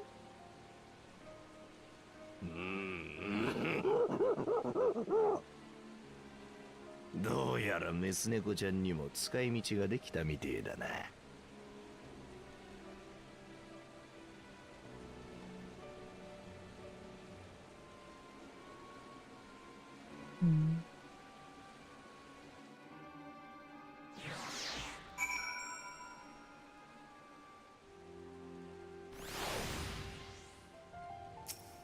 Alright. Rather eccentric fellow, but I feel his heart is in the right place. Yeah. Cave Kikitola, southwest of Okanu. Then return to the village first, then head there on foot.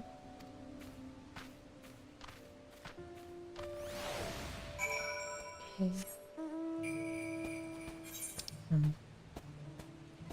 Oh, they say it's like... Okay, I'm just gonna...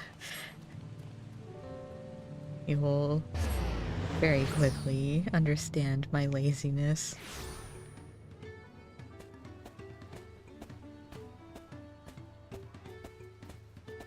Alright, you two. Let's go. Southwest of here, was it? Let us be on our way.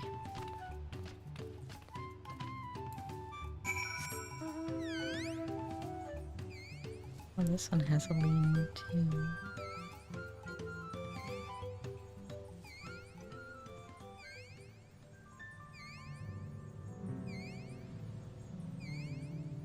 I apologize to everyone who has to be around me.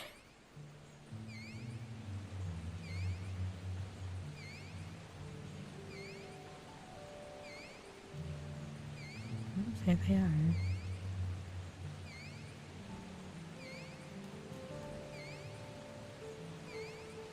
Right. Cryo.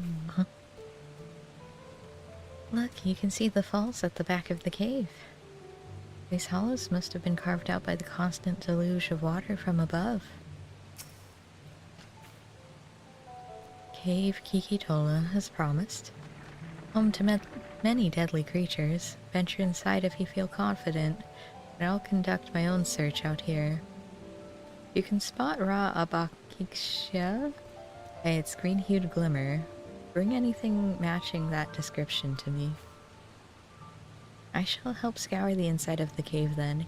You take the west half and I'll take the east.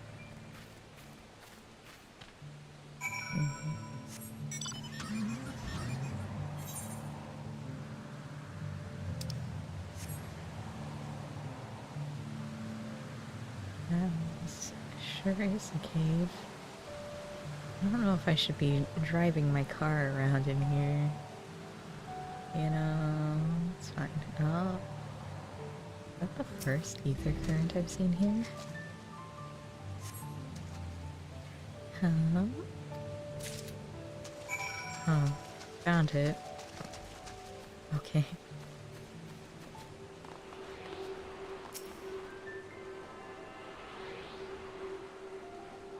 Oh, I'm gonna have to take out my ether compass again, too.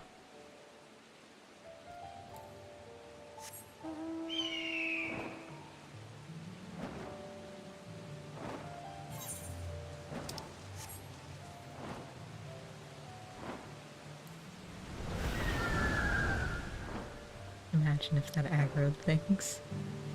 Alright. Hello, Lihanu. I have a rock. I picked over the ground near the entrance, but found nothing. Did you have better luck inside the cave?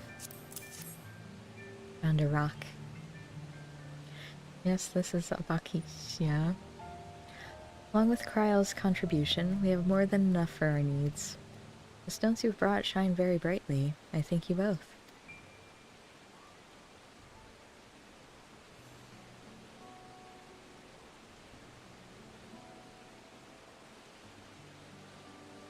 I would have been happy to know we were putting things right.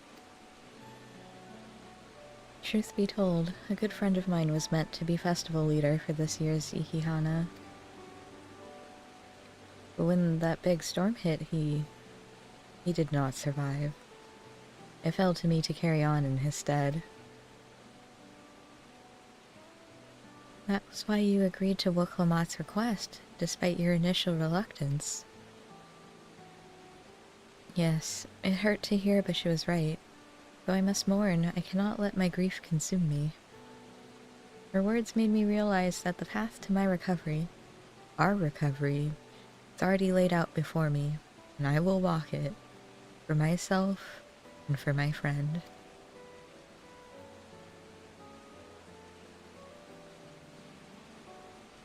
Thank you for sharing your story with us. Please rest assured that we've taken your plight to heart. I'm certain our companions are procuring the other materials as we speak. Everything will come together, and the Hanu shall host a splendid, uplifting festival. That we shall.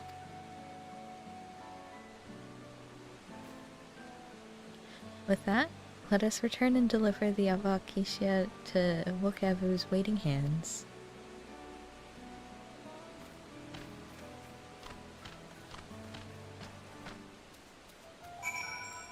I have to go all the way back. I'll just go in a straight line. Don't you dare. Oh, I do like the music though.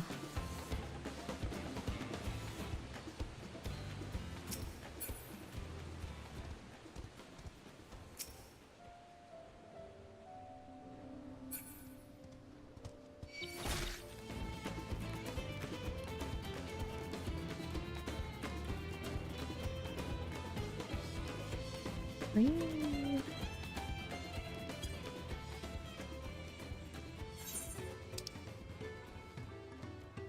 You have to go all the way.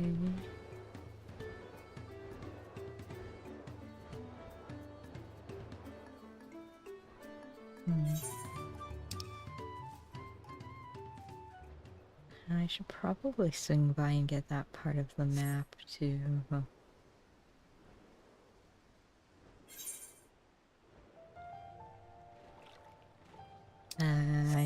I can do it when I go to find the ether currents, because that's gonna take a while.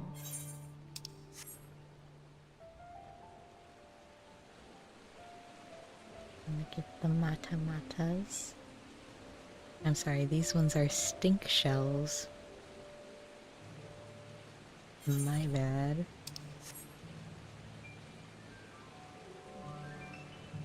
Alright. Up the tree again. No, because like, so if his workshop's up there, he has to get all the raw materials from down here all the way up these stairs every time.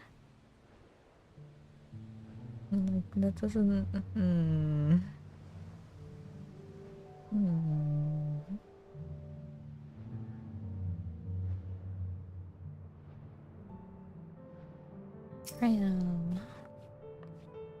I hope Wuklamat's foray was as productive as ours. Was it? We just got back ourselves. Did you find the stone we needed? We've come too far to stop now. The lifting of wings must go on. Thanks to the third promise and her mighty swings, we've collected some suitable logs of Uipo. What of the Bakishia? A bucky. Jesus.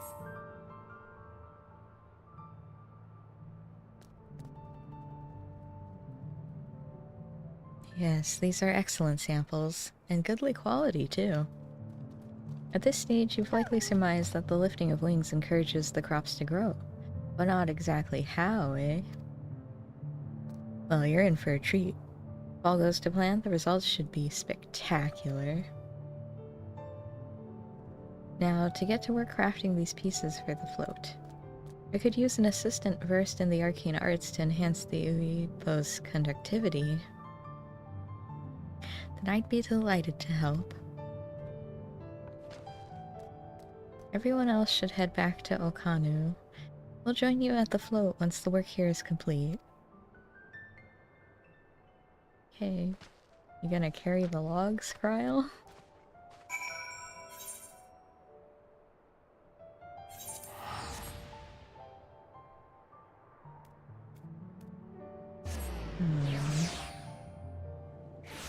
Then we gotta figure out if Aaronville and the others were able to get their feathers.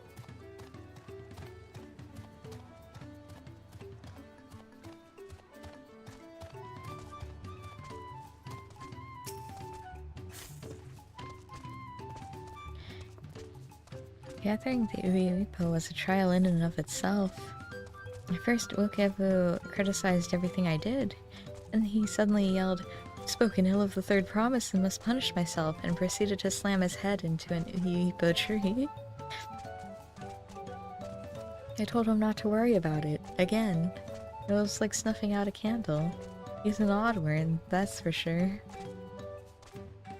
At least we've seen to the poles in the new eye. Now we just have to wait for the feathers from the twins. The twins in Aaronville. Not just the twins. Oh boy, some dies. Oh, good. We should get some rest before the excitement begins. Right.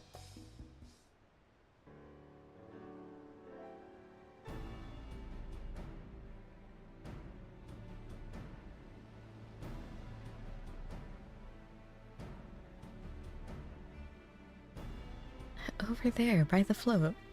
Isn't that the third promise? Then the rumors are true. She's trying to complete the feat of reeds by reviving Ihihana. The festival is a prayer for healthy crops, but does she honestly believe that will be enough to save her harvest? The second promise, meanwhile, barely glanced at the fields before leaving Okano altogether.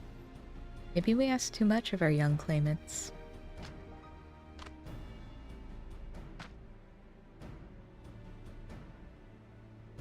Oh, I wouldn't be too quick to count Koana out. A friend of mine overheard him muttering by the reeds. Something about what needs to be done. Is that so? Perhaps we'll get to see another of his innovations firsthand.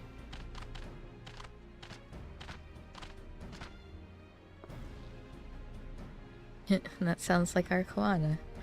One look at the reeds was all he needed to think up a solution. Be that as it may, our own solution is nearly ready.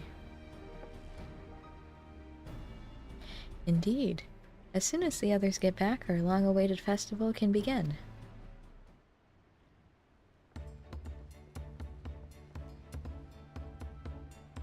It took some doing, but we managed to gather competitors to vie for the title of Winds Chosen.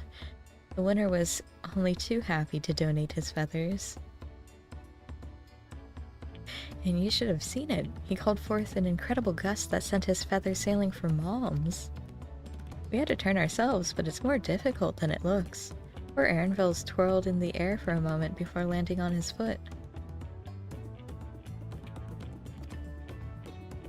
I am a gleaner. Magic is not part of our training.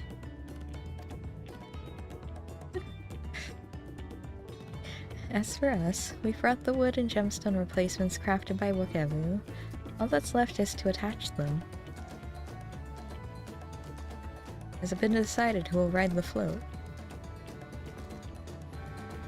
Papa was the guest of honor the last time I was here. I remember being surprised they could even lift the thing with his hulking weight on top of it.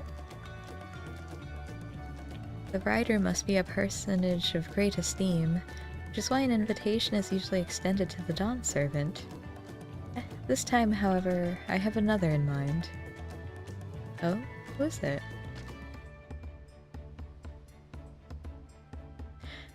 Our beloved Ihihana, the lifting of wings, is only being held because of you and your companions. Thus do I nominate you, Wooklamat, as our guest of honor.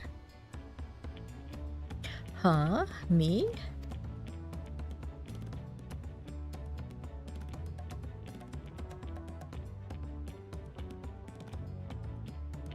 This boat won't make me seasick, will it?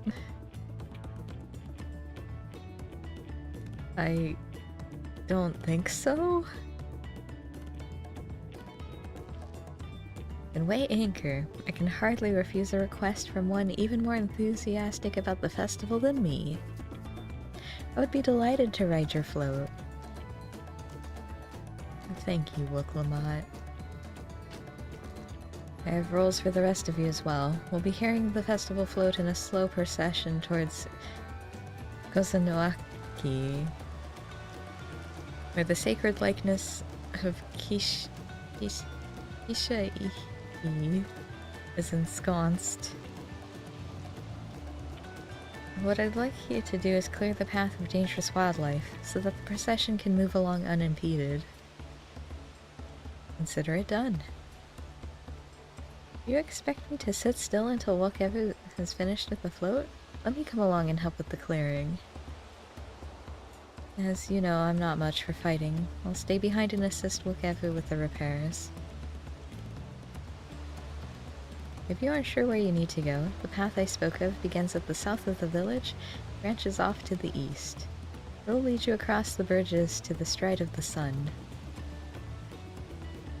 And we shall see to clearing it end to end. In the rain. Okay. The fire bill.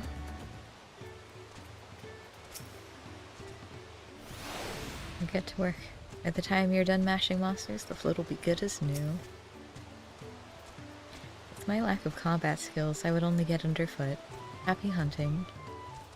You know, you could learn how to fight, you know, and then you could join me in, like, trust and duty support. I cry.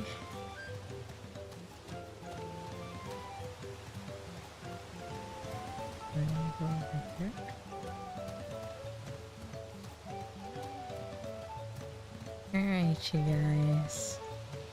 Let's go. As Linohana said, Cousin Noakwi should be down this way, then head off to the east and the path branches. Something about bridges and the Stride of the Sun. Anyway, let's split up and get to work. Once you've culled all the threads you can find, we'll meet up in front of Kisha-Ihi.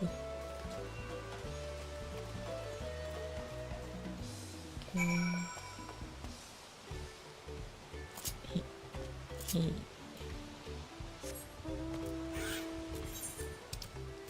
Off this path.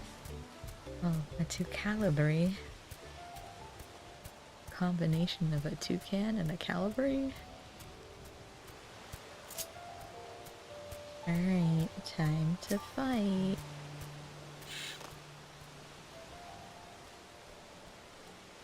Hello, my son. Oh.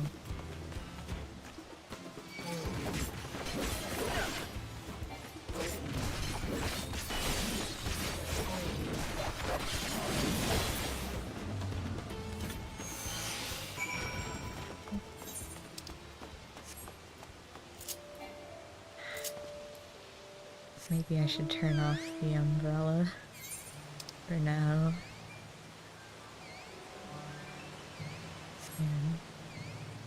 When I said bridges, I mean bridges. Oh, hey, Cryo. Oh, did you beat that up all by yourself? I told you, you don't need to watch over me anymore. That is true. Although I feel like you could have done that before. But yeah, it's fine.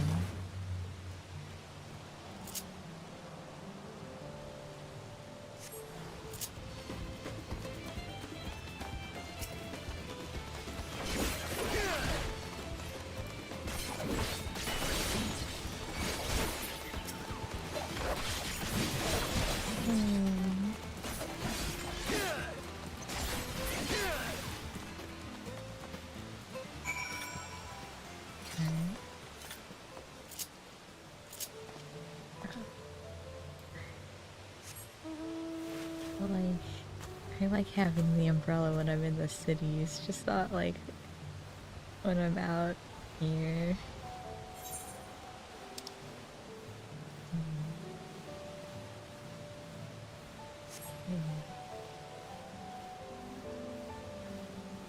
Let's look a lot. Oh, look at you. Ah, that's one down. It sure is. Where are twins? Did I miss one?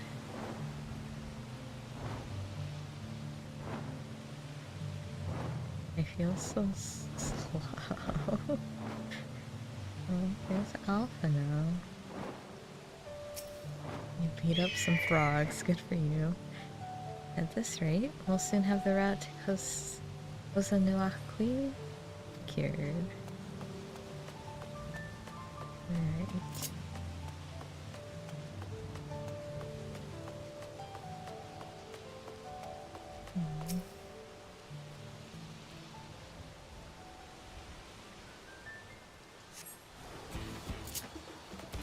An ocelot.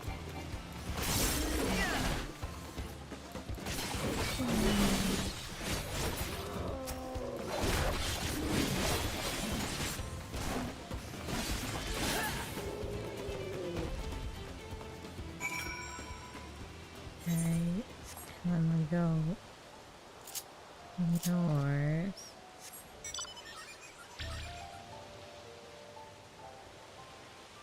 Oh, and there's Alice. Okay, so I found everyone. Oh, you beat up an ocelot too. Now this is my kind of busy work. Yeah, it sure is.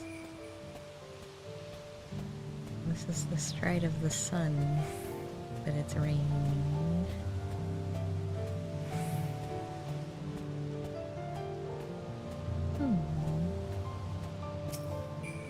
And then we're just gonna wait here for them to show up.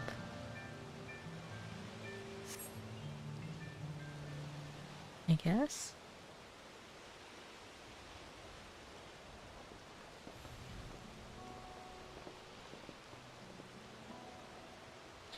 Ah, you were a step ahead of us. This must be the likeness of Kisaihi, the Hanu deity of the harvest.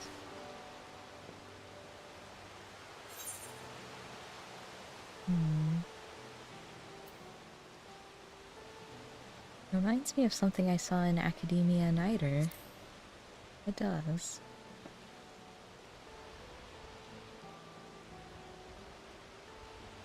One of the ancients' creations.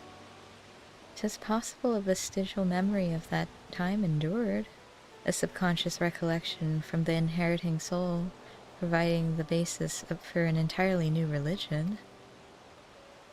I have no idea what that means. As far as I know, Kisaihi was worshipped on another continent. This ancient faith was then brought to Tyrol by the first Hanu. The Hanu migrated here from another continent, and mayhap the two do share a common ancestor. This is all very fascinating, but shouldn't we be getting back to Linuhanu? I want to know the path is safe for the procession. Right, and I need to ride on the float. I'll run ahead and tell him we're done here. Okay.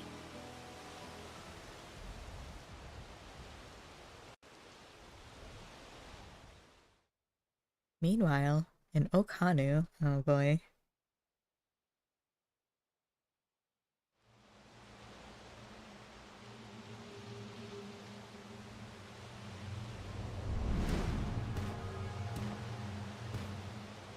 よく聞こえなかったな。もう一分言ってみろ、おっさん。何度でも言ってやるとも。私はウクラマと王女からこのみこしの修理を頼まれたのだ。お前に渡すわけにはいかぬ。ましてや相手が挨拶もできぬ無礼者ならなおさらな。できれば穏便に解決したかったんだけどな。仕方ない。こいつやっちゃおっか。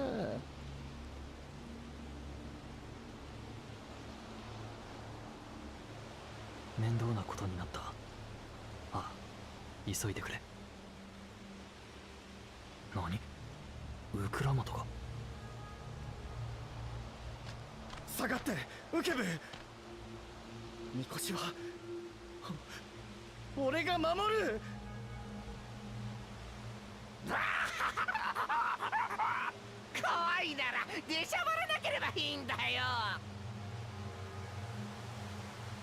俺一人だけじゃみこしを直すのは無理だった。ウクラマトたちが助けてくれたからもう一度イヒー花祭を開くことができるんだ。だから俺は祭りのまとめ役として死んでもこいつを守る。なら望み通り死んじゃえ。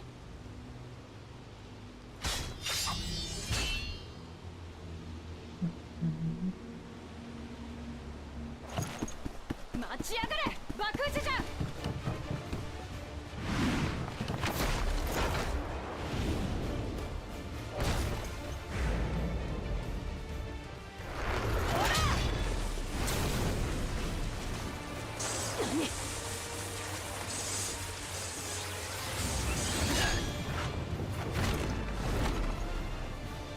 私の全力の一撃を。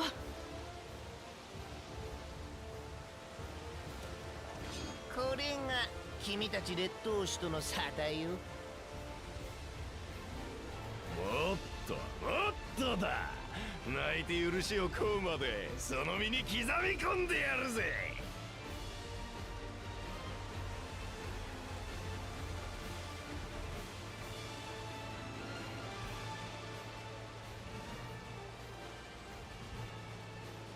みこしを奪って試練を超えようって魂胆。祝福の兄弟が聞いて呆れる卑怯ぶりね。お褒めに預かり光栄ってもんよ。何人来ようがまとめてぶっ潰してやるぜ。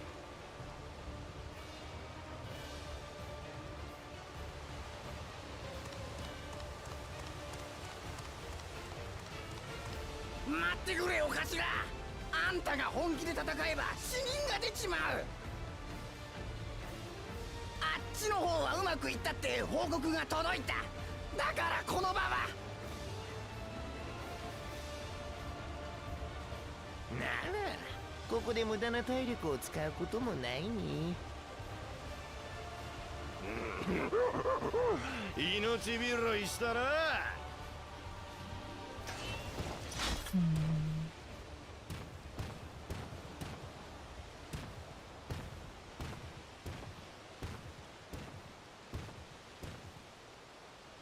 マムークはまだ相当あの忌まわしき存在にすがっているのか。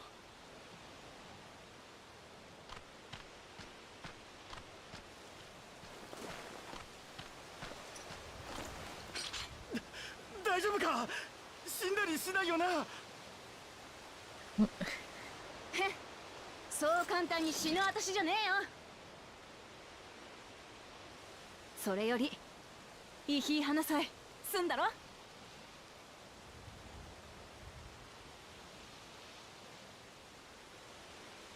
あ、やろう。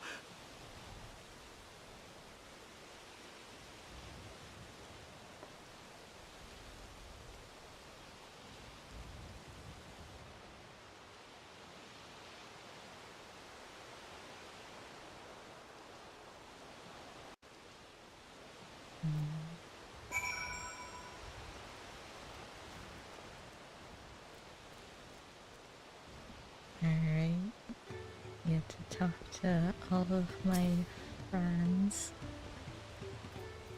If I've learned one thing in my life, it's that poor manners often betray poor character.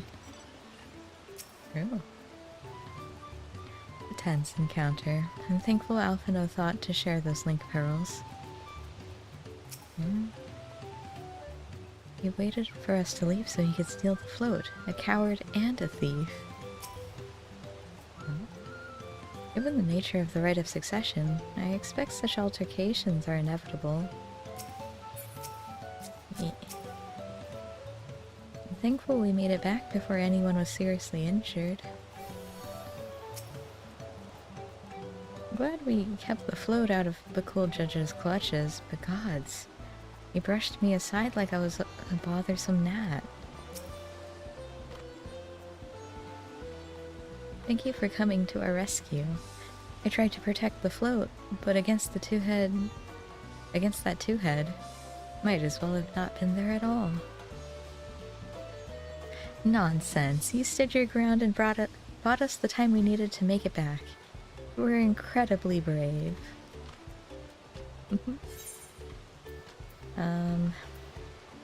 Guess I'll take the Celeste green. Wow. Is there anything new? No. Okay. Let's do this festival. With that exciting interlude over, you'll be pleased to know that my repairs are finished as well. Before we commence the festival, however, it would be a courtesy to inform the villagers that Ikihana will be held after all. Go forth, but do not forget your greetings. At this stage, I should hope the reminder is unnecessary. Oh, golly. See, I remember. Am I going to learn that as an actual reading? Oh, I have to say, oh, golly. Come on, man. Oh, I saw a post about these kinds of quests. And it's just like... really are just like public humiliation quests. Come on, why do we have to do things in say chat?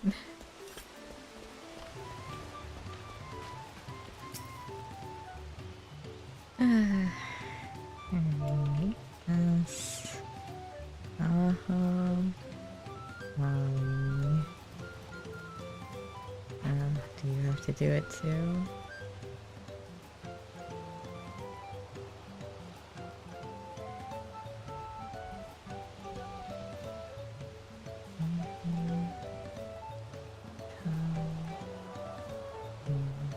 Yep. You're doing the quest too. Oh, golly. There's a festival. Thank you for letting me know. I would very much like to attend the festival, but the repairs should be finished as soon as possible. What to do, what to do.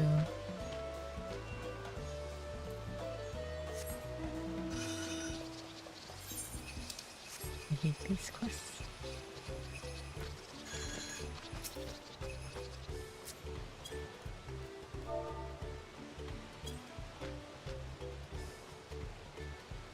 Oh, golly.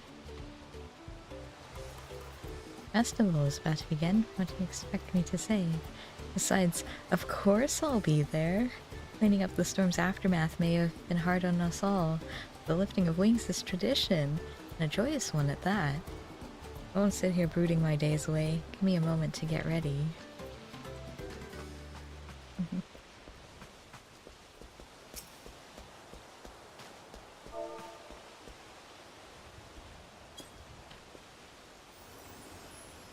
Oh, golly. What? The float is fixed? Our fallen friends would be glad to know that Ikihana will soon be underway. They would have wanted us to honor them with celebration, not let their loss deter us from it. I must go and enjoy the festival for those who no longer can.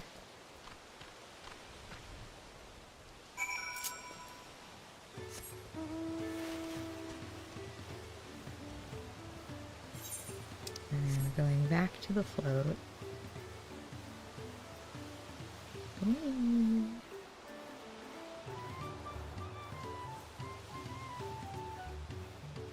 Hello.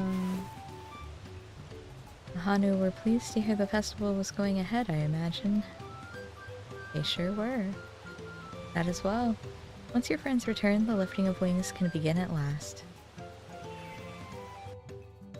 Oh ho golly.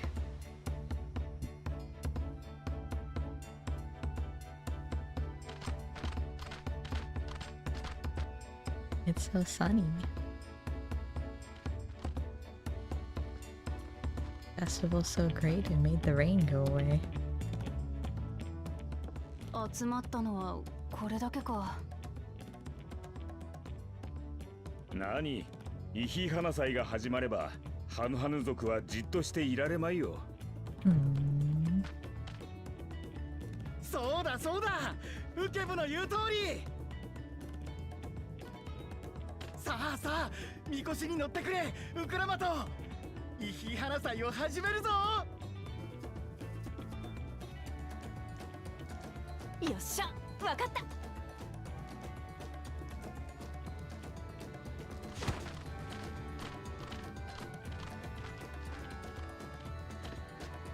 イヒ花祭は豊穣を願う祭りだが、込められた意味はそれだけではない。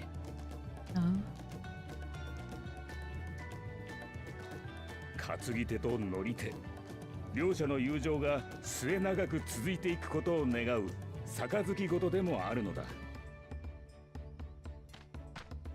いいかいいかみんな、俺たちが担ぎ上げるウクラマト王女はイヒ花祭を復活させてくれた恩人だ。羽が抜けようが肩がいかれようが絶対絶対落とすんじゃないぞ。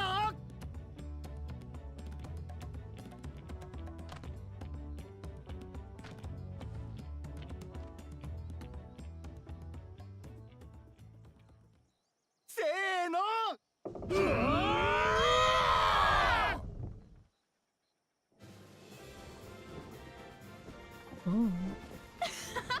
こりゃ気持ちいいぜ。 Do you think this will ever be a mount?「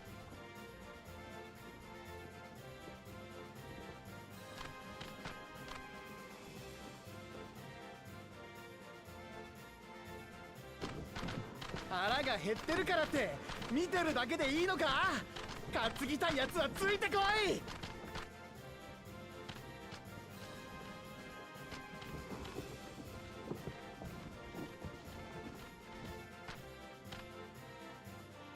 おやおやおやおや、王族がみこしの乗り手を務めるとは。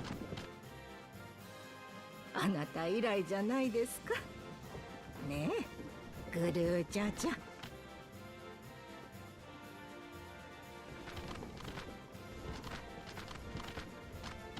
ーし、担ぎ手は集まった。向かうはコザヌアキーだ。 Aki. Okay.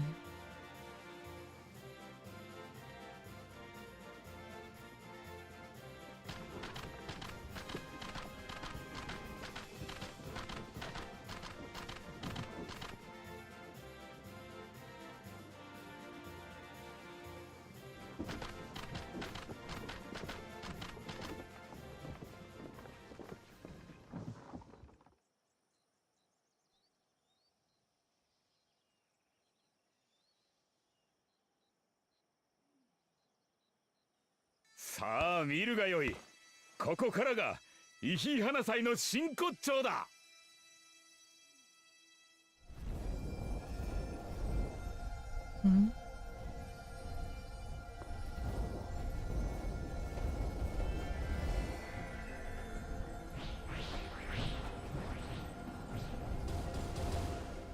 みこしは周囲に集う者たちの魔力を集め束ね増幅し、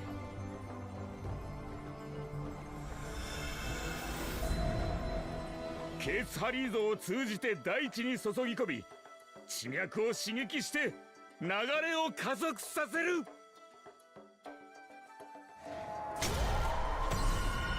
god.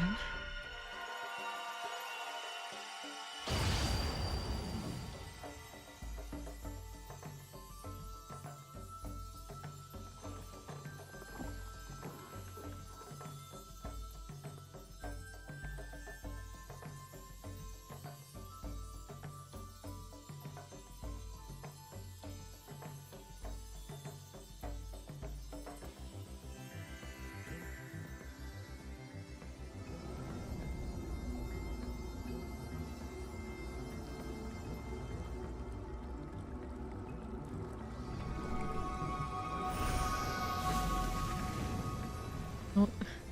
Huh?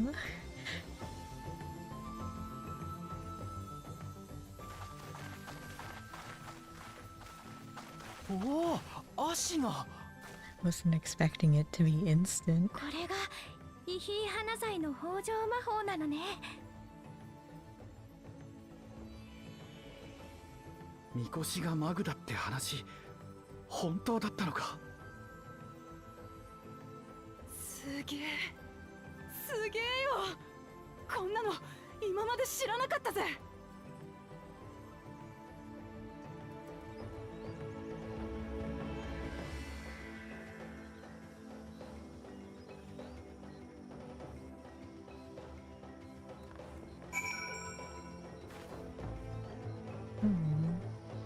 I wonder what Koana is gonna do then. I wasn't sure what to expect. The festival was admittedly impressive. Yeah? Told you, didn't I? Spectacular. Even deprived of their usual sustenance, Anu seemed invigorated the moment the festival began. Ikihana truly is magical. I was too quick to dismiss the idea that the float had arcane properties. I think I wanted to believe that no one knew more about Ikihana than me. As it turns out, there are many things I have yet to learn. I'd like to take a turn riding the float. What? It looks like fun. Don't pretend the thought didn't cross your mind. With their fields rejuvenated, the Hanuhanu too might finally replenish their flagging reserves of ether. Should I have left the float behind like that? I was so excited to see the reeds. Nothing to worry yourself over. My brethren have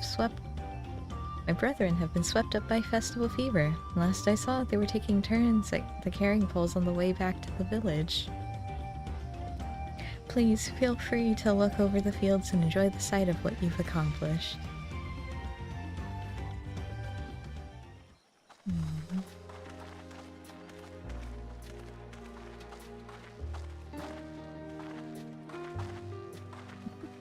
She's so excited.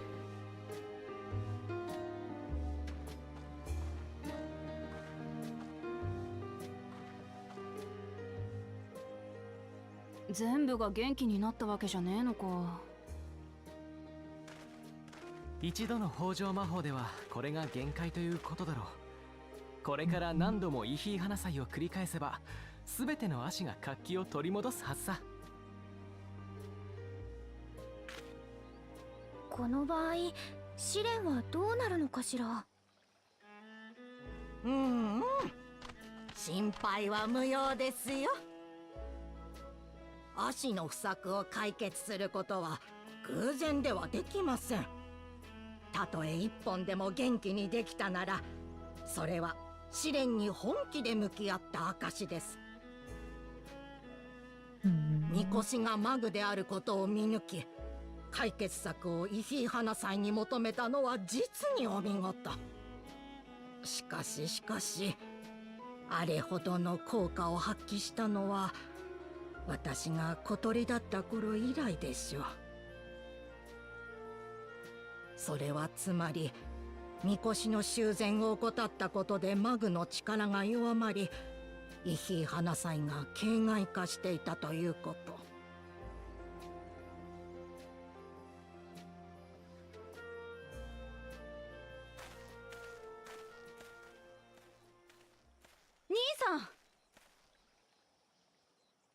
届き物が出たもので遅くなりましたが、選者の方がいらっしゃるならちょうどいい。An unpleasant encounter. What happened?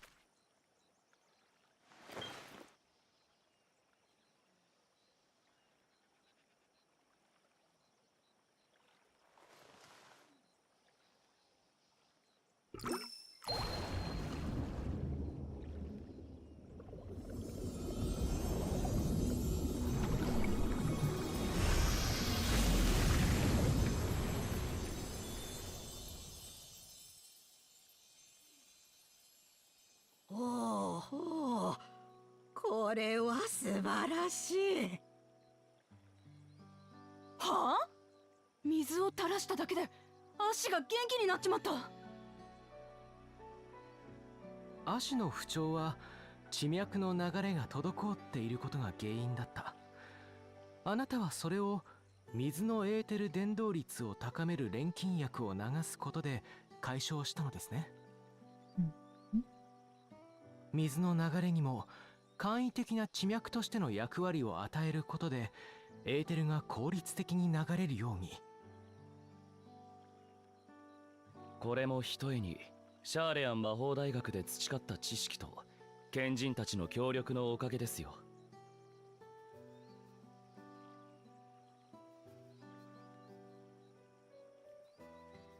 賢人だって？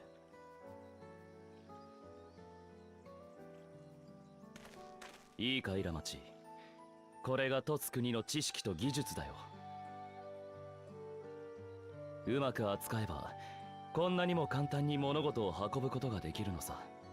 それこそ重いみこしを担ぐ必要もなくね。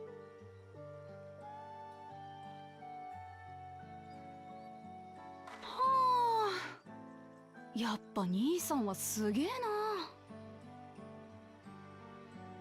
ウクラマトさんのやり方が間違ってたわけじゃないわ。たどり着いた結果は同じだもの。そうだそうだ。何よりイヒー花祭楽しかっただろ。あ、めっちゃくちゃ楽しかったぜ。この村には前にも来てるからお前らのこと全部分かった気になってたけどよ。足のことといい、イヒー花祭のことといい、私が知らないことばかりだった。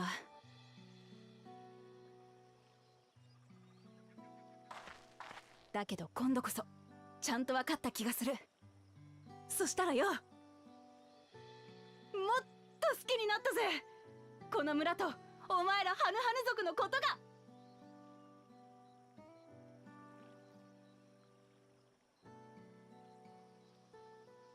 こちらこそだよ。自分たちのみこしが持つ本当の意味教えてくれてありがとな。ではでは、見事試練を超えたお二人に秘跡を授けましょう。どうぞこちらへ。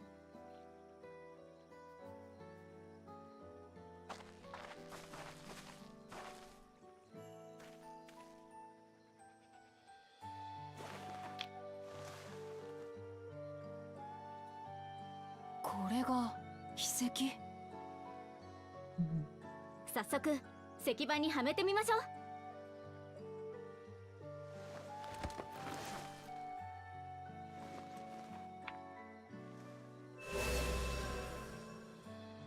ぴったりだな。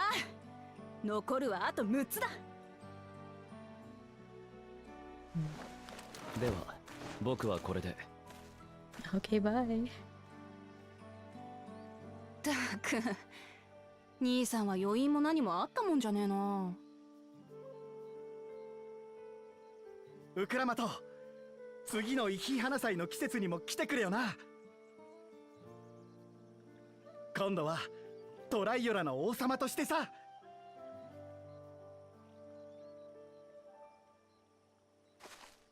それじゃ一旦トライオラに戻るか。みんな世話になったな。また会おうぜ。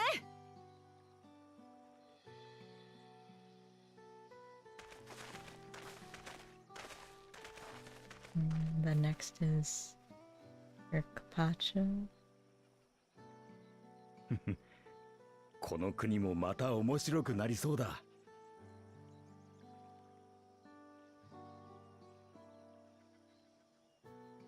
We did it.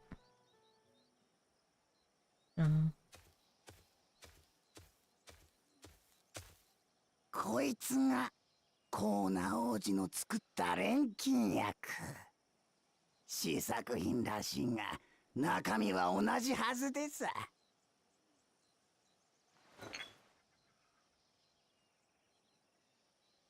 手がした。俺様たちは何が何でも勝たなきゃならねえ。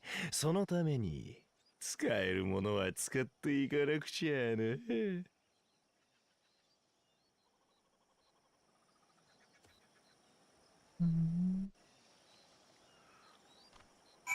I guess they get their gem.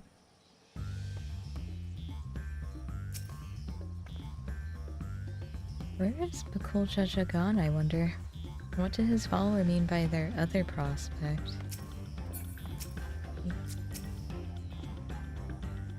I'm curious as to who these Archon's second promise mentioned could possibly be.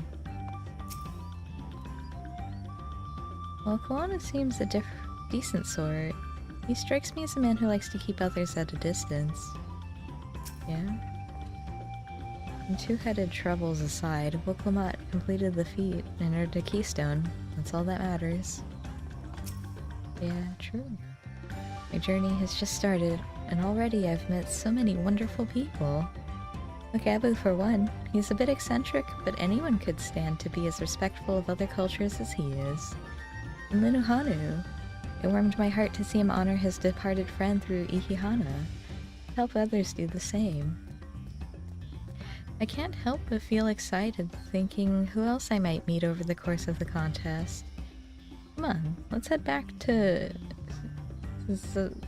Shabal Ya Tai TA. That place. What's this? 90 quests. Oh, are these ether current quests? Let me just check. Actually, would it make sense for those? Because we haven't gone to the other places here. Let's see. Can you go up here? Oh, you're up there.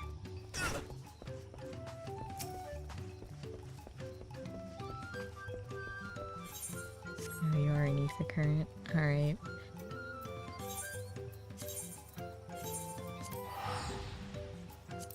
I'll do those later.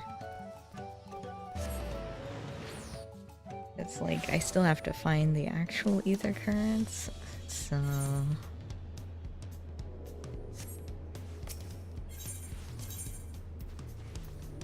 know what?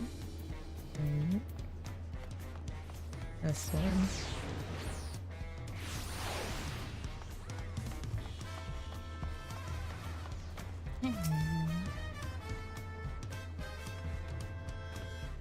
When Wolfomot declared her intention to save the festival, I feared where it would lead us. Glad to see my concerns were unfounded. Yeah.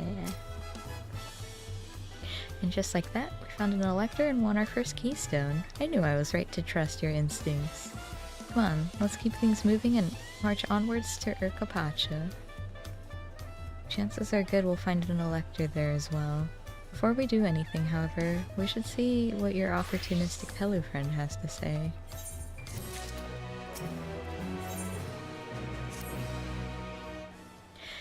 I've been waiting for what feels like days and eaten enough of Barakevu's tacos to feed an army. What is it you'd like to know? Our main concern was confirming the state of the road ahead. As I recall, to reach Urkapacha, we depart from the Arch of the Dawn, then take the road west at the first fork. Should we be wary of anything along the way? That is indeed the way to Urkopacha. After the damage wrought by the recent downpour, however, you'll be doing more stumbling than walking. But do take heart. When it comes to rugged terrain, we have a most dependable solution available. Come with me. Oh, is it the alpaca? Okay. Sprint it is.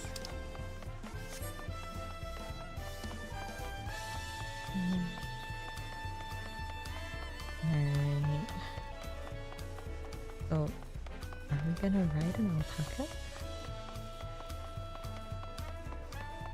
And so many people.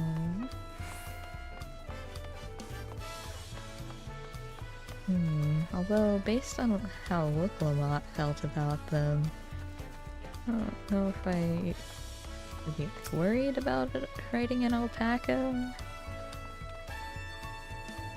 Oh my, are these fluffy babies our mounts?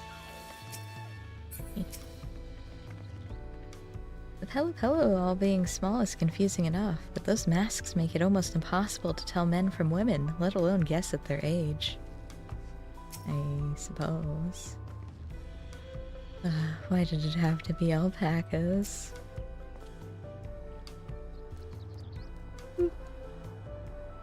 Talking to Apello before we departed was a wise decision. I, for one, would rather not brave a treacherous, slippery trail on foot.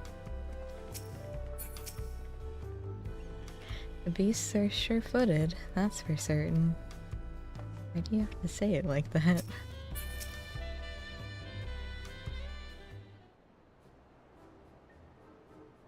May I introduce you, our most dependable companion, the alpaca.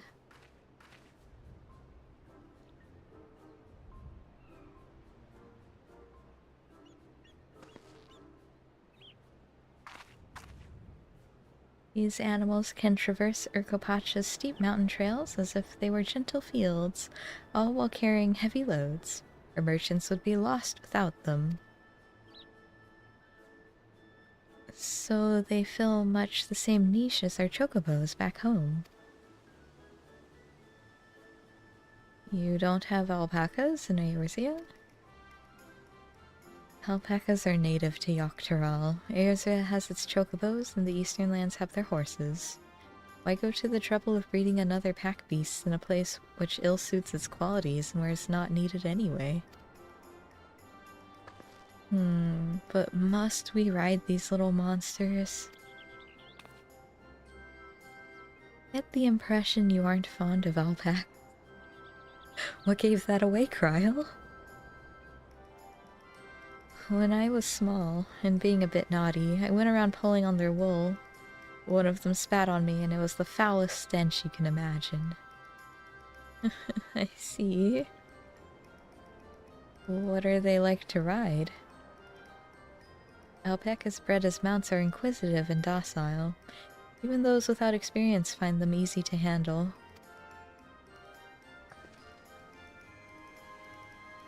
We're really doing this then. So, was my information useful to you? Yes, very helpful, even if it wasn't what I wanted to hear. Good, I'll take my payment now. You want me to pay you? I guess I should have expected as much from a Pelu merchant. Let me see what I have on me. The Pelu value the act of spreading joy through trade, as you should know. They take pride in making deals that benefit both parties.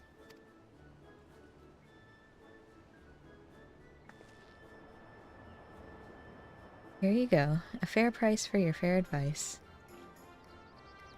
Yes! I made a trade with the third promise herself. My friends will never believe this. I shall be on my way now. I wish you safe travels. Off you go then, and thank you. Alpaca! We better not get spit on again. You brought that on yourself. Remain calm and gentle, and so will they.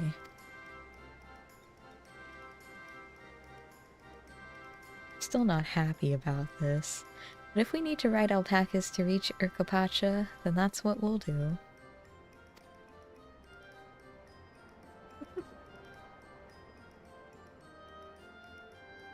Alpaca.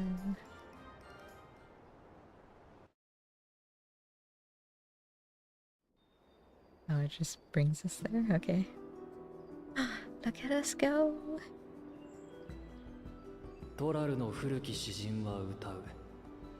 大地が海に沈もうとも、決して没さぬ山がある。下に偉大なる高き峰。我らはそれを時の山、オルコパチャと呼ぶのだと。事実、瞬間たる巨峰を揺るがしうるものがあるとすれば、幻獣バリガルマンダくらいのもの。その生ける天才さえ連王が封じた今、時代の王とならんとする者たちは何をなすのか。Urkapacha. That is a tall mountain compared to everything else. それにしてもここがオルコパチャか。私も実際に来るのは初めてだぜ。空気が澄んでてとっても気持ちいいわ。見渡す限り山ばかりね。ああ、中でもあの山は霊峰ソームアルを思わせるほどの異様だね。暴行像もヨカトラルの最高峰だと言われてる。ま、近づきがたい理由は他にもあるんだけどな。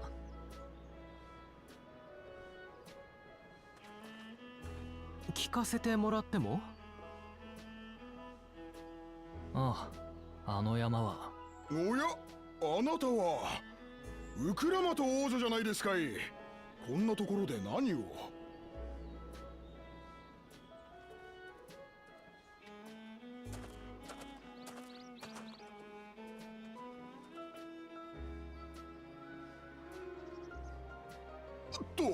申し遅れました。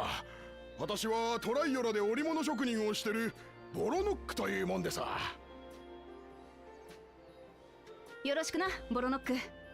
私はペルペル族の集落に向かうところなんだ。そいつは奇遇ですね。私もついさっき訪問してきたところなんですよ。いつもアルパカウールを売りに来るペルペル族にアルパカの牧場を見学させてくれないかと頼み込みましてね。牧場主とメスカルを飲み明かしながら上質なウールの作り方を教えてもらいましたよ。メスカルって？アガベと呼ばれる花を蒸留して作るオルコパチャ特産の酒のことだ。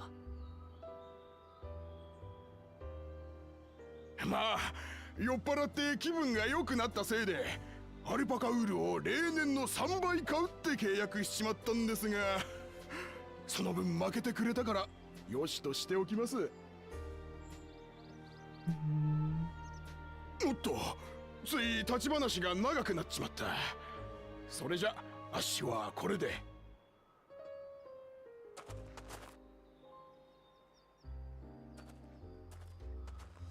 そうそう、これだけは言っておきたかったんです。あっしは平和を大事にって王女の考えに賛同していましてね。継承の儀応援しておりますよ。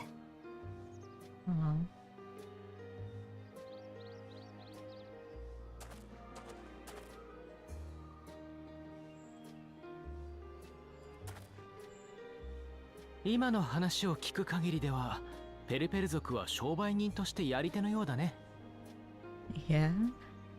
ああ、ペルペル族は繁華街を仕切ってるだけじゃなく、トラル大陸中をアルパカに乗って練り歩く行商人の一族だ。話好きで口が回るからついつい乗せられて買い物をしてしまうものが後を絶たない。へん。この私はそう簡単にはいかないぜ。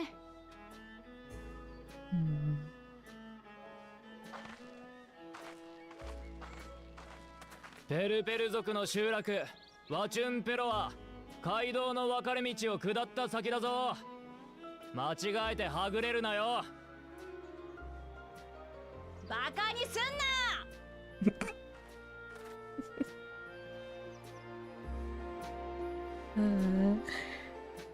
You're so silly. Alpacas. Yeah, and they're friendly.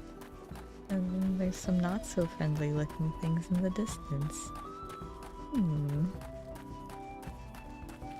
Where'd she go? The palace crowds were more supportive of her brothers, but Wuklamot's peace politics do have their quiet adherents, I see. I feel the change in altitude most keenly. Mayhap not to the same degree as the Sea of Clouds, the air is decidedly thin here. I could see more buildings down the path Bolnok was taking. Wonder what's over that way. Who knows?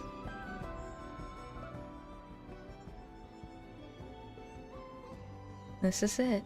Wachinpelo, home of the Pelu Pelu. Wuklamot should have arrived before us. I mean... yeah? That's not good.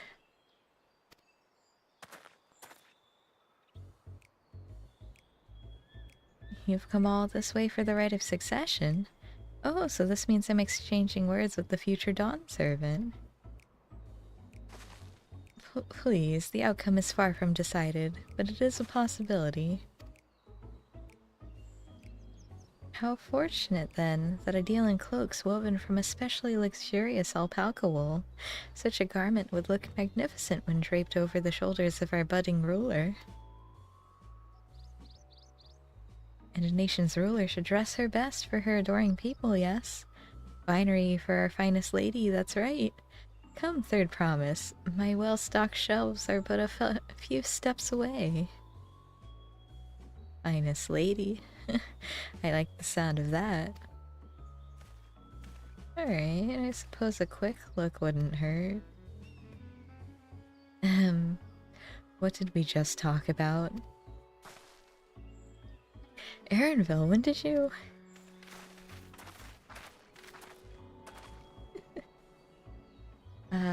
Ishitona from far off Zaktaral. Northern winters are bitterly cold affairs, I'm told. Cannot imagine how you survived with them without a lovely warm cloak of quality alpaca wool. No thank you. I'm not in need of new clothes at the moment, and neither is the third promise. Perhaps another time. Of course, my shop door is always open.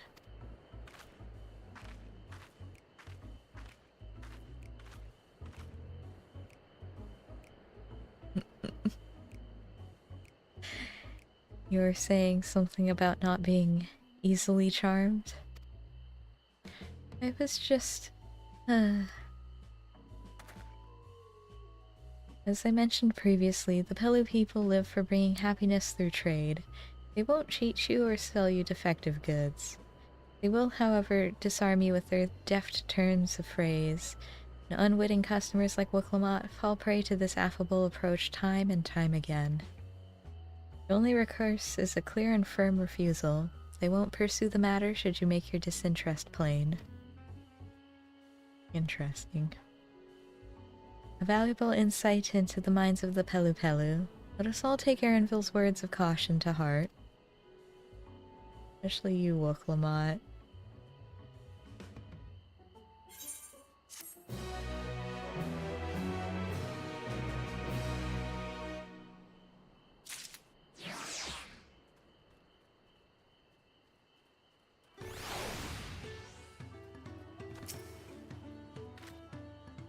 Wuklamot is lucky to have Erinville. Everyone, royalty especially, needs a friend unafraid to chide them when the need arises. Yes.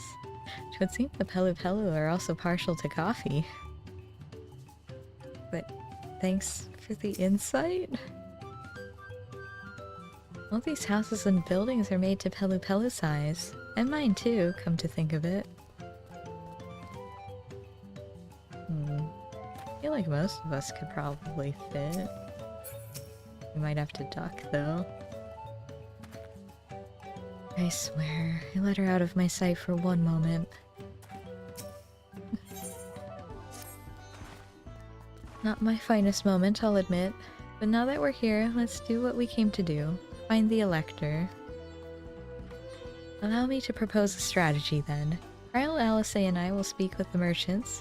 Book-Lamont, you and Aaronville might try approaching travelers and passerby. Shall pray investigate any of the other establishments which catch your eye. Should we learn aught of use, let us relay it to the third promise. I have to be on my own? Wow. I see how it is.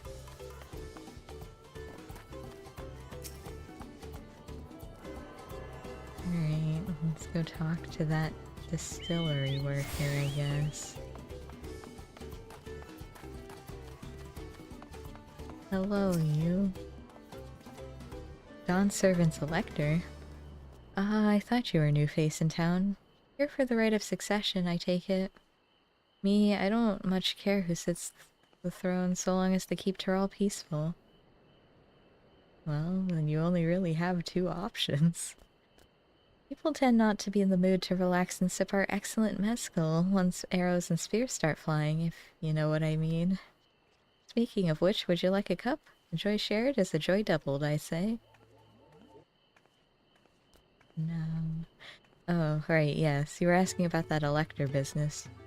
Being but freshly returned from my trading route, I have heard that there's a contest afoot, but not much else. Our head ledger, Tobley, could probably tell you more about it. Tobley.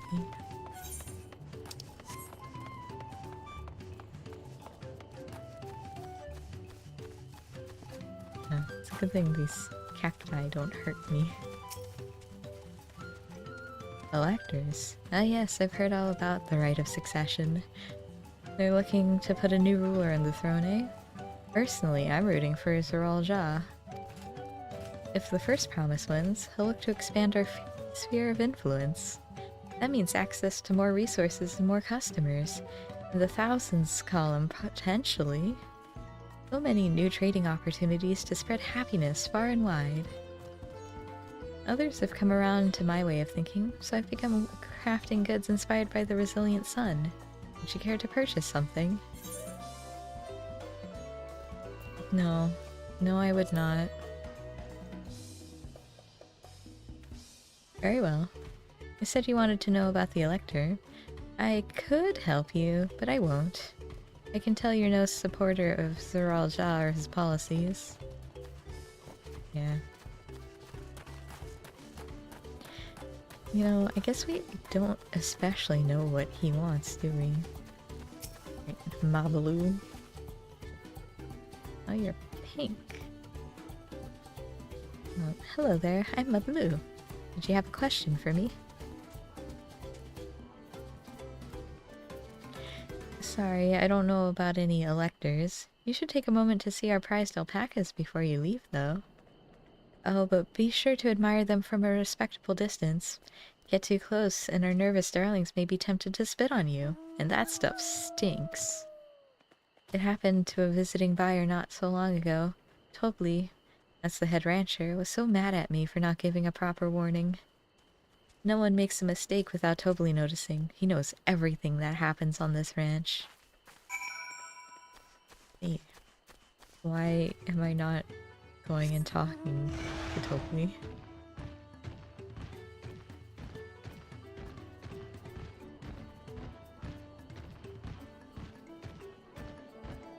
Tobley. Come on. Where's Aaronville? You really have to watch yourself around these silver-tongued peddlers. I almost bought a bottle of mezcal and a stack of blankets. Then there was this enchanting ornament. Anyway, I did manage to learn that Tobli is the man to talk to about the contest. If only they'd share where this head ledger of theirs is to be found. Really? He's also the head rancher?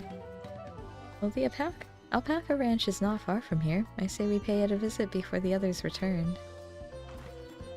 Weren't you traveling with Aaron Phil though? Where'd he go?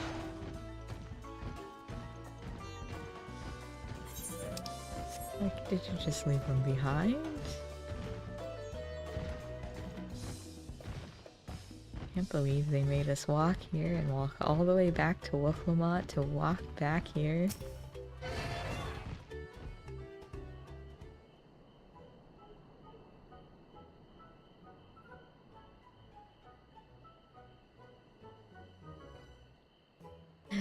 That's a lot of alpacas. Still, we know the head ledger should be here somewhere. Can't let fear deter me. Not to say that I'm scared, of course.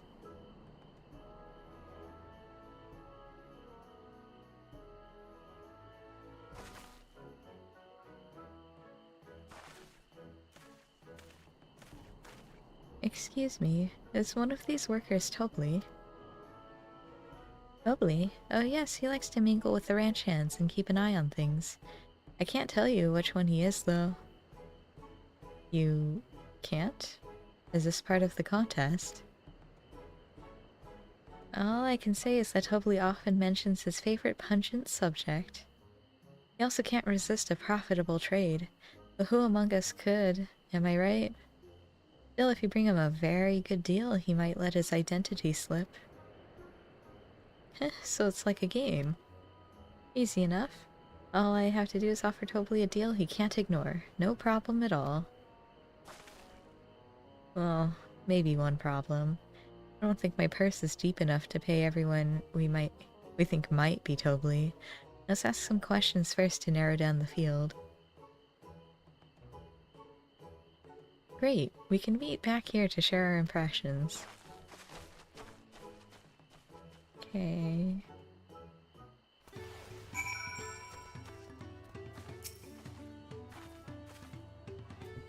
Well, obviously I'm not Tobli. I mean, oops, shouldn't have said that. You're meant to find out for yourself who Tobli is, or if an elector is even in the village at all. Good luck.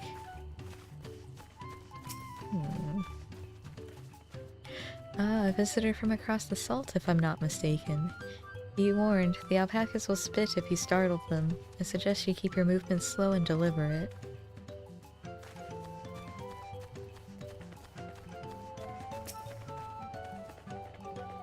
I think I might be Tobli. Well, maybe I am. All I will say is that in this village, none have reared more alpacas than I. Am I Tobli? Yes, that's me. Excellent work from the third promise and her entourage. Sharp instincts. Shall we commence the rite of succession then?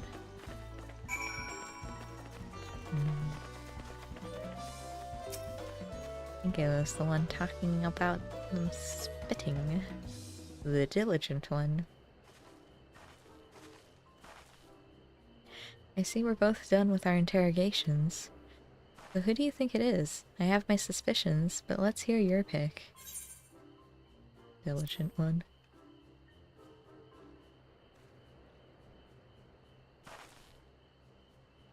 Ah, the worker so intent on stable chores. I had my eye on that one too. Time to rip the mask off our mystery ranch hand, so to speak.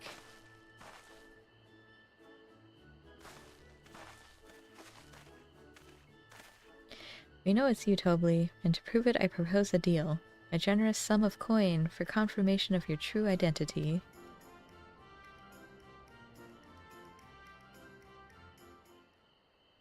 An offer I gladly accept. As you've correctly guessed, I am indeed Tobli, head ledger of Wachinpelo, and head rancher of the family ranch. I am also one of Gulul Jaja's chosen electors. Aha! In a place featured in the Toliel saga. Just as we thought. Toliel... I was right to trust in your instincts, and I wager this won't be the last time. Yeah.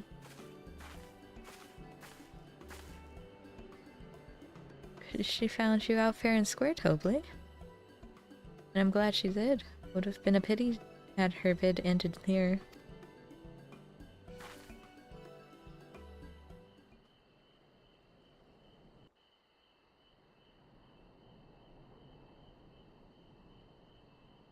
連王の選者が誰なのか見抜くこと自体が試練の一環だったというわけです。簡単すぎたでしょうけどね、王となる者には。おお、まあな。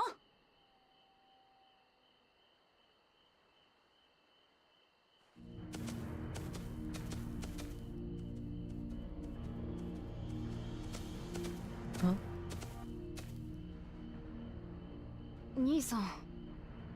Soranja doesn't この talk. 牧場に族長の頭部になる者がいると聞いてきた。誰が頭部か当ててごらんよ。これは試練なんだからさ。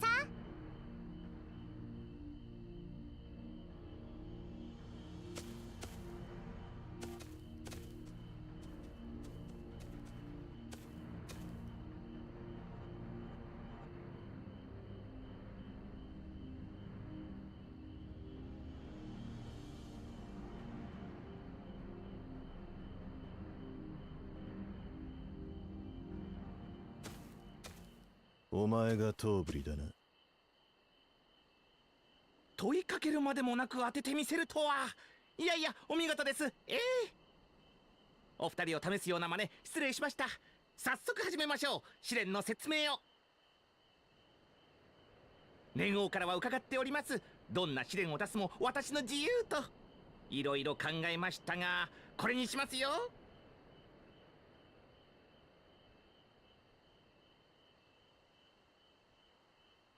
捕まえてきてください、アルパカを。Okay.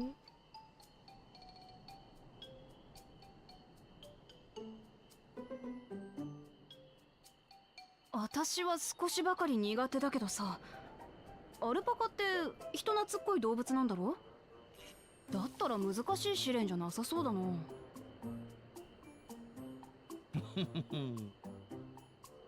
それでは連れてきてください、あの子。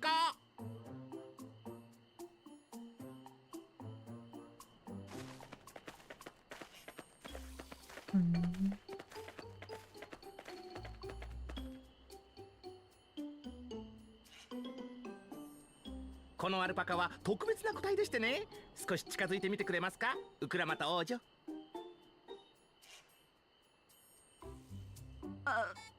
私がか？まあ何もしなきゃ何もしてこねえよな。エレンビルもそう言ってたし。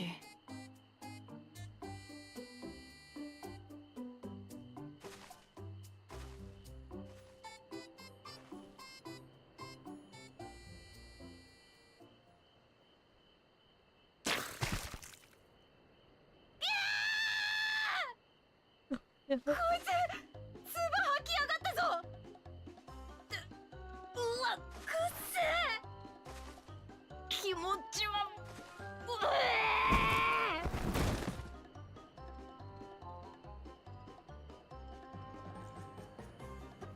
アルパカは臆病なのに好奇心旺盛という相反する性質を持っています。そして怖がっている時に無理に近づこうとすると唾を吐きかけてくるのです。威嚇のために。とっても臭いですよ、アルパカの唾は。混じっていますからね、未消化の食べ物が。唾は外敵を追い払うための彼らの武器なのです。特にその子みたいな谷に生息する野生種は臆病で攻撃的なんだ。その分強いけどね、足腰も。頑強な体の野生種と温厚な心の家畜種、その2つを掛け合わせることで生み出してるんです。行商人が求める重い荷を運べて扱いやすいアルパカを。I see.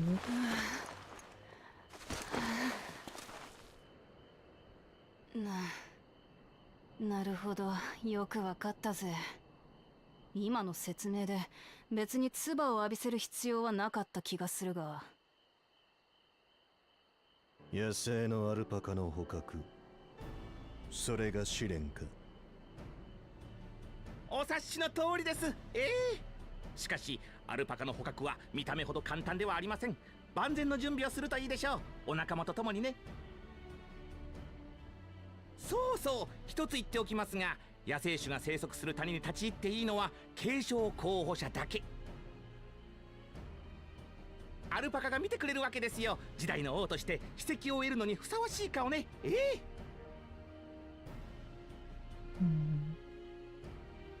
ツバハキアルパカを捕まえる？王を選ぶ試練がそんなのでいいのか？連王から好きに決めていいと言われてるのでね。それに継承の儀を最後まで進めばわかるかもしれないですよ、この試練の隠された目的が。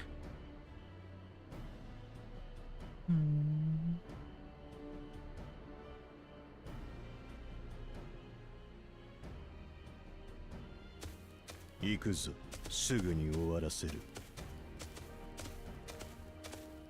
ちょっと言ったでしょ、野生のアルパカは簡単に捕まれないと。するべきです、しかるべき準備を。所詮は獣、力でねじ伏せるのみだ。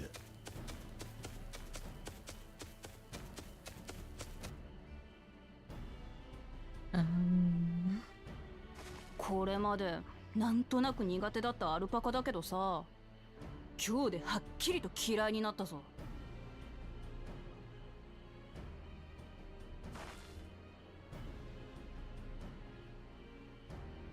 へっ、アルパカがなんだ。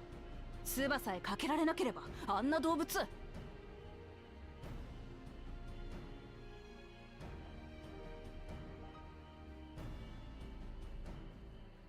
Oh, hey everyone. ウクラマトの壮絶な悲鳴が聞こえてきたが、この私が悲鳴なんかあげるかよ。ただちょっと驚いて声が出ただけだ。それを悲鳴って言うんだろう。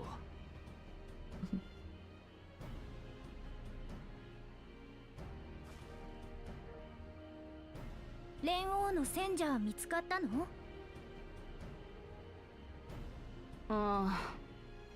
実はな。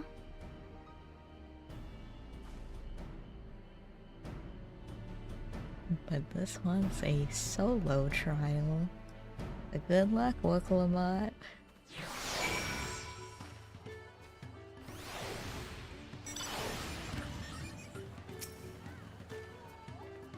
I did say remaining calm was key, but the same rules don't apply to wild alpacas. Probably should have mentioned that, huh? So this is our sought-after elector. Zaralcha puts me in mind of Galamad's own exalted son. Of the two, though, Xenos was undeniably more arrogant. Why'd you have to bring up his name? Judging by the volume of Wukalamat's scream, alpaca expectoration must have a nasty odor indeed. I'm content to remain ignorant of the smell. Good for you. I've done my duty and assigned the claimants their feet. The rest is up to them. I was impressed by how easily Zaralja found Tobli, but also sort of frightened. Yeah. I had to go and wash that nasty stuff off my face. I think I got all of it. Would you mind taking a sniff for me, just to make sure? Stench has ruined my sense of smell. Hey, I saw that look.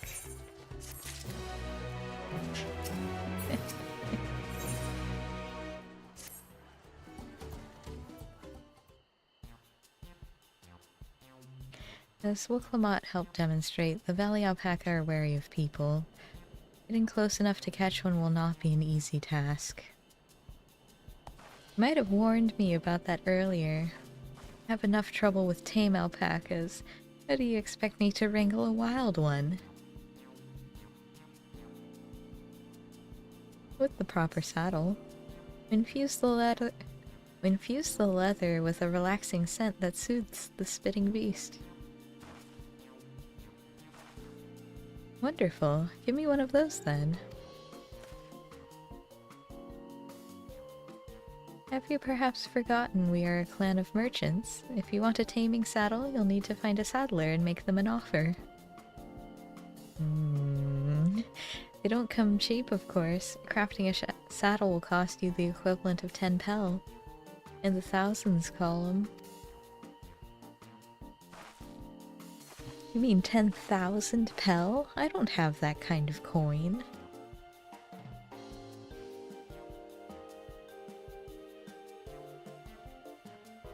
Converting to gil, that comes to around 1 million or so. Be happy if we all pitch in. No, this is my feat to accomplish. It wouldn't feel right about having others pay the cost. I'll find the money. Somehow.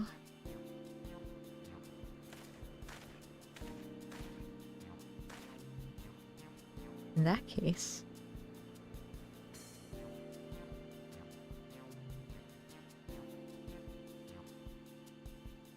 that basket of wool is worth the sum you paid me earlier, 1 pel, in the hundreds column. Beginning with the wool, you can trade for ever more valuable goods until you have something suitable to bargain with for the saddle. That's a nice gesture. You think I can turn 100 pel into 1 million? That's 10,000 times more. We need 10,000 pel, not 1 million. We're looking at 100 times more. Thanks, Ernville. Oh, right, I panicked and got it confused with Alphino's million gil.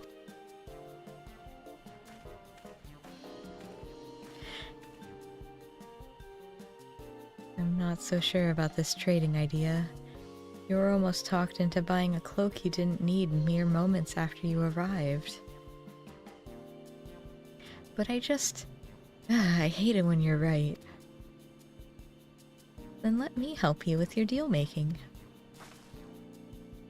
Hello again, Mablu. I work here as a ranch hand, but I've also learned a lot about the peddler profession. It's alright if I aid them now, yes? I guided the claimants towards the first step of the feat, like you asked. As long as Wiklamat goes alone to capture her alpaca, she is free to accept assistance from whoever she likes. Hooray! Let's see about getting you that saddle then, Third Promise. I don't know why you made your offer, but I could use an ally with a beak for bargains. Welcome aboard, Mablu.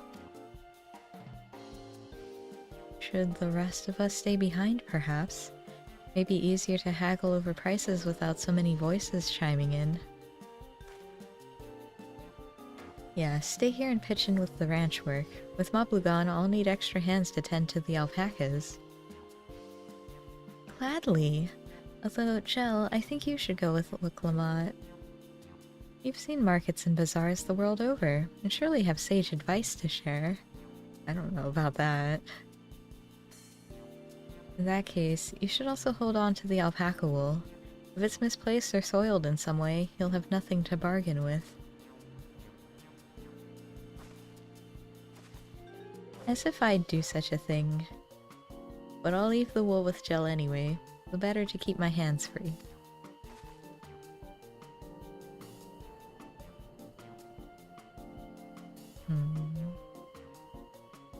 To begin, I suggest we try trading the wool to Hapley, the saddler.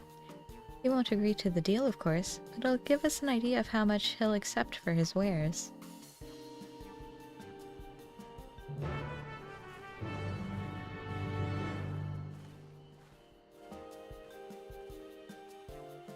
Alright, you guys have fun while I'm gone. Turning 100 pel worth of wool into 10,000 pel saddle is exactly the kind of suggestion I'd expect from the head of a merchant clan. I'd worry if it was just Wooklamat, but it sounds like Mablu knows a thing or two about trading. I have every confidence you'll come back with the saddle. Thanks. Tending the alpacas, are we? I had some experience with that when I was younger. How old are you anyways? Alright, bye! Okay. So, I have to turn this wool into a saddle. Somehow. Or do we just like talk to him and he's like, oh, I want this thing. We go talk to that person, like, oh, I want this thing, until we eventually get to someone who'll take the wool. This is the artisan who makes our taming saddles. Is it really possible to make 100 times what the wool is worth just through trading?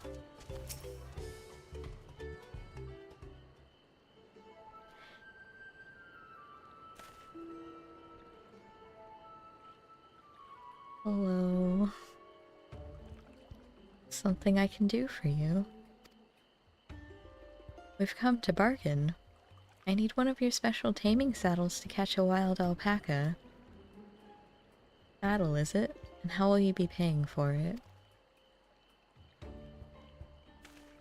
With this basket of fine alpaca wool.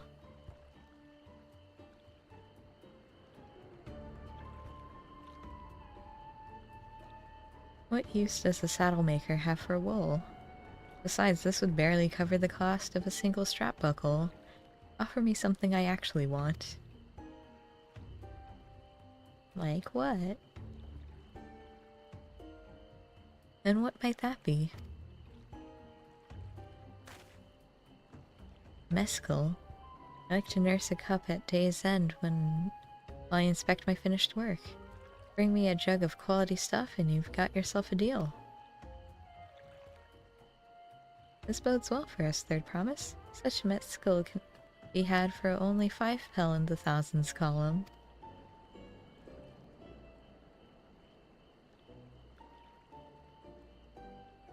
Hold on, did you say Third Promise? Then my offer has changed. The saddle is going to cost you a jug of premium mescal, aged 3 years at least. 3 years? That stuff is valued at 10,000 pel or more. Why have you doubled the price? Because I must support the man of ambition who'll see my business prosper. Zoral Ja will go to war, and his cavalry will need saddles. Lots of saddles. Nothing personal, Third Promise, but I won't sell you my craft for anything less than my asking price.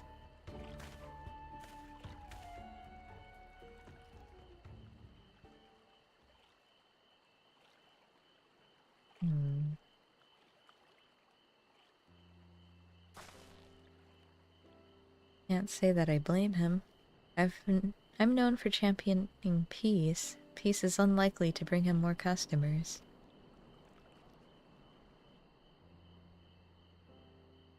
Those of our grandparents' generation remember the dark days when the clans were at war.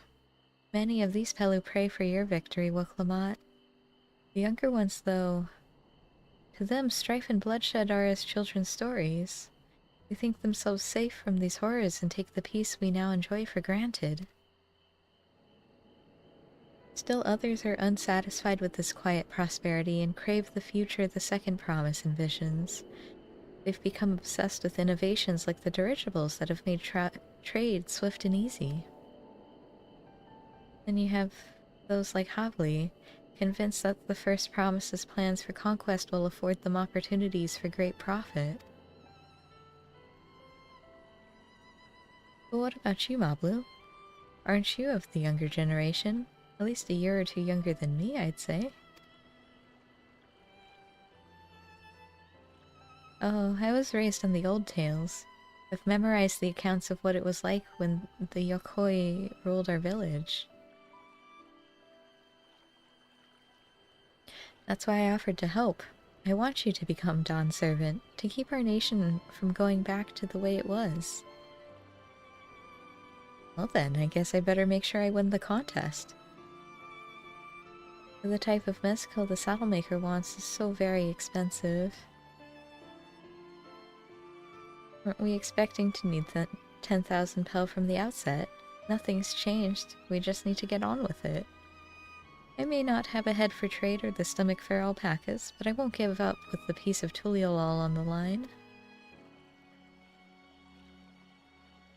But neither will I. We will make you Don's servant. Aiming for that 10,000 pel jug right away will only bring us failure and frustration. But let's first try exchanging the wool for anything even a touch more valuable.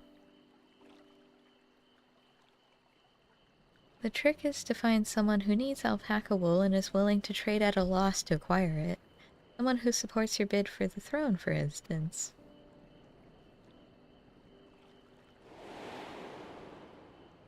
That guy? He went to the other town though, right?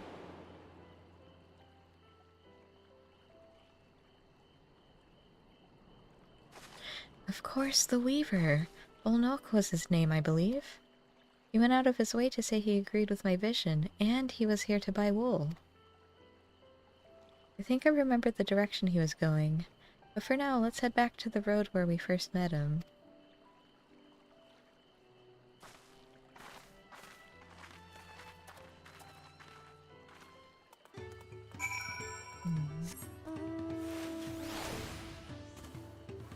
Woo! Head to the road, because I need to just go to this other village, wherever it is.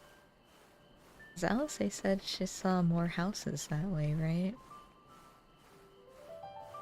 Avenue. This where you met the Weaver? Yep, sure is. This is the spot. After Bolnok talked to us, he walked off to the south. Then he was probably going to Ikuflo's Inn? Most visitors to watch Shinpello end up staying there. Let's go and check, shall we?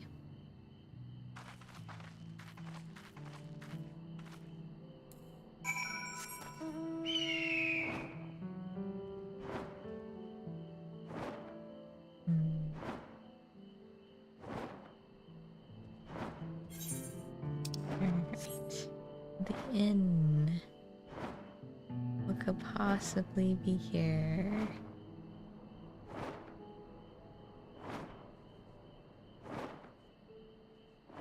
Pablo. Oh, there he is. We already found him. I hope he's willing to offer us something wonderful in exchange. Ah, we meet again. But wait, weren't you all on your way to watch Shinpello? Can I have that basket, Jill?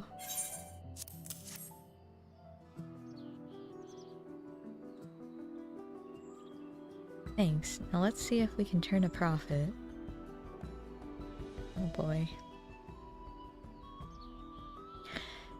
Bolnok, I'm glad we found you. Are you interested in making a trade?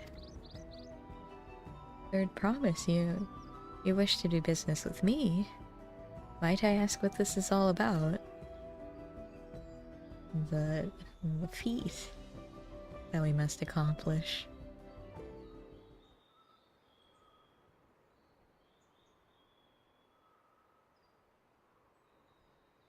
I see. So the goal is to turn that basket of wool into a jug of 3-year-old premium mezcal. Then allow me to invest in your efforts.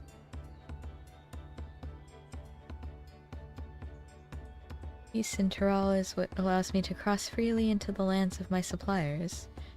Naturally, I would prefer that one pledge to preserve the peace win the throne.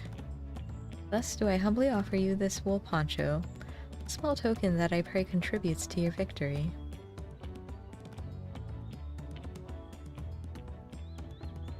Oh, that's fine craftsmanship. A garment like that could easily fetch 5 pel in the hundreds column. That's very generous, Bolnok. Thank you. I promise I won't let you down. I have every faith in you, Third Promise. May fortune bless your future dealings.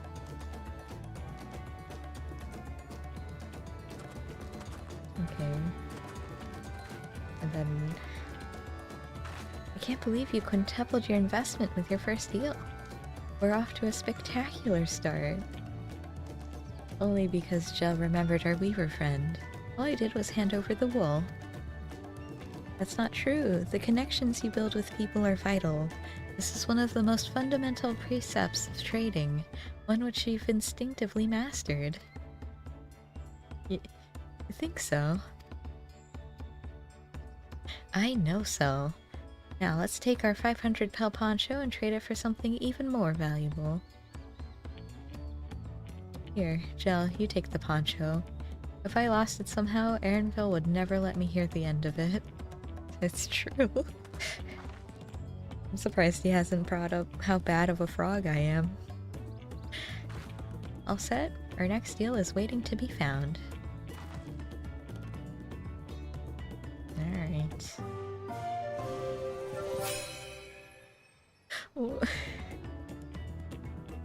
Success! You traded a 100 pel basket of alpaca wool for a 500 pel wool poncho. Okay. We turned. Okay. That's great. Mablu. Leveraging connections is a sound strategy, but we should also consider supply and demand. An individual in urgent need of a good poncho will offer more than a merchant simply looking to stock his shelves. That makes sense, but how do we know if someone needs a poncho? They aren't. Or what?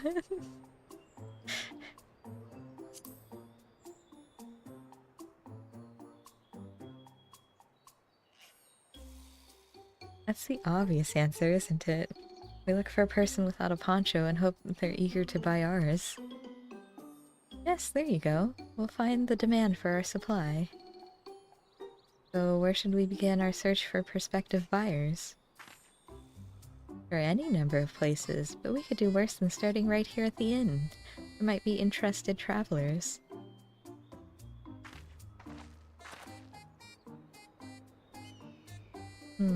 Who here needs a poncho? A lot of Mamoldra hardly wear anything to begin with. Those are probably Landsguard or sellswords. Mamoldra who soldier for a living prefer not to wear much above the waist. It hampers their movements. So even if they have bared shoulders, Mamoldra carrying arms can be struck off the list. Okay.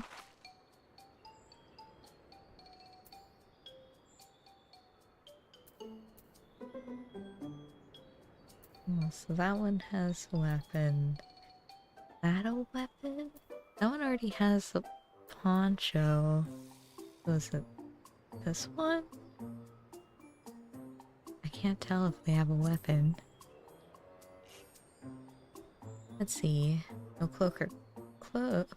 No coat or cloak, but also no weapon. Oh, we might have a winner. Oh there, friend. You're not a mercenary by trade, right? I'm just curious about your bold choice of dress. Or lack thereof. Oh, it was no choice of mine, believe me. I was attacked by beasts on the way here and barely escaped with my scales intact. My coat was not so lucky. I'm actually a tool maker from Tuliolal and was dressed quite smartly. All the better to show the Pelu I'm a man who takes pride in his appearance and therefore his work as well. And now look at me. Well, sir, this is your lucky day.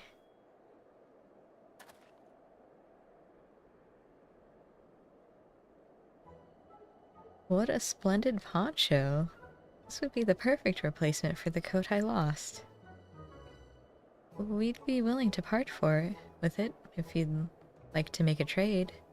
One of your fine tools, perhaps. What about this hatchet? I crafted it myself and will vouch for its quality.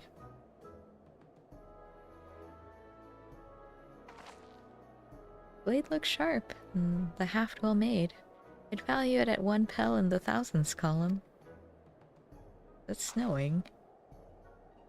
Oh, from 500 to 1,000, we have a deal. Wonderful. A fine garment such as this should put me on an even footing with any fellow merchant. Like the eponymous owner of Miplu's Mate Garden? What? For one. Her field hands use hatchets to harvest the mate, and I thought to impress her with the tool I sold you. No matter. I have other wares to sell. I'm glad I am to have met you. Okay. It's a mate or mate. Did you hear that? We've already found our next buyer. To Miplu's Mate Garden we go.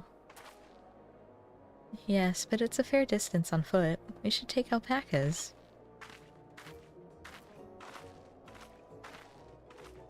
These ones will be the calm type, right? Maybe. Ooh. Success.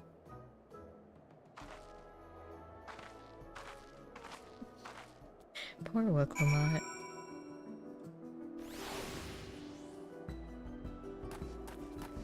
Alright.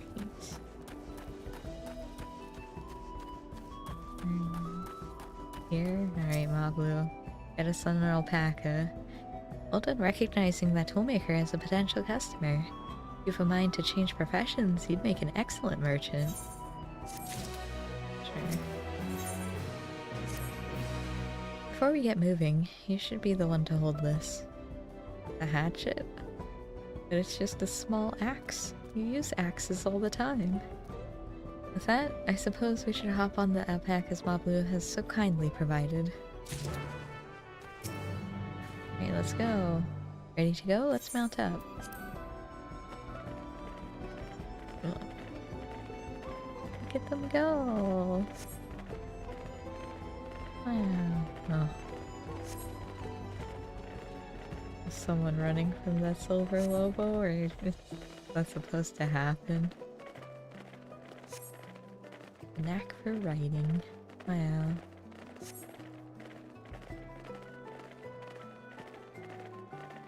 I don't like the look of those lobos, actually. Kinda weird.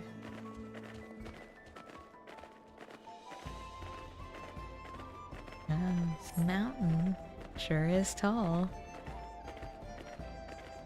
Warcores or more. Oh wait, I need those.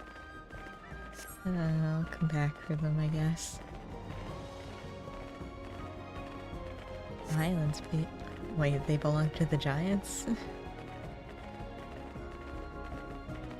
wait, I need those too.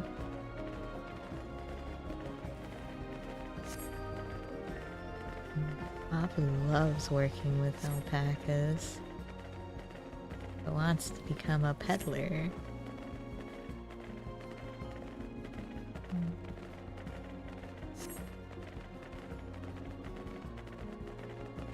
I see. Oh. Not a cactuar? What is it then? We're almost there.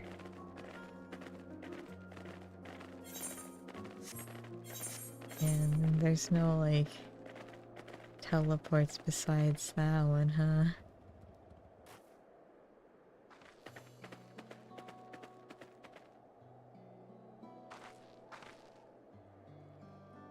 We made it, and without a single smelly incident.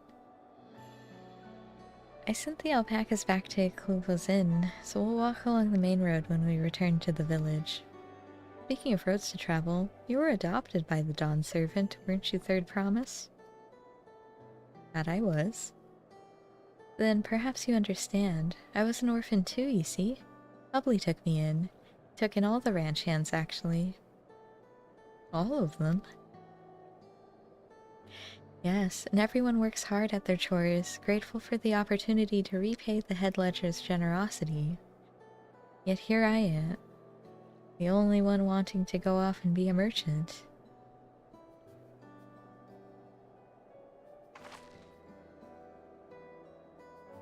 I'm sorry, I don't know why I'm telling you this. We need to keep trading things for your saddle if you're to prepare for the feat of gold. As it's mate harvesting season, they can't have too many quality hatchets. Add to that Woklamot's way with people, should have no trouble making a favorable deal. That's Maple herself over there. Pass the hatchet to the third promise and let's get to bargaining.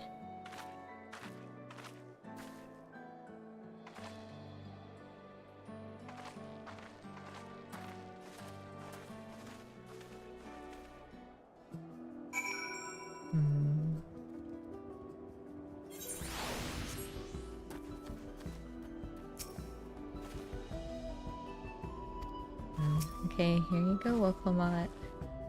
You have that little axe for me. Here you go. Have fun. Thanks. Now to see what we can get for it. Probably a bag of mate.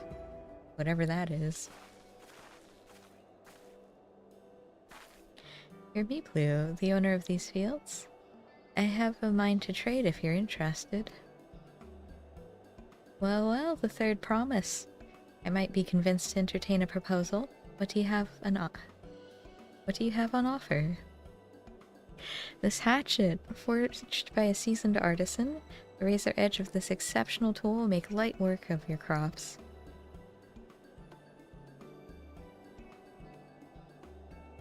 The quality is acceptable, I suppose. I offer you a large sack of mate leaves in exchange.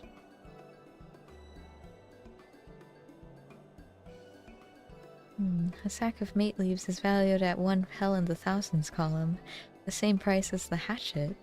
The steel would bring us no closer to the Metzgul. If I may, Mistress Miplu, it's harvesting season, is it not? Does not the demand for hatchets afford them a higher value? It is indeed the season, which is why I procured an ample batch of tools well in advance. We've missed the window for demand. In that case, we'll have to fall back on connections. Think of it this way, a generous deal here will put you in the third promise's good graces. Surely that's worthy of consideration.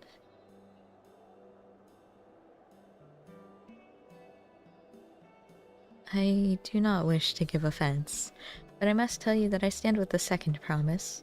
His innovations will improve every aspect of our lives, I believe, including farming, and I will no longer have need of hatchets. I assure you that I have nothing but respect for Woklamot. That is why I'm prepared to purchase a spare hatchet at a fair price. I suppose it is fair, given your reasons, but we ourselves would be no better off for the transaction. How about this then? If we were to help bring in your harvest, would you give us a better deal? As a matter of fact, I would. Until Koana's reforms come about, I can always use more hands in the field. And you can go ahead and add our labor to the bargain.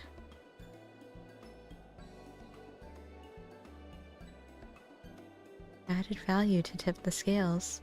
How could I have forgotten one of the most basic rules of trading?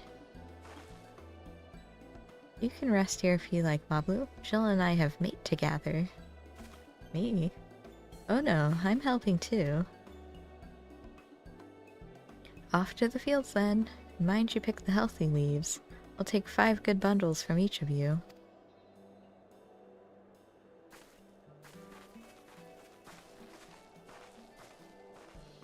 Okay.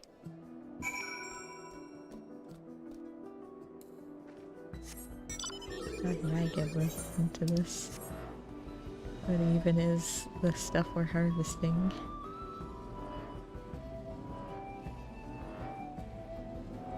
Oh, verdant leaves.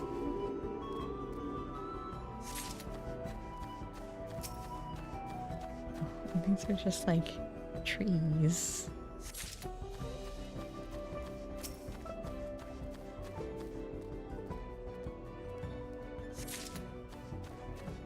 Okay, I mean, sure, it's fine. Good, I don't see any pests.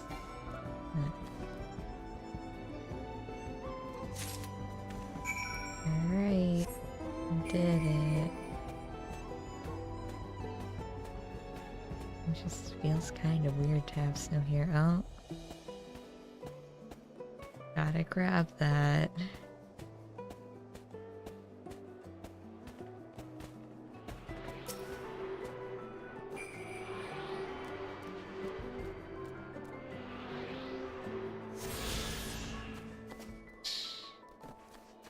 Alright. Now we can talk to Niplu from up here. You've brought me some leaves then. Yes, here you go. An acceptable harvest. We'll see how your companions fared before I make any decisions, though. I hope they did fine.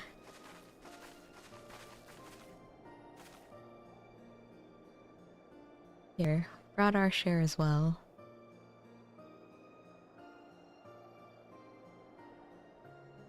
Thank you, Third Promise. This is more than enough to hold up your end of the bargain. Now it's time to honor mine. After adding the value of your labor to the price of the hatchet, I'm prepared to offer you a full sack of our highest grade mate leaves. Premium mate. Bought at the shop, one sack of those leaves would cost no less than 5 pel in the thousands column. So we're halfway there. Then we can bid farewell to this hatchet.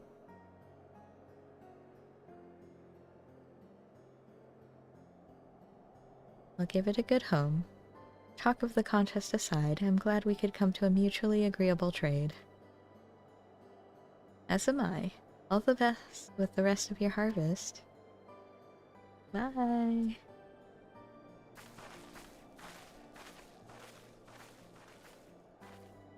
I want a poncho like that.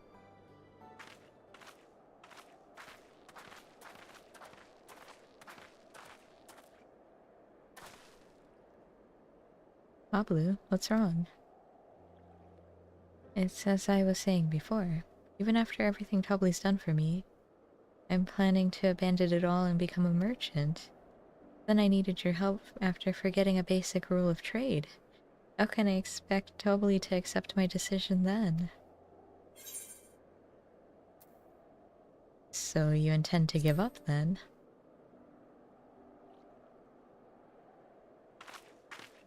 I can't. After getting a taste of real trading, I want to be a merchant more than ever. Then you'll just have to be honest. I seek to follow in my father's footsteps, but not because he expects it of me. I want to preserve Tural's peace. Becoming Dawn's servant happens to be the best way to do it. You should live a life of your own choosing, and I wouldn't be surprised if Tobli held the same opinion. So go talk to him.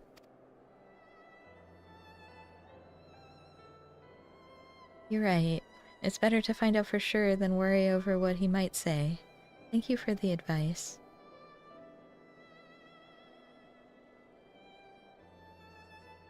But first, we have a saddle to buy. I want that success under my belt so I can be sure of my decision. So you've said. What's next then? We try to trade our tea leaves for something halfway to 10,000 pel? No, I think we're close enough now. I say we go straight for the premium mezcal. Bargain our way to double the value, eh? Think you can do it? Trust me, I will make this trade work. I admire you, Third Promise. That you're holding your own against such strong competition for the throne is inspiring. Am I really holding my own against Koana and Zoralja?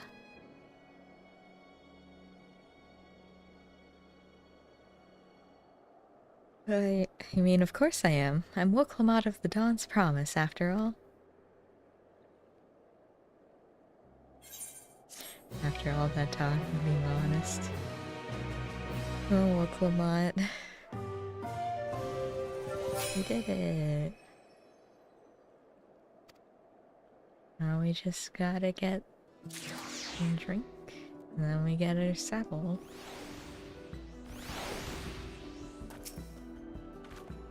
Never had I've never been one to take it slow. Once I have a goal in mind, it's full speed ahead. That's who I am. Okay. Before we go, let me give you the mate leaves. I don't need to risk proving Aaronville's point. I'm sure you'd be fine. We just wanted you to be careful. Ready then? Our next stop is the Mescal Distillery. Wherever that is.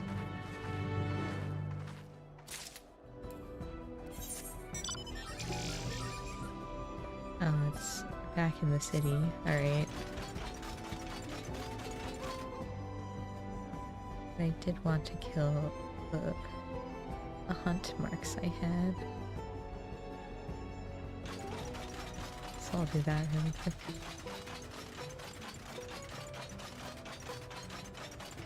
They're like on the way. It's fine. Like there's one of them right now.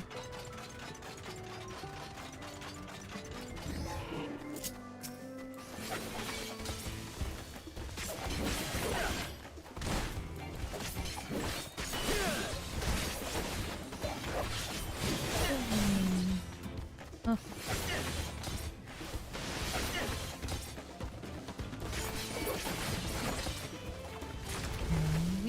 I only needed to fight one. Right? Cool. And then the next one... Something else we saw on the path. Did they come from there? Yeah.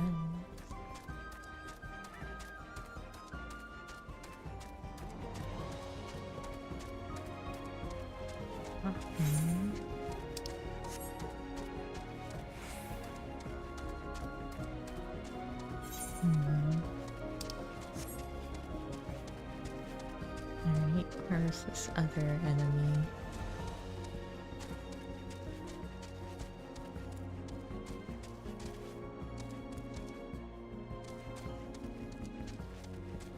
I don't know if I'm on the right path anymore.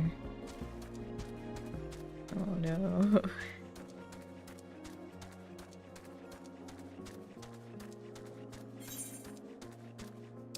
Alright, that's fine. Oh, hey Toby. Didn't know that's where this went.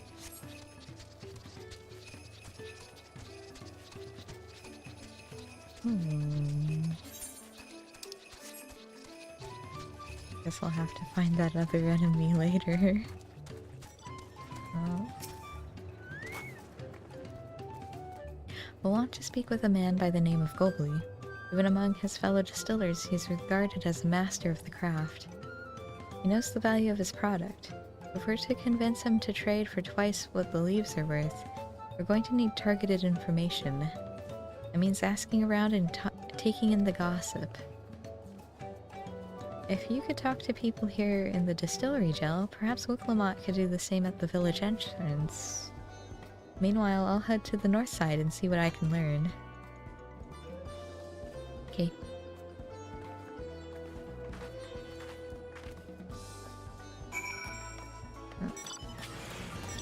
Oh, Rapu. There's not much I can say about Gobley, but I can tell you that Gobley has been saying... Or what he's been saying. The other day he was muttering about monsters prowling around at Jaws. That's the field where they gather ingredients for the Metzgul. Their presence has made it harder to procure said ingredients, and thus driven up the price for his product. A boon, some might argue, but it's hard to celebrate when it affects the work as it does. Can't rightly bring joy to people if you can't keep making the things they love. So we're gonna go hunting. Me, I'm a chef from Tulialal. I often come here to buy Gobley's Mescal, the finest in Tyrol according to my customers. He always brings out a jug during our dealings, but I can't handle this stuff too well myself. I take small sips, not wanting to be impolite, you understand? I still end up so addled as to agree to whatever price he quotes me. It would be nice to have less, potent refreshments during such conversations. Else I might have to seriously reconsider our arrangement.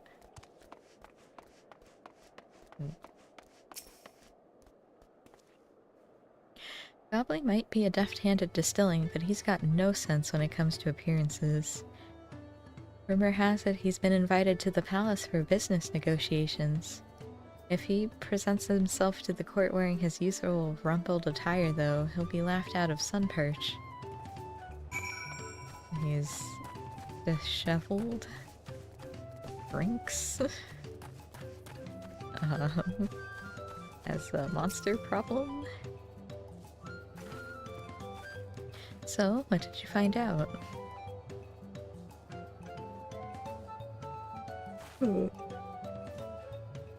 Oh, we can make use of all those tidbits. The deal is as good as sealed. As for me, I found out where Gobley's working. There's a millstone at the top of the slope behind the distillery. You go on ahead and I'll bring Woklamot. Okay. Okay, so I need to go up? Up here?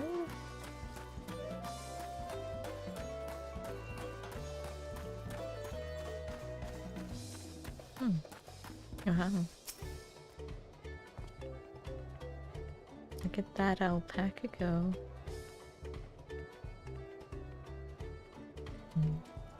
You have business with me, sir? Why don't we talk down below so as not to distract the alpaca from his work? The clothes definitely don't seem the same vibrant red as the other ones.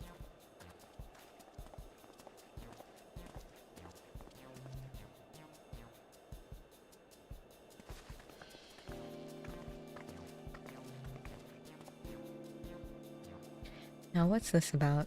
Keep it brief if you would, I'm a busy man. We're in the market for a 3-year-old jug of premium mezcal, assuming you have any on hand, that is.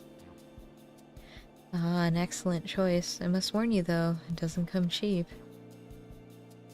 We don't have Pel, but we can offer a sack of mate leaves in exchange. It's top grade stuff, like the mezcal. No deal. Mate leaves are well and good, but I don't have any use for them.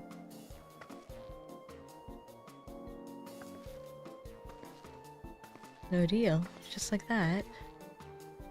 Still, I'd hate to send you away empty-handed. Why don't we sit and chat a while over a cup of mezcal? Now the real bargaining begins. Which of our cards do you want to play first?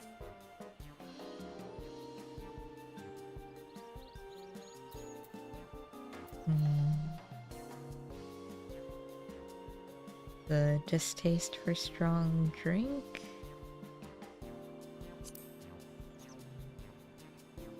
So we don't get drunk?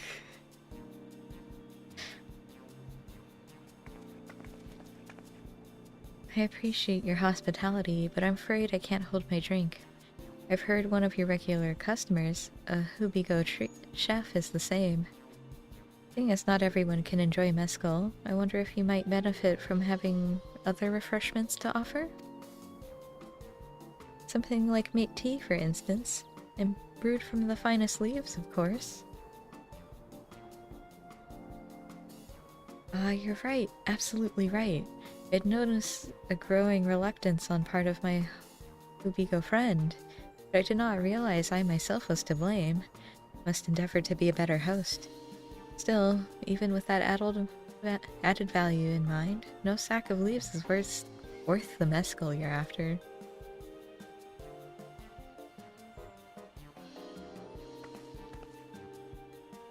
Should we offer to cull the monsters causing them trouble? Not yet. We'll keep that card up our sleeve until we need it.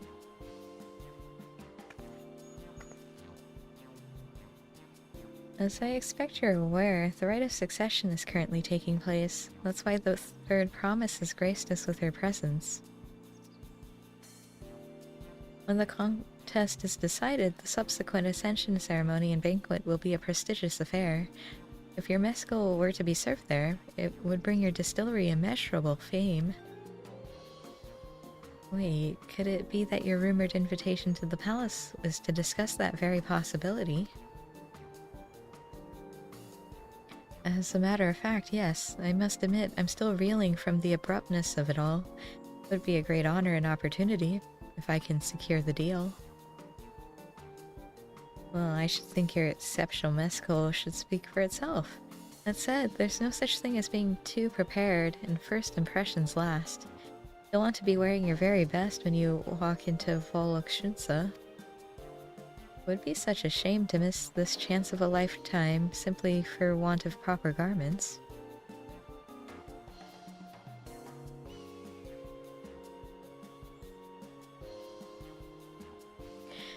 That it would. Are you saying you have garments to offer? Something ideal for court? We have no garments on hand, I'm afraid, but we can provide you with the next best thing. An introduction to a weaver. His name is Bolnok, and his works are highly regarded in Tuliolal.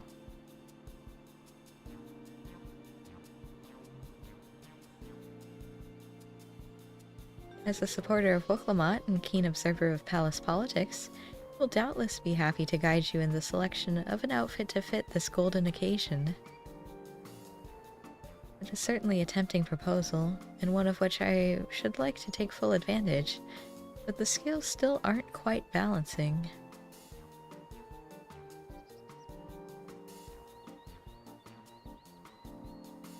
I say, weren't there monsters running amok in Agave Jaws? That's a problem we could easily solve for you. Truly, I would be most grateful for your immediate assistance. I was resigned to hiring sellswords to clear them out. Factoring in that saved expense and an introduction to a trusted weaver, this is shaping up to be a sound bargain. Alright, you have a deal. Yes, I knew you'd come around. Give us a moment, and Jill and I will take care of those prowling nuisances. In the meantime, I'll use the time to pen an introductory letter to Bolnok. The fields you're looking for are just north of Wachinpelo. Be safe. I must fight.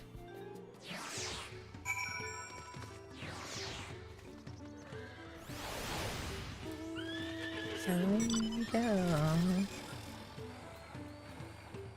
Just north, they say. Push L. Alright, so it's supposed to be over this way. Alright, we'll look Lamont. Did you find it? That should be Agave Jaws, so it's just over there. This will go faster if we split up. Come and find me once you finish clearing out your share of the pests.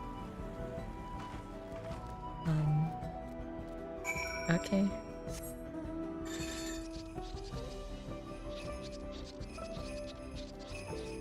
So, nothing here.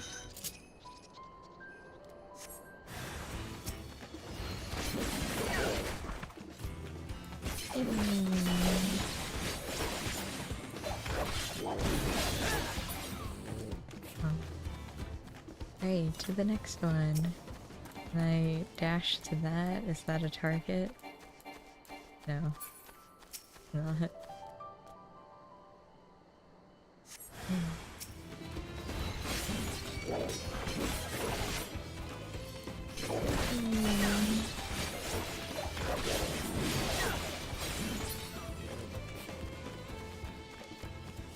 Away we go.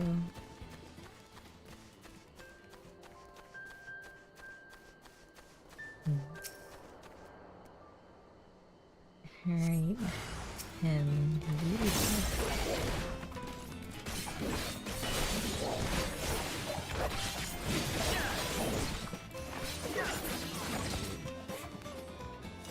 I have done it. Oh. Interesting. I haven't actually seen how it looks. Alright, Woklamot. Did you finish? This weird dog. Compared to the creatures I hunted with Papa, this is no challenge at all. Come on, let's head back to the distillery. All that's left is to give Mablu the sack of leaves so she can seal the deal.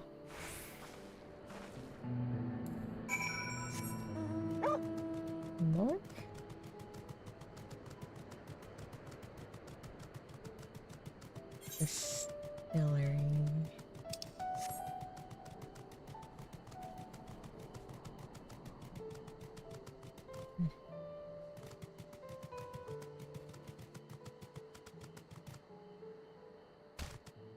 Yeah. My poor dog.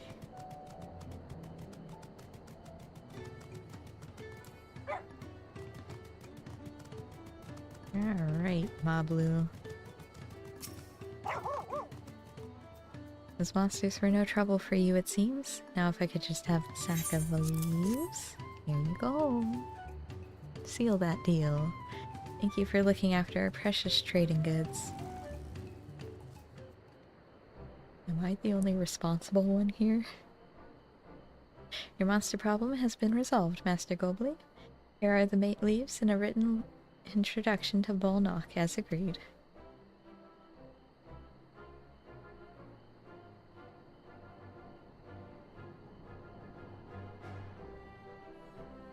Then the deal is done. Here, your jug of premium mezcal, aged 3 years. Please accept it with my compliments.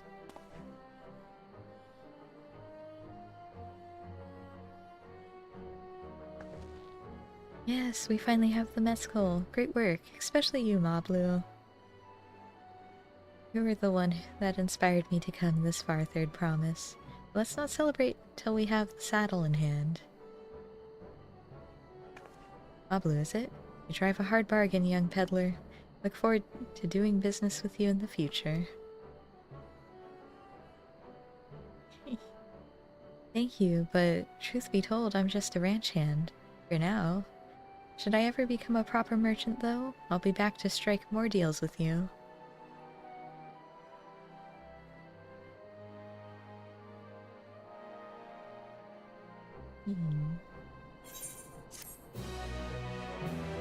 I wish Mablu all the best. Excellent trade. Wow. Is it gonna tell us excellent trade for the saddle, too? Even though it's not really. Oh boy. More dyes. Even at the palace, I don't think I've held a 10,000 pel jug of anything before. My hands won't stop shaking. Here, you better hold on to it until we get to the saddle maker. Literally right over there. Can you imagine if he dropped it and had to start all over again? Luckily, Havlik's place is not far. We just need to head across the plaza. Please don't joke about dropping this bottle.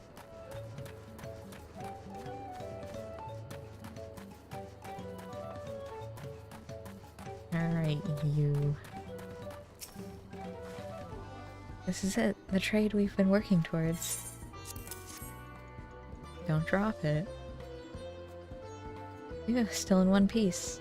Right, time to make our deal.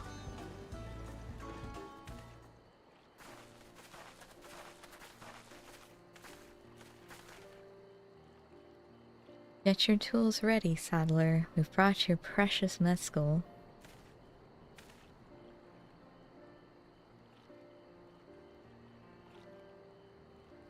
Wait, you actually got your hands on a jug, but you had nothing, a few measly clumps of wool.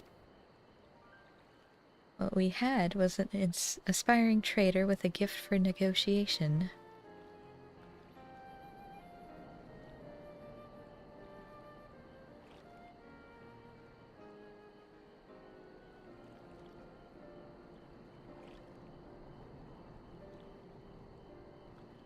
Although I'd sooner aid no claimant but Zeralja, I cannot go against the guiding principles of the Pelu Pelu. Trade is a fair one. I'll craft your saddle, Third Promise. Great. Stay and wait if you like. I have all the requisite materials, so this won't take long. Well, that's good.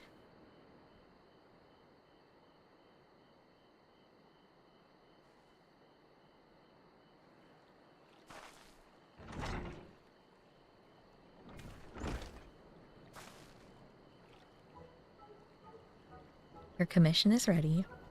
Catching a wild alpaca is never a simple affair. You'll have an easier time of it with one of my saddles. Now, if you don't mind, I have other work that needs finishing.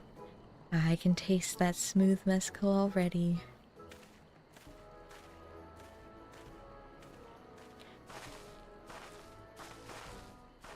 We did it! The saddle is ours! And to think we started out with only 100 pel basket of alpaca wool. Mablu, you're going to be an incredible merchant. Thank you. It makes me so glad to hear you say that, Third Promise. We got what we came for, so let's return to the ranch. The others will be waiting. Feat accomplished. Wow. Success. I wonder how well it's been going for them at the ranch. Okay.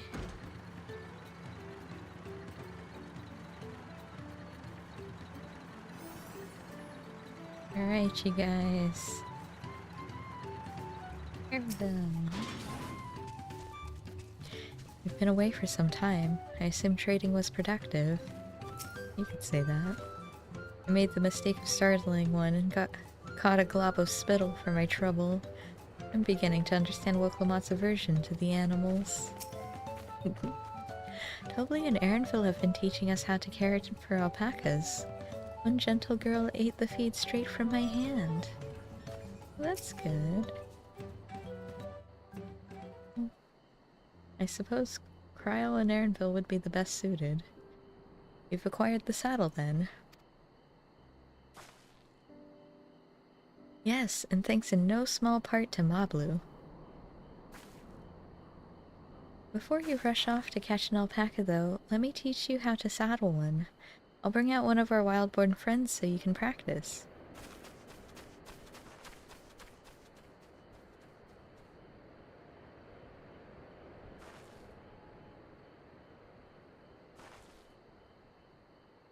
I know. This is something I need to learn.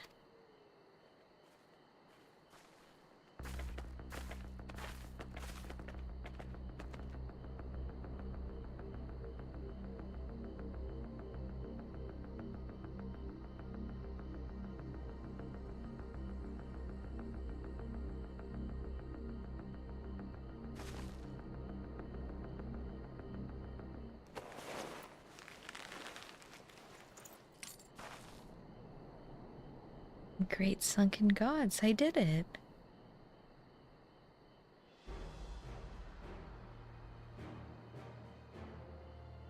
He hardly seemed bothered, much less inclined to spit, as if he was completely accepting of Woklamat's touch. And that's because of the singular scent with which the saddle has been coated.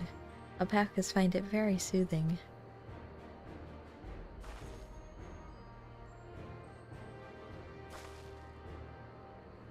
You know, I've never taken a good long look at one of you before, but you're actually kind of cute. You're only now noticing that?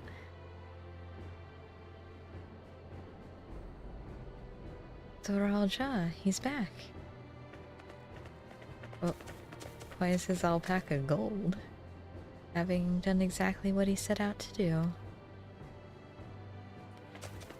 That alpaca he's brought, is it just me or is it glowing? I've heard tales of such a beast. They say the golden alpaca lives a solitary existence deep in the valley, where it shuns the company of both man and its own kind.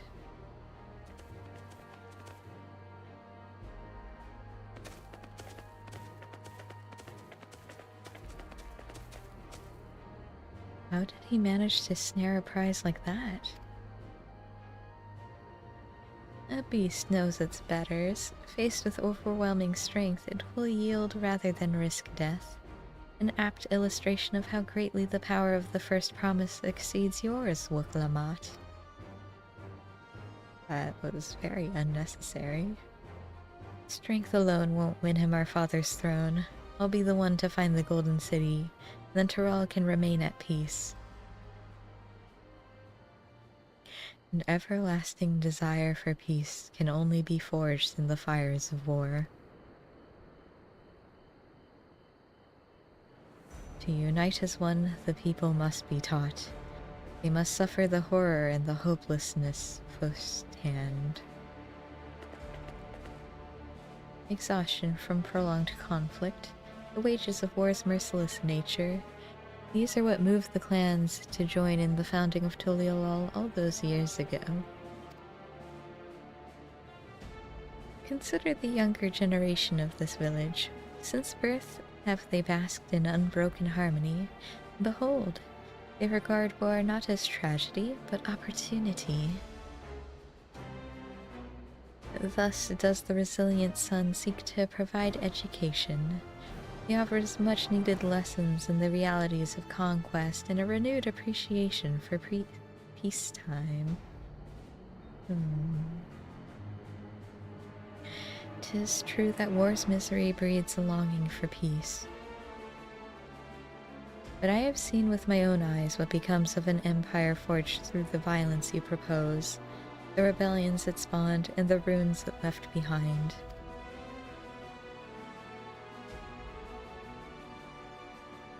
The Garlean Empire was a congregation of simpletons.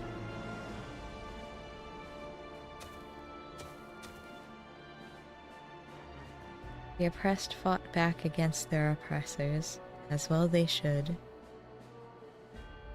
Men are not beasts. Only a fool would seek to rule over all with the threat of force alone.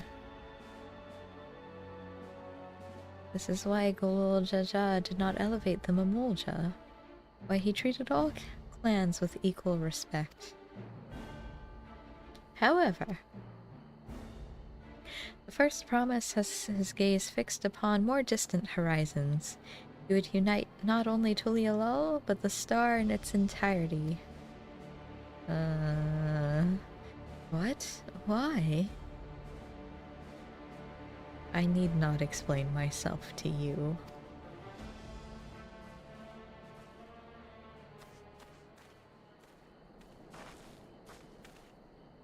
Oh, well done indeed. The first promise has completed the feat of gold with an appropriately golden flourish.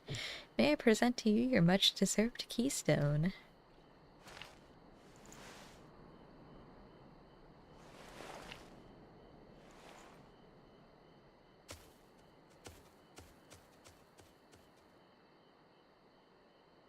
He's always been like that, never sharing his innermost thoughts with me or even with Koana.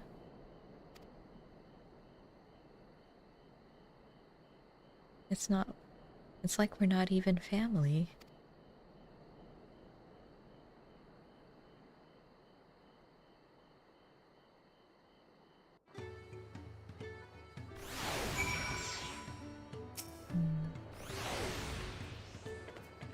A golden alpaca in the flesh.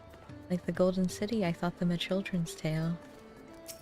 Yeah, you're learning a lot of things, huh, Armville? What kind of idiot thinks the world can be united with war? Even most Garleans have since realized that their conquests were a mistake. So Ralja is willing to go to war for his twisted vision of peace. But should he achieve this peace, then what? So much of our star has begun to embrace reconciliation and rebuild, and this would-be warlord would thrust us all back into turmoil. We cannot allow it to happen. I could never agree with Soralja. I want Tuliolol to be a land of peace, now and always. Yeah. I'll ponder Soralja and his mysteries later. Right now, I need to think about finishing the Feet of Gold. I have my saddle, practiced how to use it. We'll lead on to where the wild alpacas roam. The valley of Orunkanka is northwest of here. Come on, everyone. Even if we can't enter ourselves, we can see Wuklamot off on her hunt.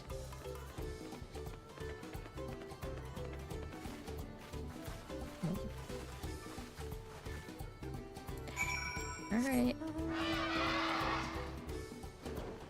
Away. I feel so bad to not be able to fly. Oh, I need to keep a lookout for my hunt marks, though. Oh, these things look an aggro. They sure are.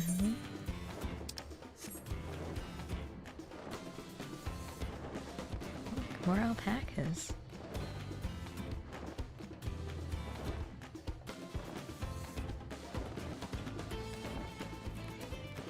I good thing the alpacas are friendly.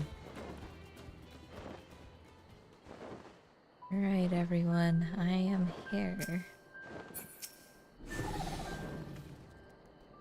How deep do you think the valley is? I glanced over the edge on the way here, but the mist was too thick to even speculate.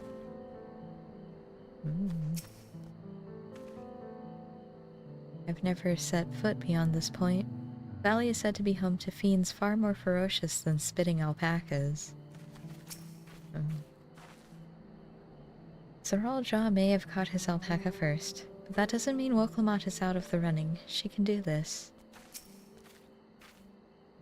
Mablu's right. At least, I mean, I didn't talk to Mablu. Least we can do is let Woklamat know we're cheering for her. Orunkanka is a steep and treacherous place, so only those with the head of Ledger's blessing are permitted to go there. Right. My thing is turned off though. Yeah, so if I do / cheer.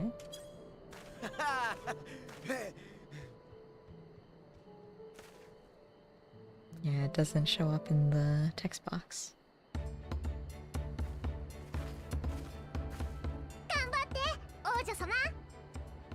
Arigato. 正直言って、私はまだアルパカが苦手だ。できることなら近づきたくはねえ。だけど、王位を目指す奴がそれじゃダメなんだ。アルパカだって、私らと同じこの国に生きる命。今度こそちゃんと正面から向き合ってくる。Right. それじゃ、行ってくるぜ。Have fun.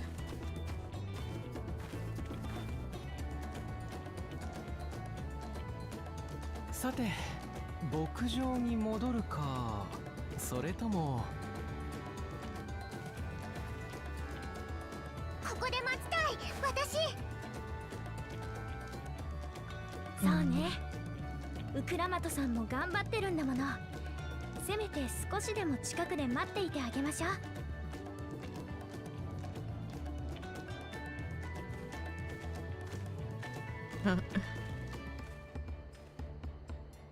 どれくらい時間がかかるかもわからない。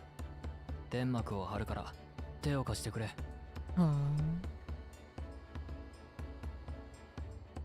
Sure thing.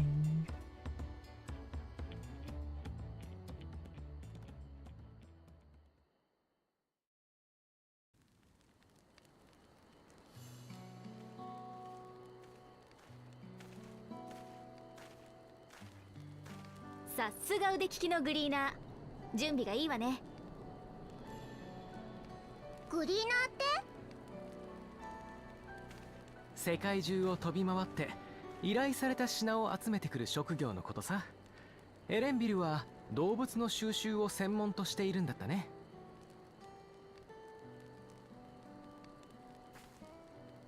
君ってサカトラルのシャトナ族だよね。どうして海向こうで働いてるの？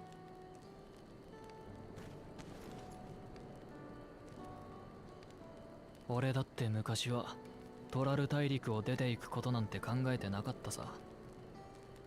だが何年も前、師匠からあるものを探してみせろって課題を出されてな。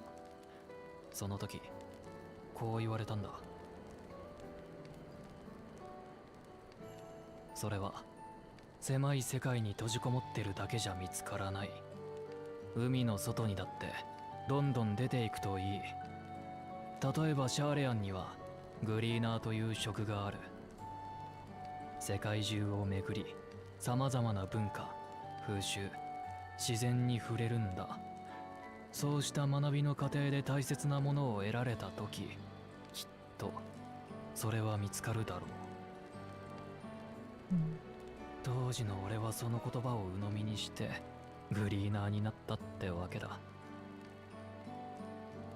お師匠さんの一言で見知らぬ土地で働くなんて、その人をとっても尊敬してるんだね、エレンビルは。そうは言ってもグリーナーの仕事自体が楽しくなって課題の方は棚上げしてたんだけどな。どういう巡り合わせか、ついに向き合う時が来たらしい。まさか探せと言われたあるものって黄金鏡のこと？ああ、継承の儀に乗っかる形にはなるが、俺もそこへたどり着きたい。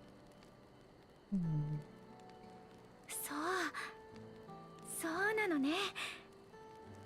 みんなそれぞれの目的があって黄金鏡を目指している。これは何としても見つけ出さないとね。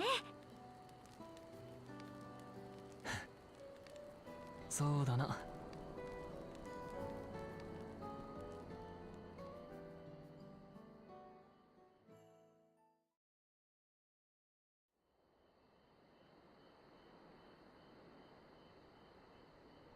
Willamot's still trying to get an alpaca? いくらなんでも遅すぎるよ。もしかして何かあったんじゃないかな、王女様に。トーブリに頼んで捜索隊を出してもらおう。待て、何か聞こえないか。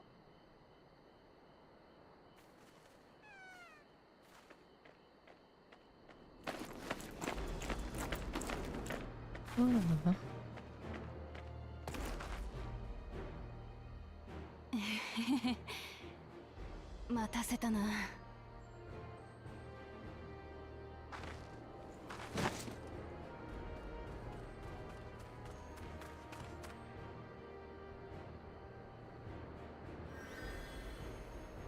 What? She needs healing. だいぶ体力を消耗しているようだね。無理もない。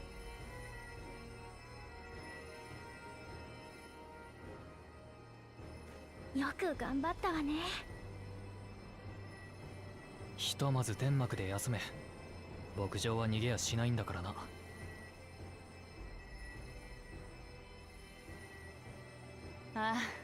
あ、わかった。みんな信じて待っててくれてありがとな。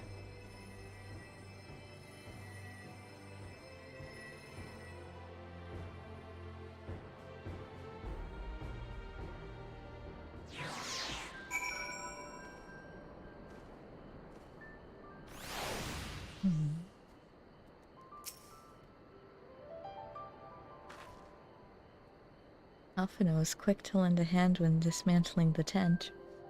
Is this to be his new obsession now that he's mastered collecting firewood? Wow, they really brought that back, huh? We were out here for quite some time, but I'm glad Willamot was able to catch her alpaca. And Aaronville choosing to share his story with us was a welcome surprise. Yeah? Willamot had no serious injuries to speak of, however, she had clearly been pushed to the very limits of her endurance. Spoke too much. If Willamot is up to it, we should be heading back to Dobley. Thanks to Alphino and his healing hands, I can actually stand again. Maybe even walk. Okay. I'm so relieved the third promise came back to us safely. And the alpaca she tamed is a healthy-looking beast. Surely this will be enough to satisfy the feat of gold.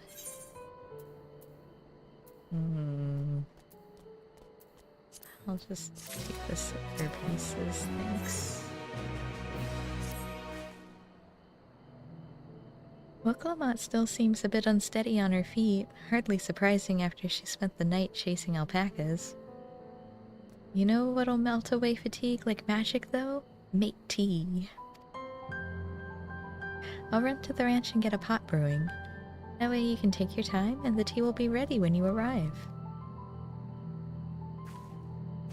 Goodbye. As Mablu so wisely suggested, we shall set a slower pace for our exhausted third promise.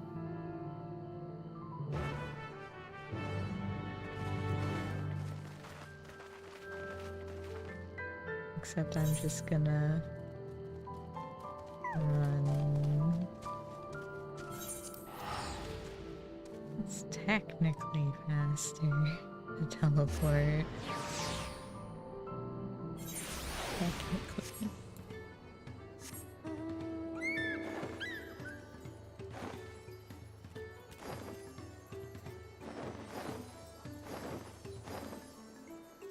Alright.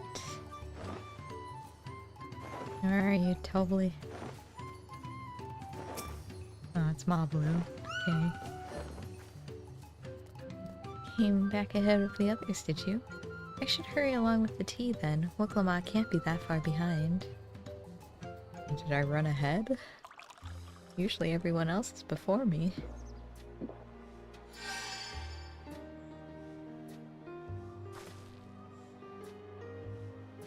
Oh, that tea really is magical. Feel better already.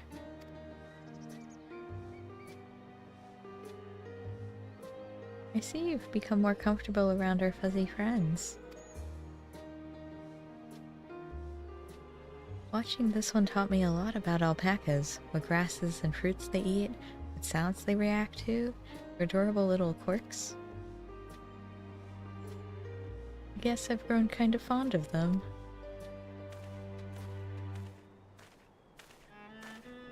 Welcome back, Third Promise. Accomplished the feat of gold, have you?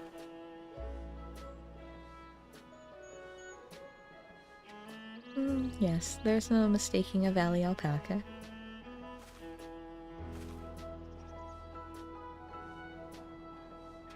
I commend you on your success. Well done. Yes, we did it!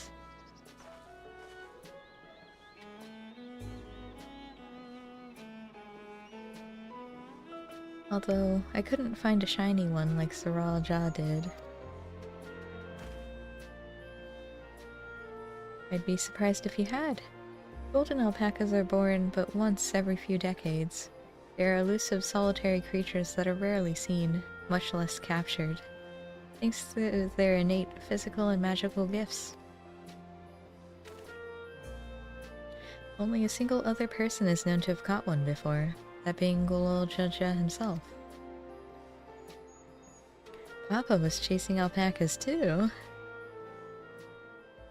So my grandfather's stories say.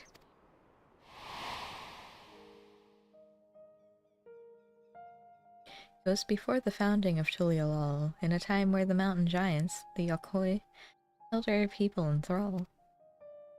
Compelled by their overlords, our forebears would ride their alpaca mounts to the highlands to deliver gifts of food and other tributes. Those were wretched days, to hear grandfather tell it. Then along came the young Golol Jaja, yet unburdened by the mantle of Dawn Servant.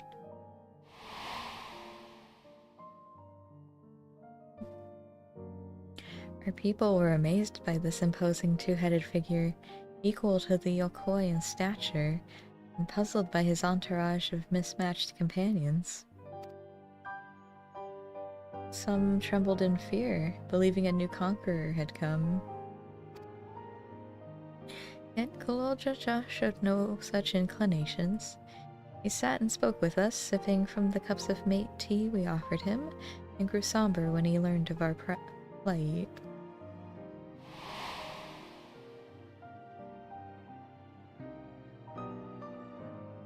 None could have anticipated that what their visitor decided to do next.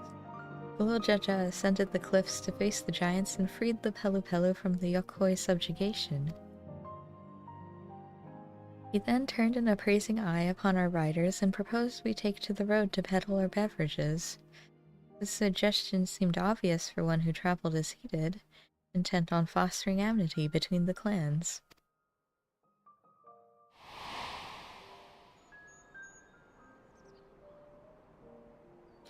So it was that a few words from Golol Jaja transformed us into a clan of itinerant merchants.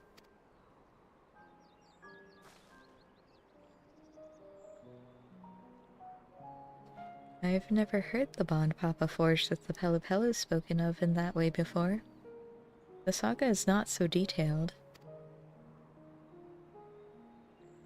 You may not know that Golol Jaja sought a sure-footed guide for his trek up into the highlands. Thus did he capture a golden alpaca. But both my brother and my father caught the rarest of creatures, while an ordinary one was the best I could manage.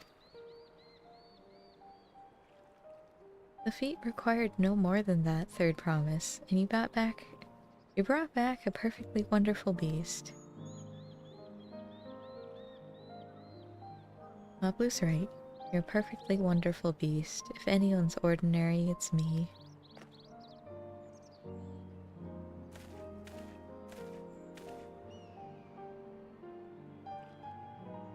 Not only did you accomplish the feat of gold, you also made many trades and brought joy to many people in true Pelupelu fashion. I sorely doubt your sibling could have achieved the same result. You should be proud of the accomplishments which earned you your keystone. Wow.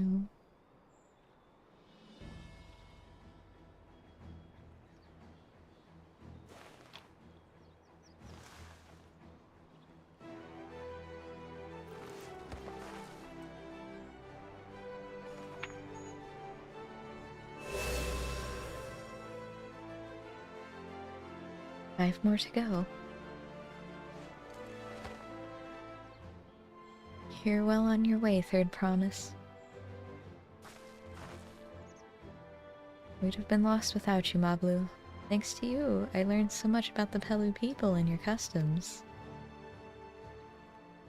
It might seem obvious, but I've come to realize the importance of properly knowing something.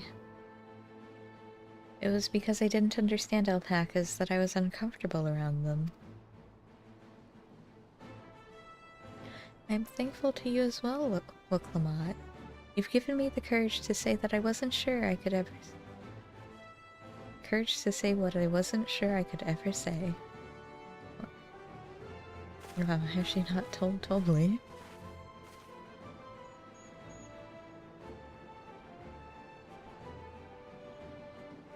Tobly, I want to leave the ranch and become a merchant. I appreciate everything you've done for me, and I've loved every moment caring for the alpacas. But this is something I need to do. I need to walk my own path and make my own trades.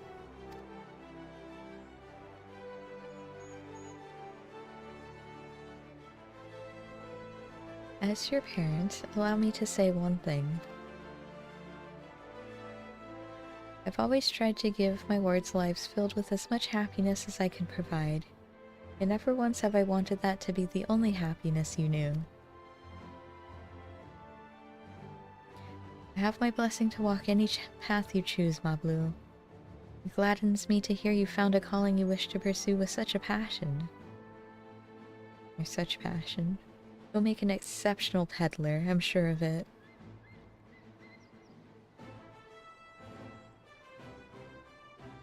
Thank you, Tobly.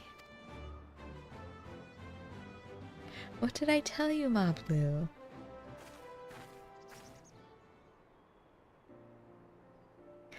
There's one last thing I can help you with, third promise. You need to find the Golden City, right?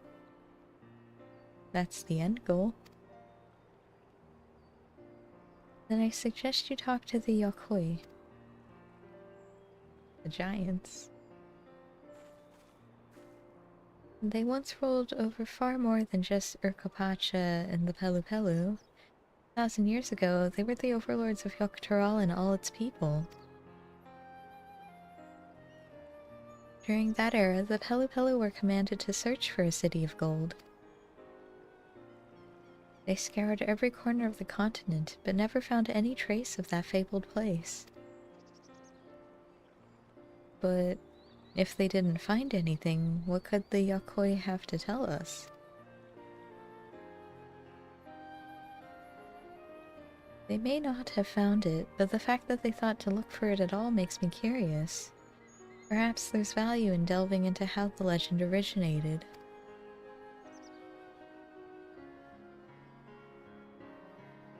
We lose nothing from asking the questions. Besides, if you're determined to follow the path of the saga,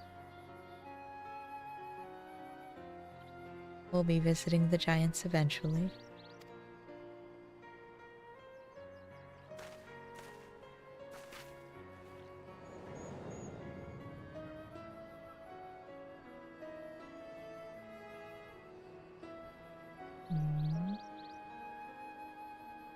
Oh, Cryo, I have a question I've been meaning to ask, and since we finished at the feet, where did you acquire that earring? My earring? Do you recognize it? Yes, pieces just like it first became fashionable in Yoktrol around 20 years ago. Since then, it's become common to wear one as a charm for safe travel.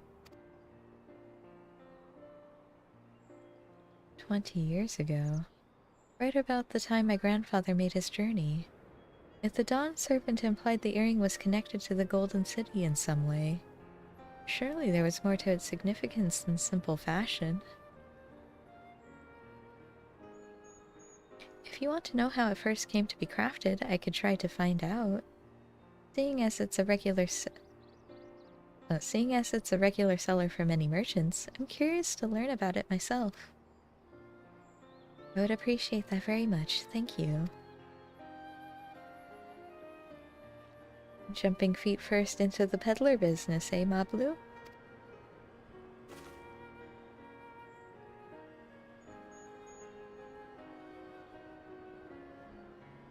Right then, that's 2 keystones down. Say we head back to Tulialal and plan our next move.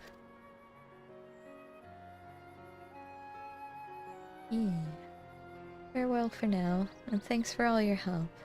I will become Dawn Servant, so make sure you set aside your best mezcal for the occasion.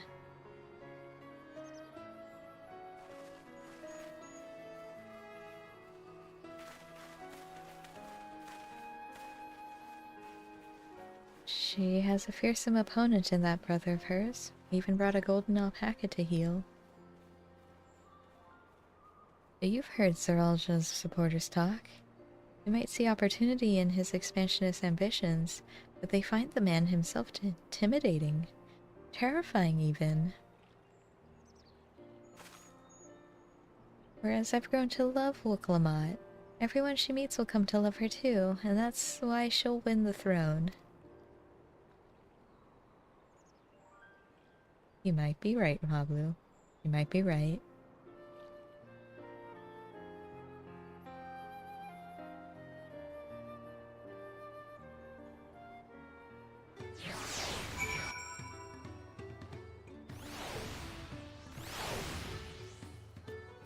Hello, friends. Expected as much from the moment I saw him, but winning the contest against Zaralja will not be easy. Yeah. The Yokoi once ruled the entirety of Yoktaral. I'm curious to see what has become of them. I've never dared hope that we would find a lead for this earring mystery so quickly. It makes 2 out of 7 keystones. So far, so good. Feels good to have the feet of gold safely under our belt, even if my victory pales beside Zaralja and his shiny golden alpaca. I know I shouldn't let it bother me, and gods know you've all been so supportive, but I want to be strong, or wise, like my brothers. Be a promise that people respect. Which is not likely if I stand here carrying on and on about things. Let's move on. Back to Balya Tea with us. Contest has hardly begun.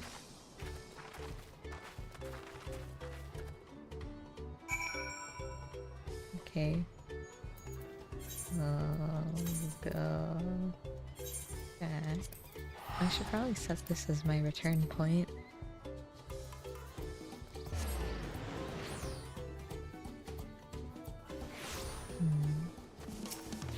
We'll do that.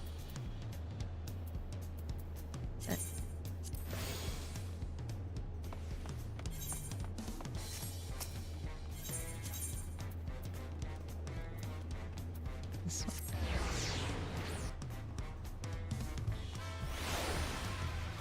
Alright. There we go. Golden alpaca. Alone I may have tried to track the beast myself. Traveling with so large and diverse a group is unfamiliar to me. She could see me now. The Pelu remind me of Lalapel, never letting their size slow them down or hold them back. They move at their own pace, making their textiles in mescal and raise alpacas to bear them to market.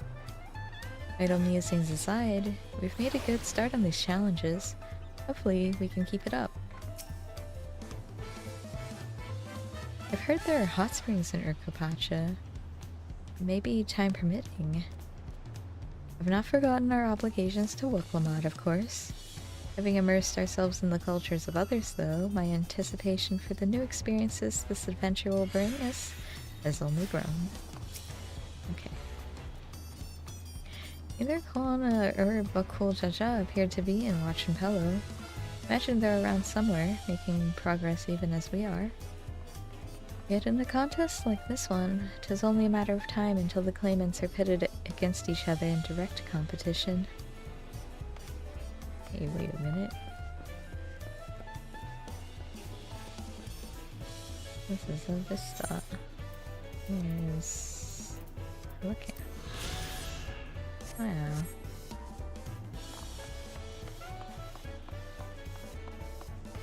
Hey, Wuklamot. Look at us! The contest has barely begun and we already have 2 keystones. Surely even my talented brothers aren't doing this well. We can only hope.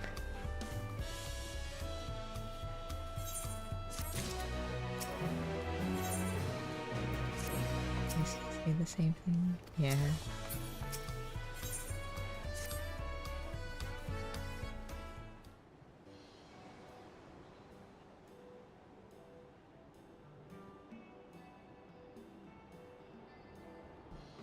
We've now won keystones from both the Feat of Reeds and the Feat of Gold. Surely that means our approach to the contest was the right one. So it would seem, by continuing to retrace Gold Jaja's journey as presented in the saga, we should find the remaining electors in turn. Then let's visit the giants next. Like Kryl said, the fact that they were searching for the Golden City might mean they know something useful. The home of the Yokoi is in the upper reaches of Urkopacha. Unless you're keen on scaling the cliffs, you'd have to take the long way around. Ukozama Uka. This route will take us close to the Moblin village, which is another important location in the saga. Since we'll need all the keystones eventually, it makes sense to pay them a visit while we're passing through. We'll call on the Moblins first then. Let's head there right now. I'm afraid right now is going to be a problem.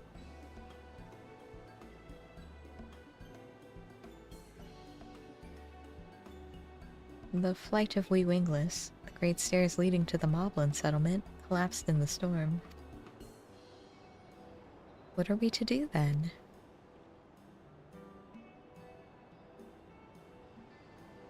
There's an alternative, but it requires preparation. Until it's ready, you could rest at the caverns or see more of the city, whatever you prefer.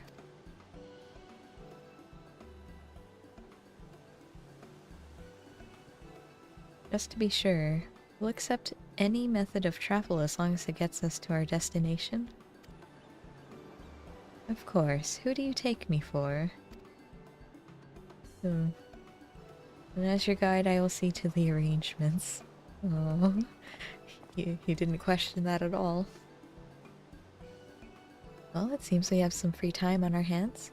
Let's make the most of it.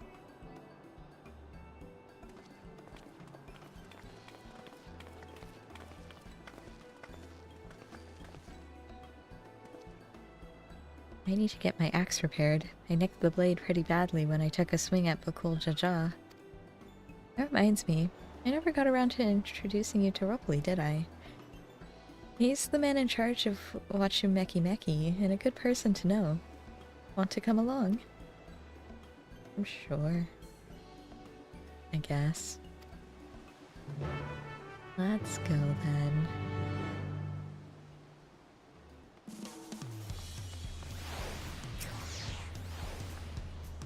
Ready? The markets of Wachumeki Meki are to the east, on the other side of Bayside Bevy. Okay. Let's go. There's a talking point on the way, I see.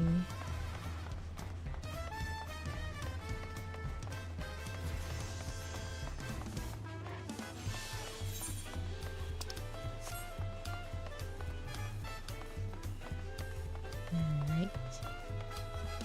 What would you like to talk about over here, Woklamat?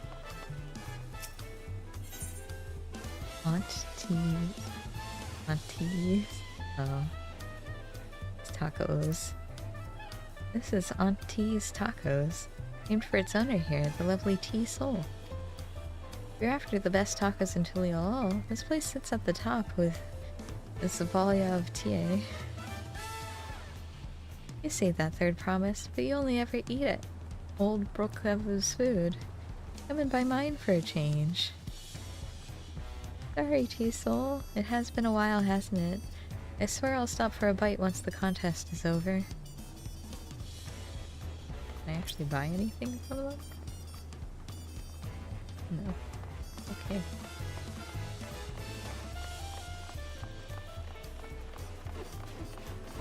This is Ropley.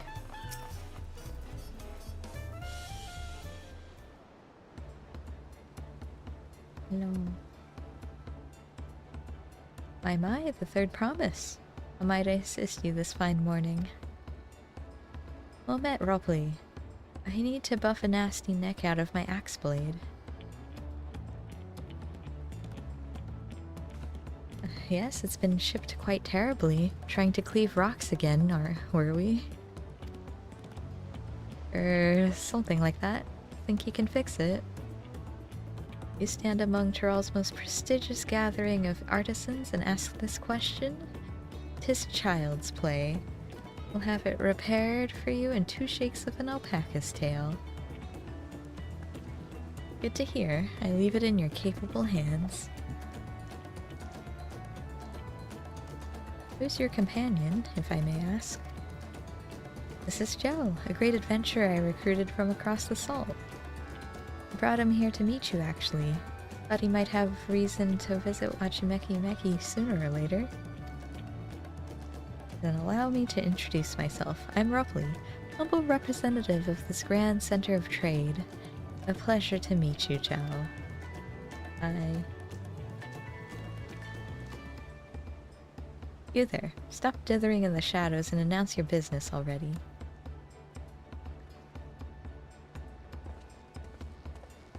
Oh, they were on the boat. I've seen that man somewhere before.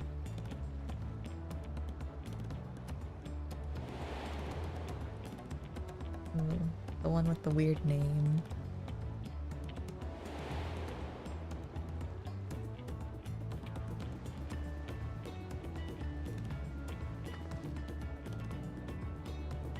A jewelry maker you met on the voyage over. Oh, I remember. I spoke with him too. Fan? Yes, that was his name. You've been loitering like a flighty admirer who can't pluck up the courage to confess his feelings. Out with it then. Why are you here? That is to say... Okay. We're no closer to solving that enigma. I wonder if he could use someone to talk to. I say we go and ask. Let me know by Link Pearl if you find him first.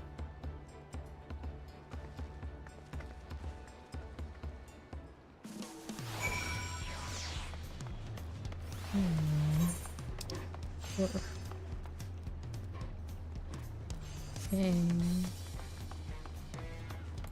Let me sprint my way back here. He ran pretty far.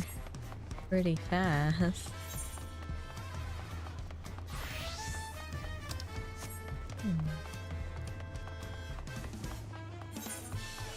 Right, so he's supposedly somewhere here.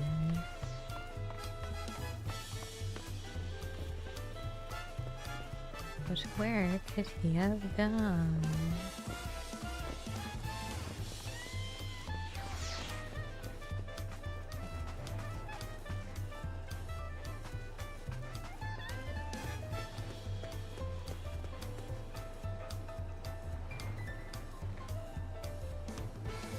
Not really. Where could he have gone?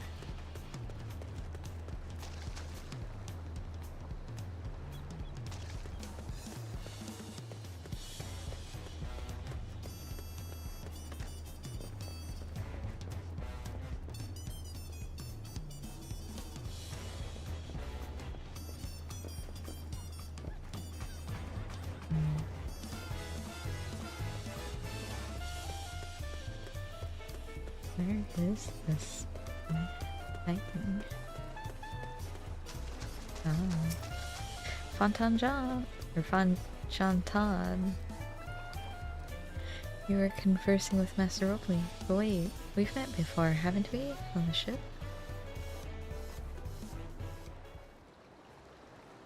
Why'd you run off all the way over here?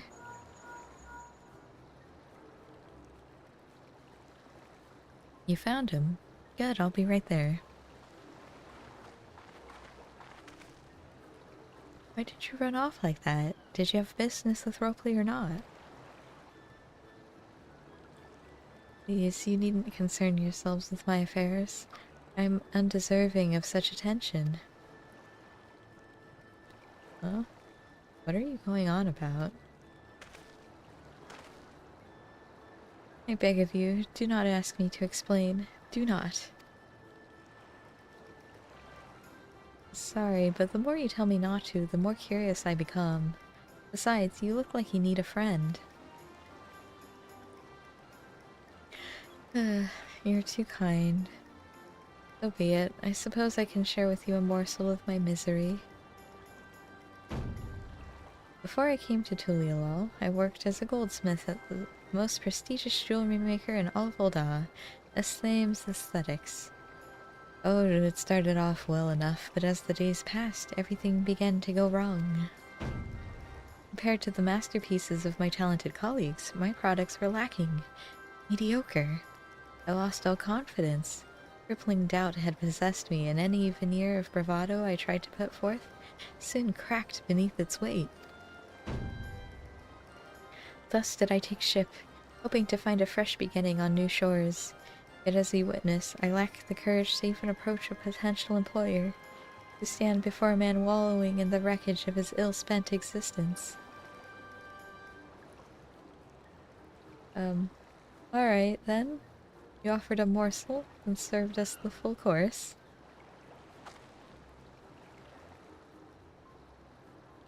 You must have really wanted someone to hear your story. If you like, I could try to give you a few words of advice.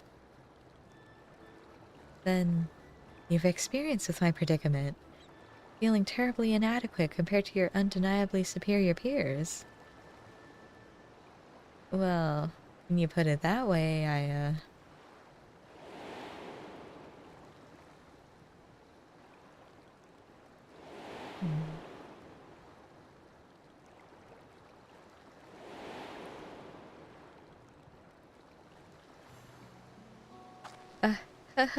not me.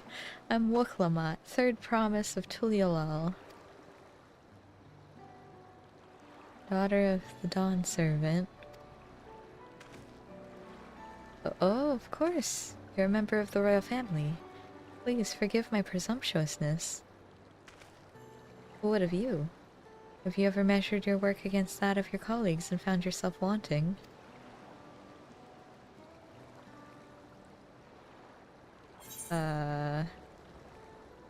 You can't measure your worth by the success of others.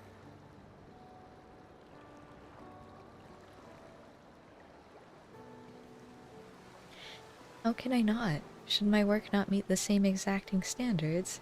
No new commission. Oh, should my work not meet the same exacting standards, no new commissions will be forthcoming.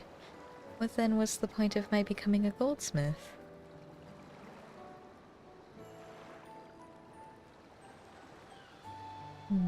Looking back, it was my father who inspired me to take up the trade. His exquisite creations brought radiant smiles to the faces of his clients, and I admired him deeply for it. But in the course of striving to be as great a goldsmith as him, I lost sight of my original motivation. All I ever wanted was to spread joy through my craft, as he did. Perhaps I'll give this one last try. Thank you both for reminding me of what is truly important.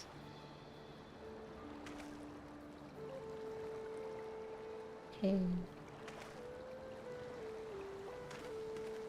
And off he goes again. What is truly important?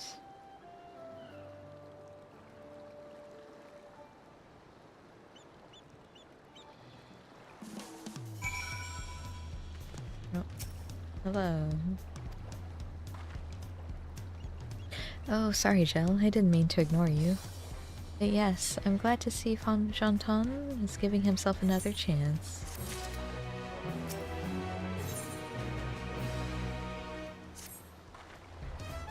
I can't help but wonder if Fan Zhantan will follow through. Let's see if he's actually gone to talk with Locally. And all the way back? Well, we're gonna take the Ethernet this time.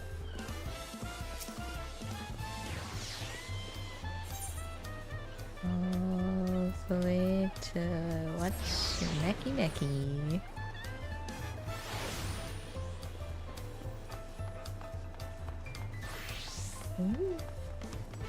Alright, Fan Zhantan is actually here. You can do this, Fan Zhantan.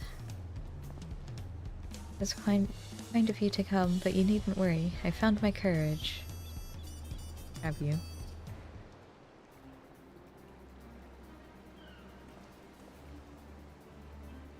Pray, accept my apologies for my earlier behavior. My name is Fan Zhantan, and I'm a goldsmith from Ul'dah in faraway Eorzea. I realize this is a bold request, but I should like to continue practicing my trade here in Wachumeki Meki. You'll have me. I ask only for the opportunity to bring happiness to others with my creations.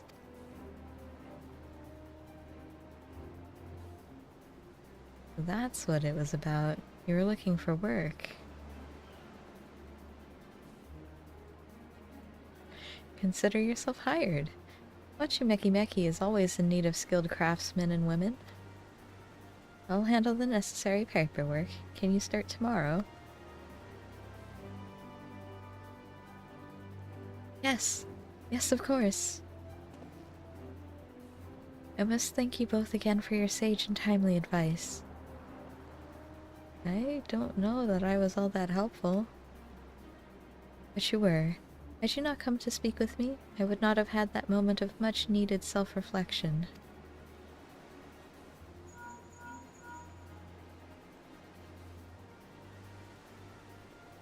The arrangements have been made. Come and meet me at the entrance of High Tide Harbor.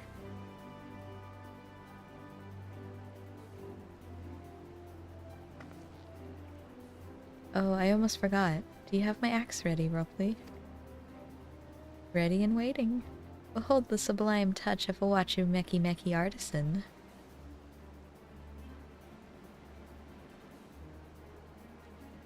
Oh, it's as sharp and deadly as the first day I held it. Thank you.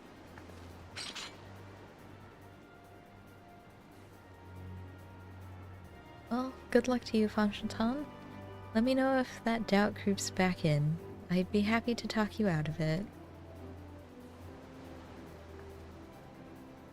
As for us, we should head for the harbor. Wouldn't want to keep Erinville waiting.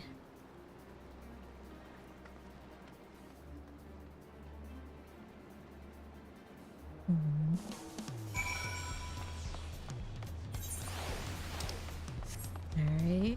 Where is he? Where's my boy? I miss him. Erinville. There he is. I can talk to everyone. Hello. All that waiting was making me hungry, so I tried a taco from both the Balyav Tie and Aunties. I think I prefer Teasel's spicier flavors. I went to re-examine the Tuliol saga.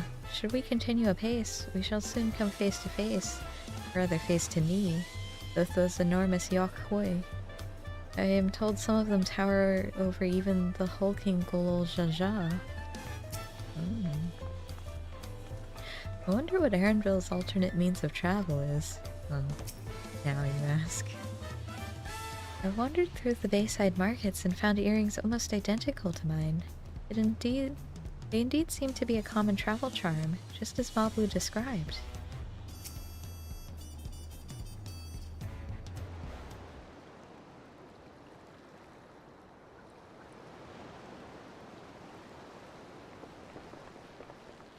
Enough with the secrecy. What's this big plan of yours?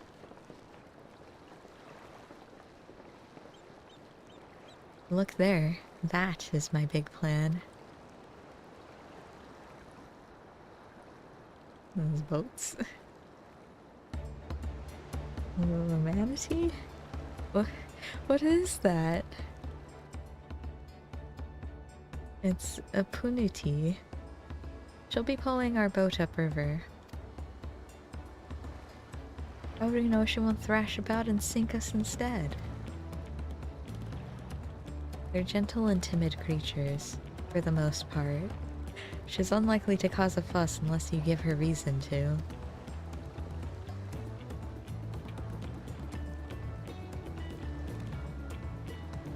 First alpacas, now punatees. We're relying a lot on the animals for this journey. Because we're traveling with Erinville. We should be thankful we have an animal expert as our guide then.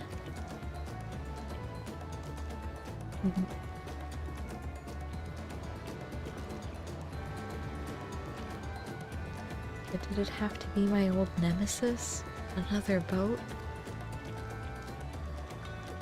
Well, I took you for someone who was up to the challenge. Was I wrong? Please. Long ago, when fighting still raged between the clans, the inhabitants of Kozama-oka rode these riverboats to move swiftly through hostile territory. But the vessels see little use with Tyrell now at peace, so I was able to borrow one of the few which remain. I did consider a dirigible, but the pilots warned me that the updrafts near the falls would make landing difficult.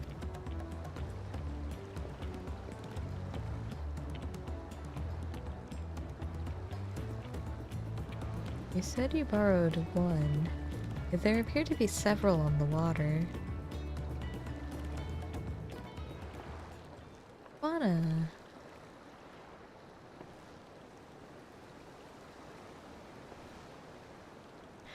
Lamachi. Traveling up the river, I presume? Seems that way. Does this mean you've earned 2 keystones already? Can't believe how well you've managed despite undertaking the contest alone.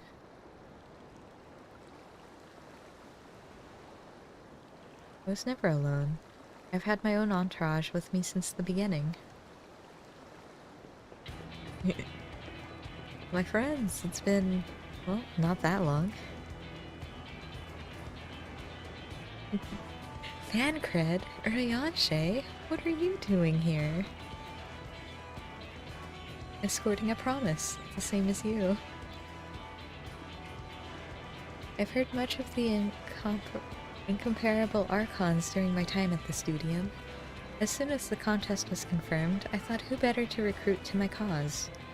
I contacted the Scholarch, who arranged an introduction to these two gentlemen. The second promise had specific requirements. They who would be his assistants must boast both proven survival skills and mastery of the arcane arts. Thus did Thancred and I receive the summons. My own studies concentrated on technology, which our people could readily use, such as inventions born of magitech or clever engineering. Where magic was concerned, I covered only the foundation. Knowing you two, I expect you had other reasons for accepting the job.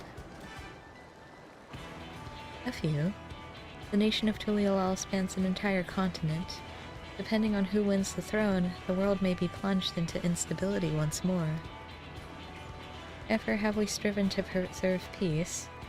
Where is our place, if not here and now? We did our due diligence, of course. Made sure of who we were working with before agreeing to this endeavor. He's even more opaque than Urianger at times, but is surprisingly. That's quite enough of that. We must be on our way.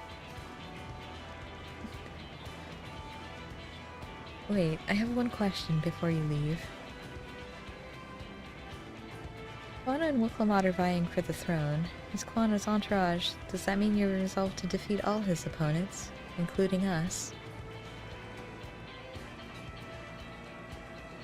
We're sworn to do all in our power to win this contest for Quana, even if it means competing against our own comrades. We intend to hold nothing back, and expect you to do the same. And we won't disappoint you.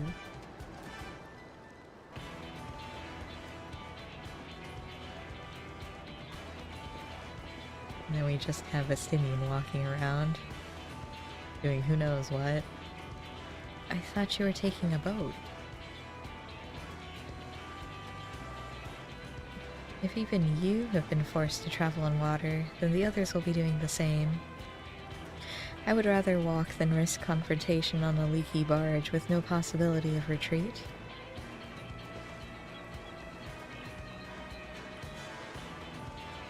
It's true that I can't stand boats. But I trust the route Erenville has chosen for us.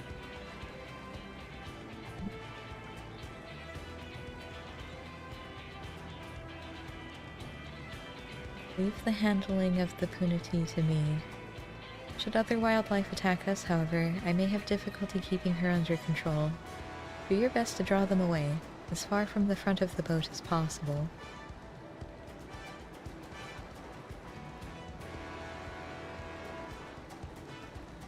Then we shall remain on deck and stand guard, though it may be wise to have at least one of us sit up front with Erenville, just in case. I'd like to stay on the deck. I'm eager to put my pictomancy to the proof. I'll take any chance to show you that I can hold my own on the battlefield. Well, we've never doubted you. And Cryo will stand on guard with Joe.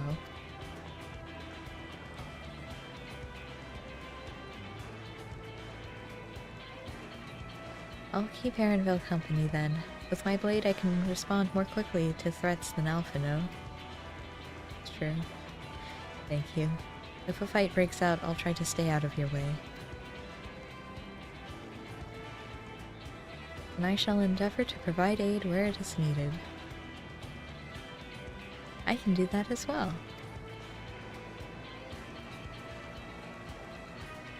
That should cover most eventualities. Secure your gear and board the boat when you're ready.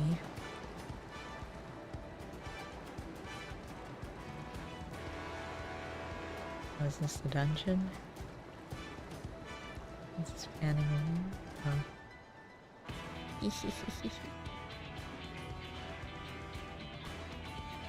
Let the hunt begin.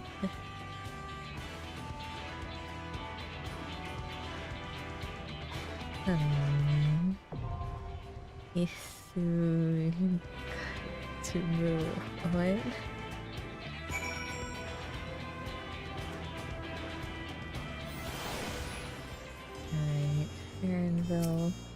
Why can't you fight? We'll take the smaller boat to lure the big vessel with... Okay. Kururu? Form a party? This is our party? Oh, everyone can be DPS. Wow. Intrepid, Sage, and Pictomancer. Okay. Well, let's go. I'll need to remember to eat some food.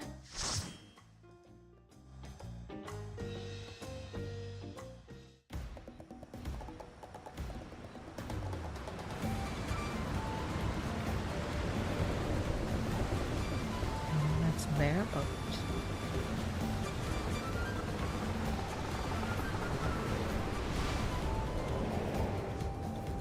And here's our boat.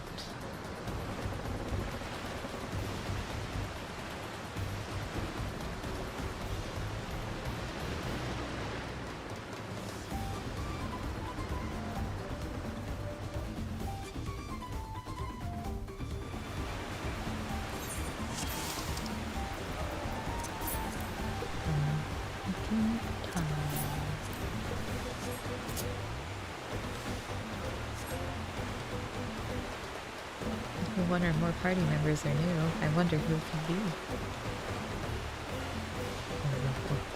Jaja. Yeah, company. Wow.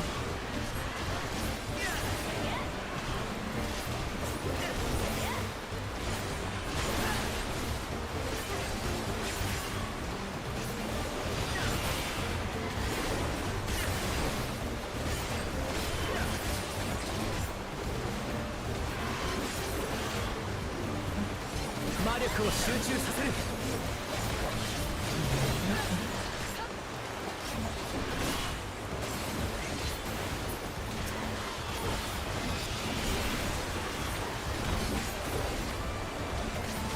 should probably do this one. That would imply I know how to play this class.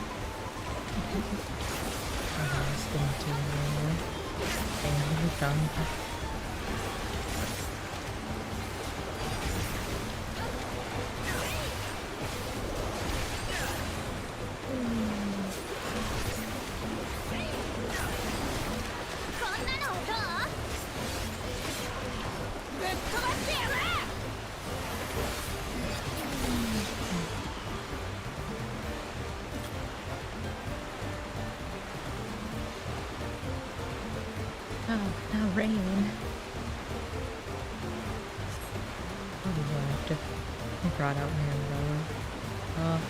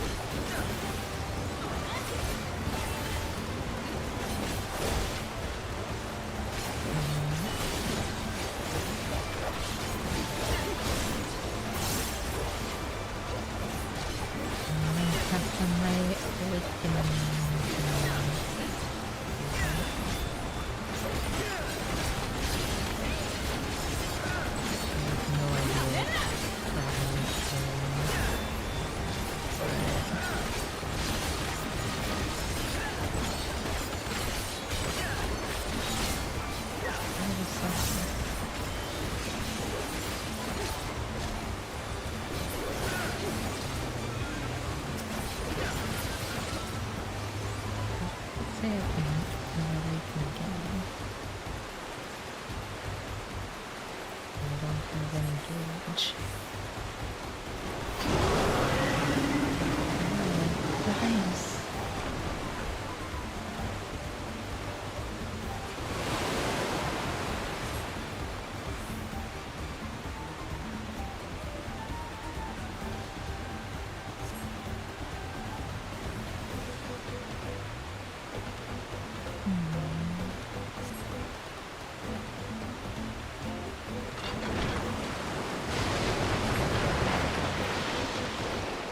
Guys, let's go.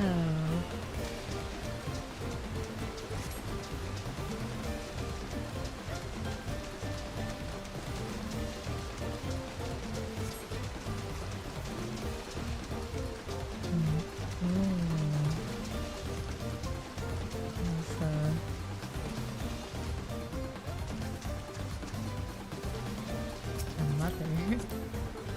That's huge. Okay, let's go.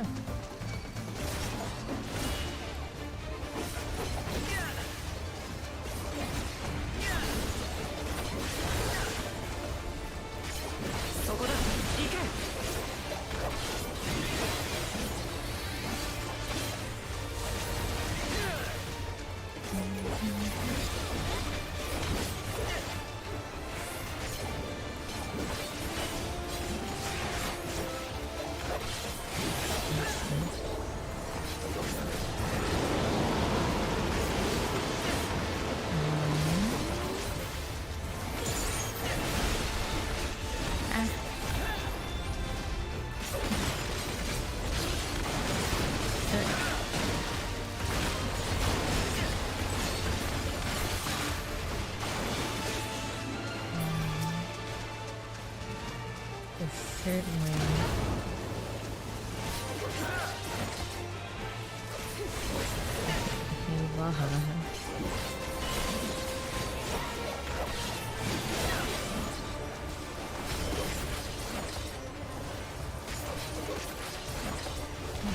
This is like an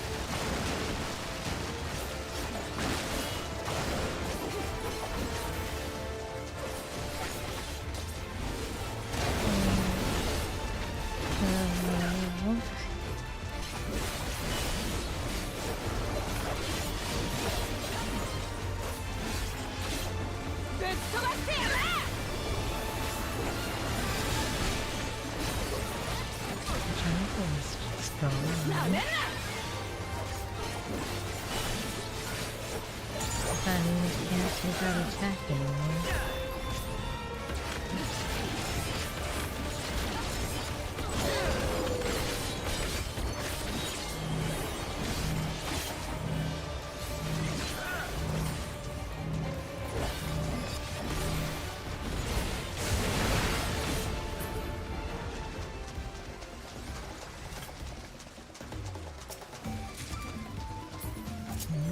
What is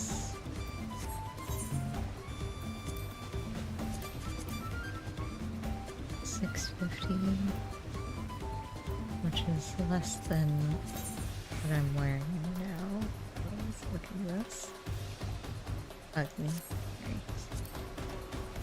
Decent that.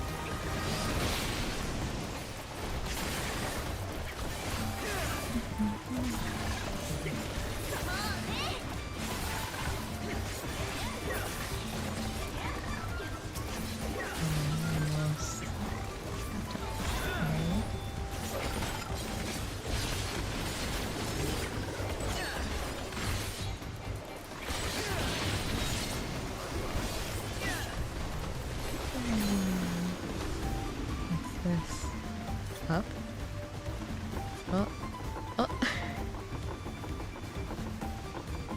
That's cute.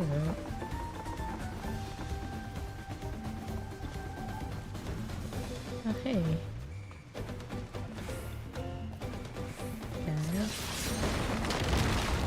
Wow. Such cheek. Oh, very good.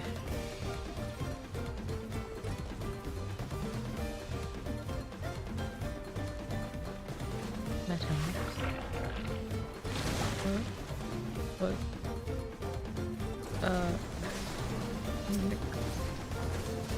Okay. Interesting. It turned into us.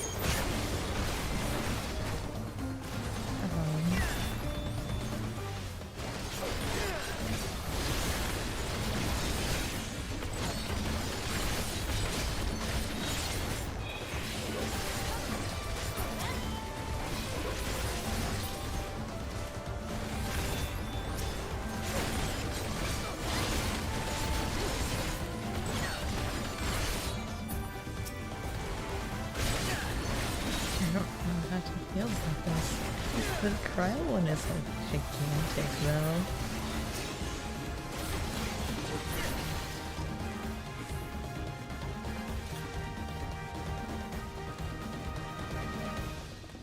Oh, more Widowmakers.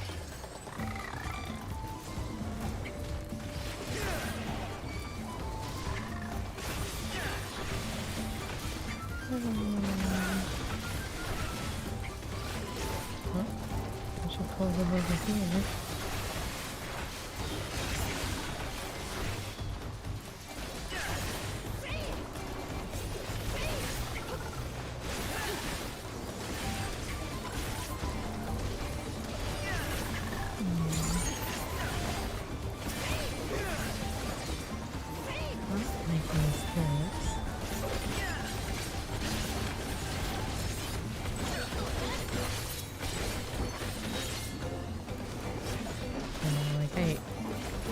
I haven't even unlocked Pico.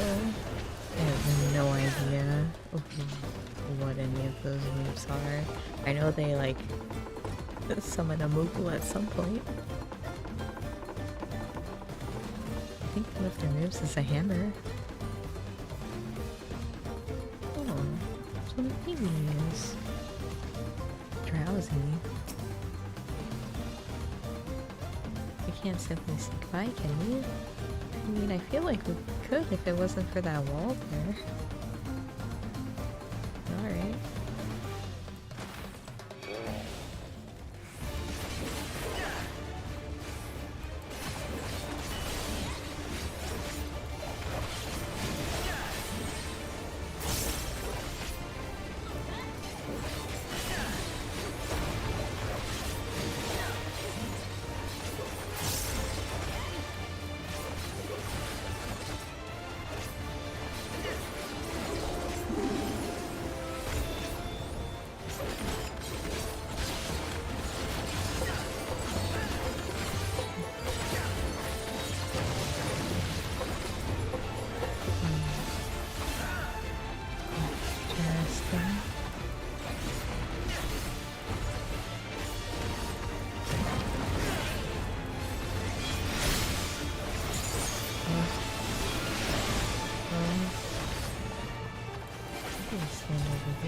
I'm scared.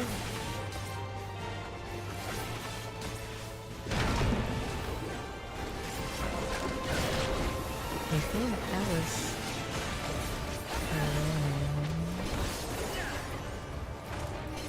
I guess you can also stand behind the point, so...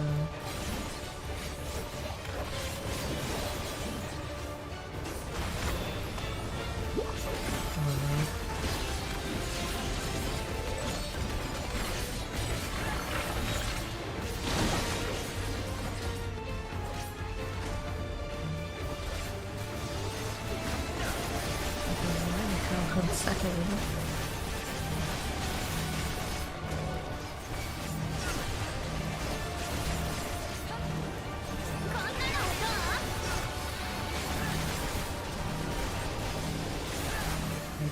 targeting me like that.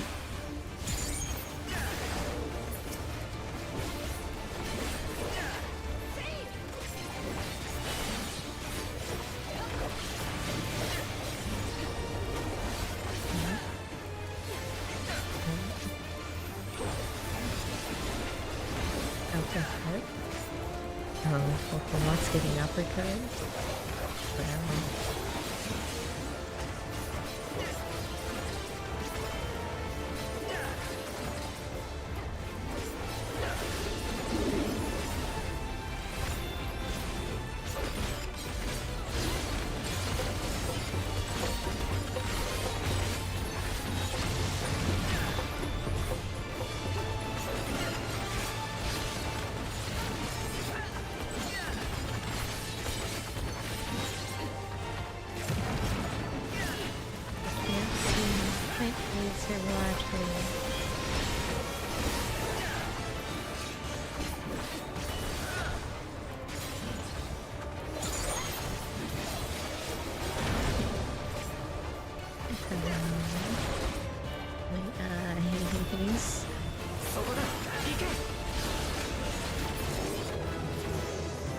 That's great, but wait, I can't see.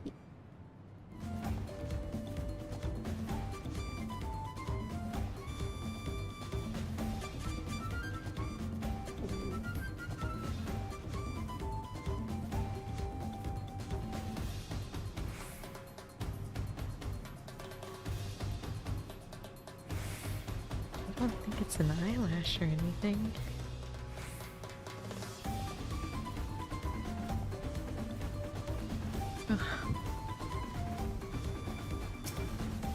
Alright, bottoms.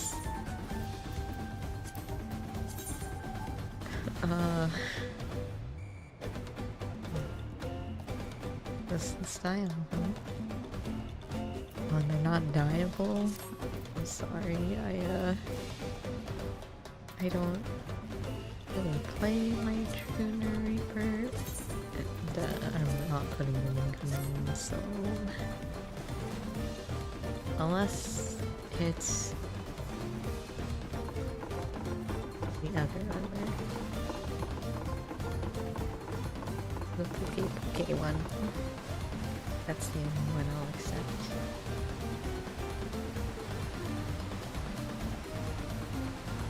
What's that Tomaton?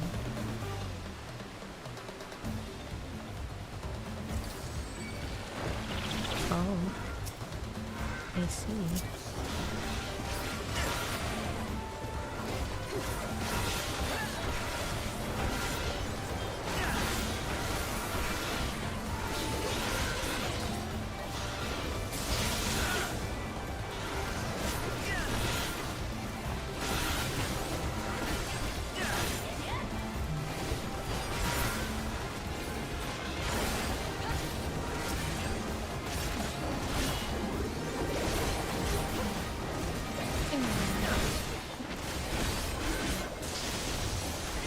Whatever you're doing, Colonel. Sit down.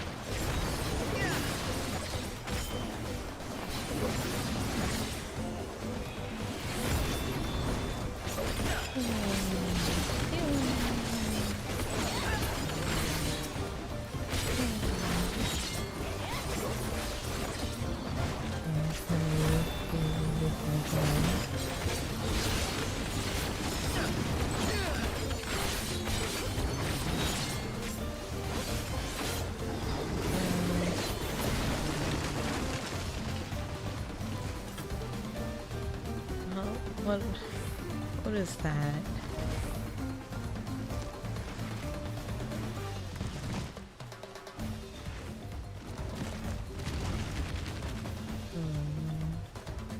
God's pillow. Killed all the kitty cats and all the worms.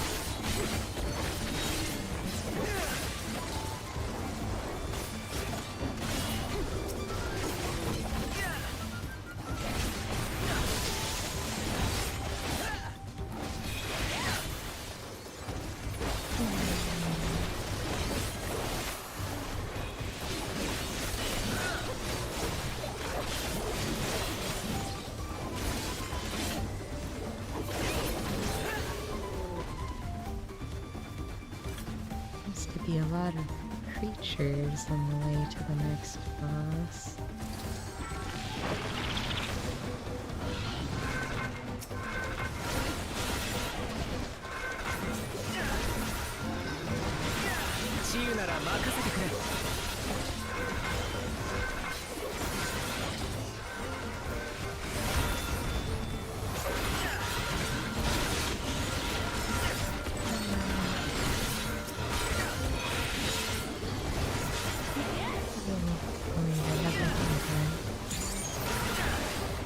This thing again too.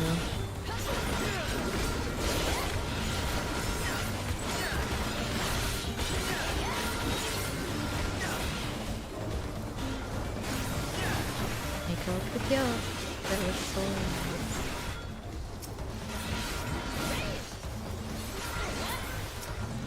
The sound is to this one. Very too.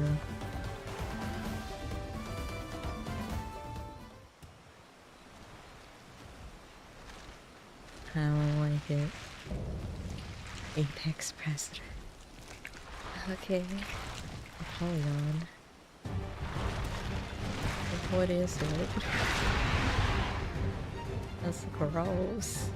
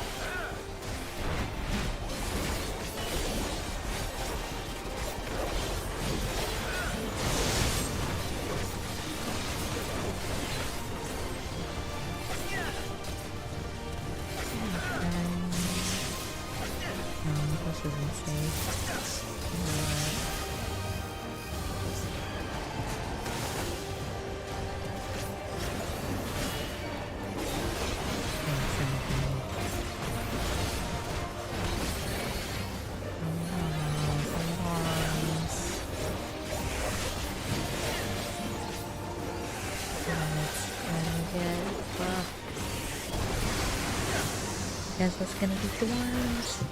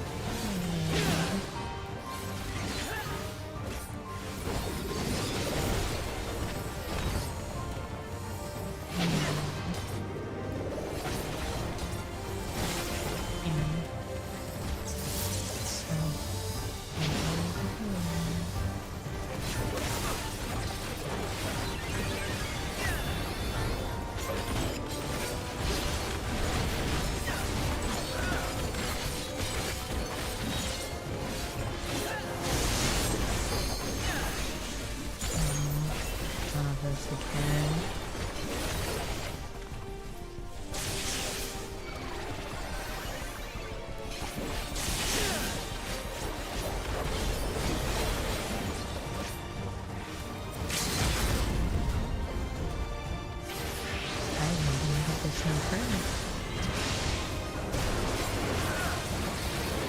そこだ行けそこだ行け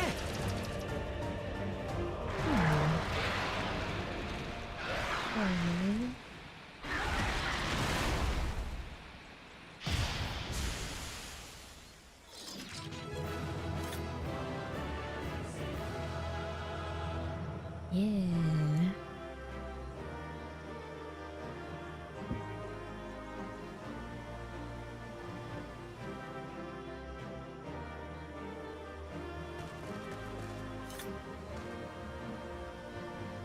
Yeah. Although he walked, the biggest bug I've ever seen. Alice saying there. Yeah, I hope they're alright too. A star globe. Oh, these are worse than what I have. Discard. At least I'll have a star globe.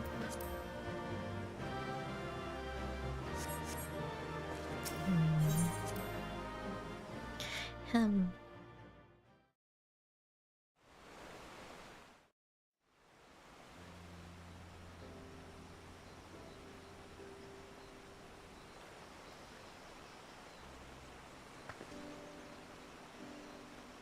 陸路進んできたものの、ここで行き止まりみてえだな。アリゼたちのところに戻って船を直さねえと。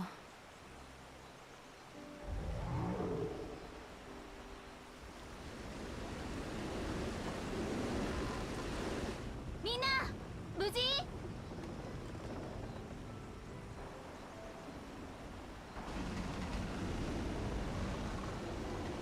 Doesn't this also mean we could have just stayed on the ship?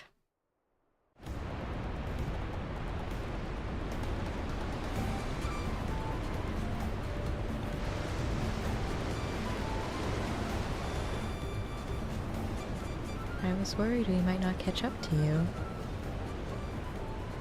Those caverns you traversed were dug by the Yokoi in their search for gold. Remnants of their excavations can be found throughout this region.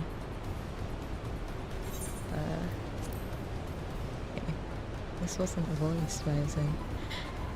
Wait. Our river journey is almost over. For proof of that, you need only look ahead.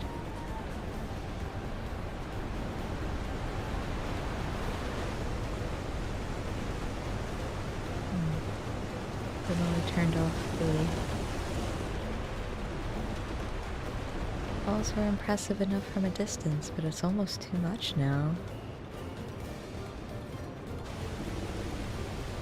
Yes, amazing. Now please let me off.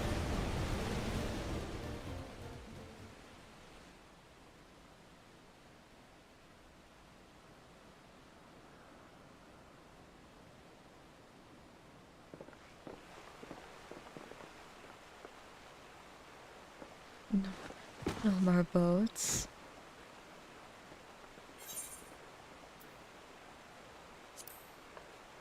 Are you? Oh, you're not all right. I should be surprised if she was. Even without the nausea, we're all spent. There's a mountain shelter nearby, a resting spot for those who've ascended the stairs. I suggest we make use of it. That would be a welcome respite. Have you the strength for a short walk, Wuklamot? We can rest along the way, too. Damn it all. Promise is meant to lead from the front, not mule and moan like a sick kitten.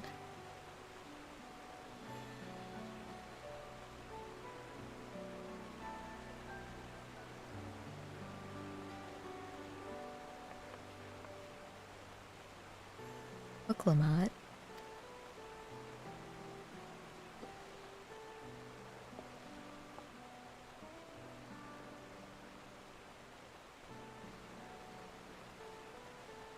Ignore me. It's nausea talking. I'm fine, really. Lead on, I'll follow.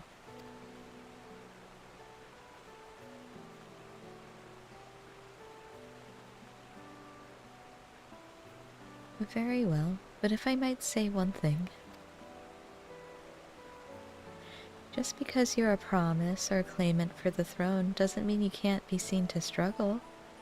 You needn't bear this burden alone, so please don't hesitate to talk to us. We're always willing to lend an ear.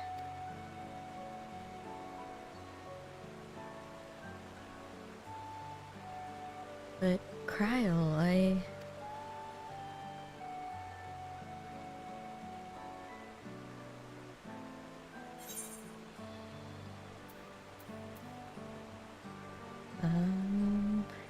leaning on others is a skill all leaders require. Because one person can't be expected to do everything, you know? You as well, Joe.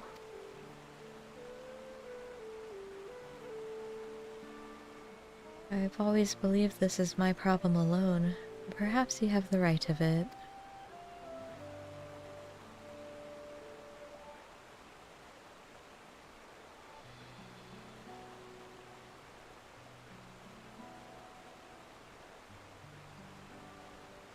Alright, I'll talk about things. And just give me a moment to collect my thoughts.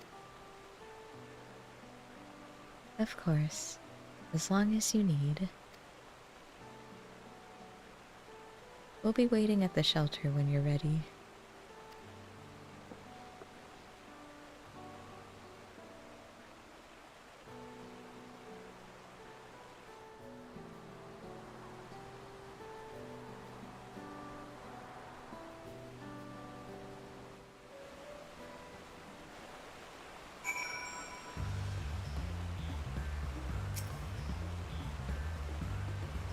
I've long felt that I could never tell anyone that when I was confused or hurting, that admitting to weakness would bring shame to Papa's name.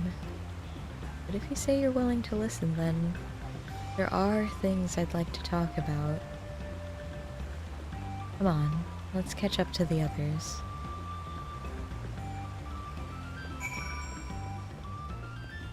Where even are we? Whoa, they went all the way up there? Alright. Away we go. What is that doing in the road? Get out of the road.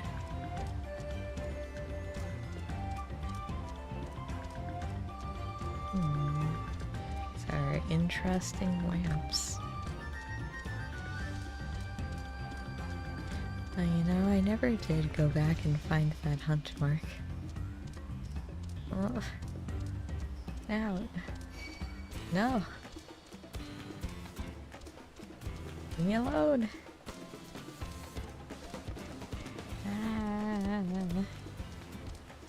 For me, a tune. And actually, I've been streaming for a while since we just got an aetheryte. Probably isn't a bad place to stop. It's like we finished the first dungeon. There's a lot of story to go through too. Because I've been streaming for what, 8.5 hours now? Yeah, it's good enough. And then I'll see about streaming again tomorrow. I want to try and get what's happening? The MSQ done as soon as I can. Just because, there's always people who will try to spoil it for others. So, I want to try to minimize that if it does happen.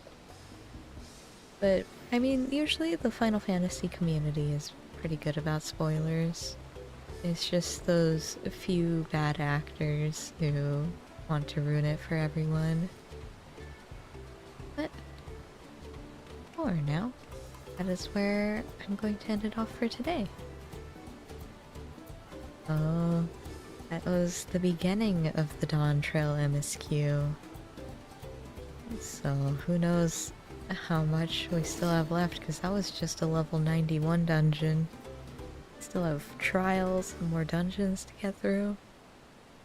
So, who knows?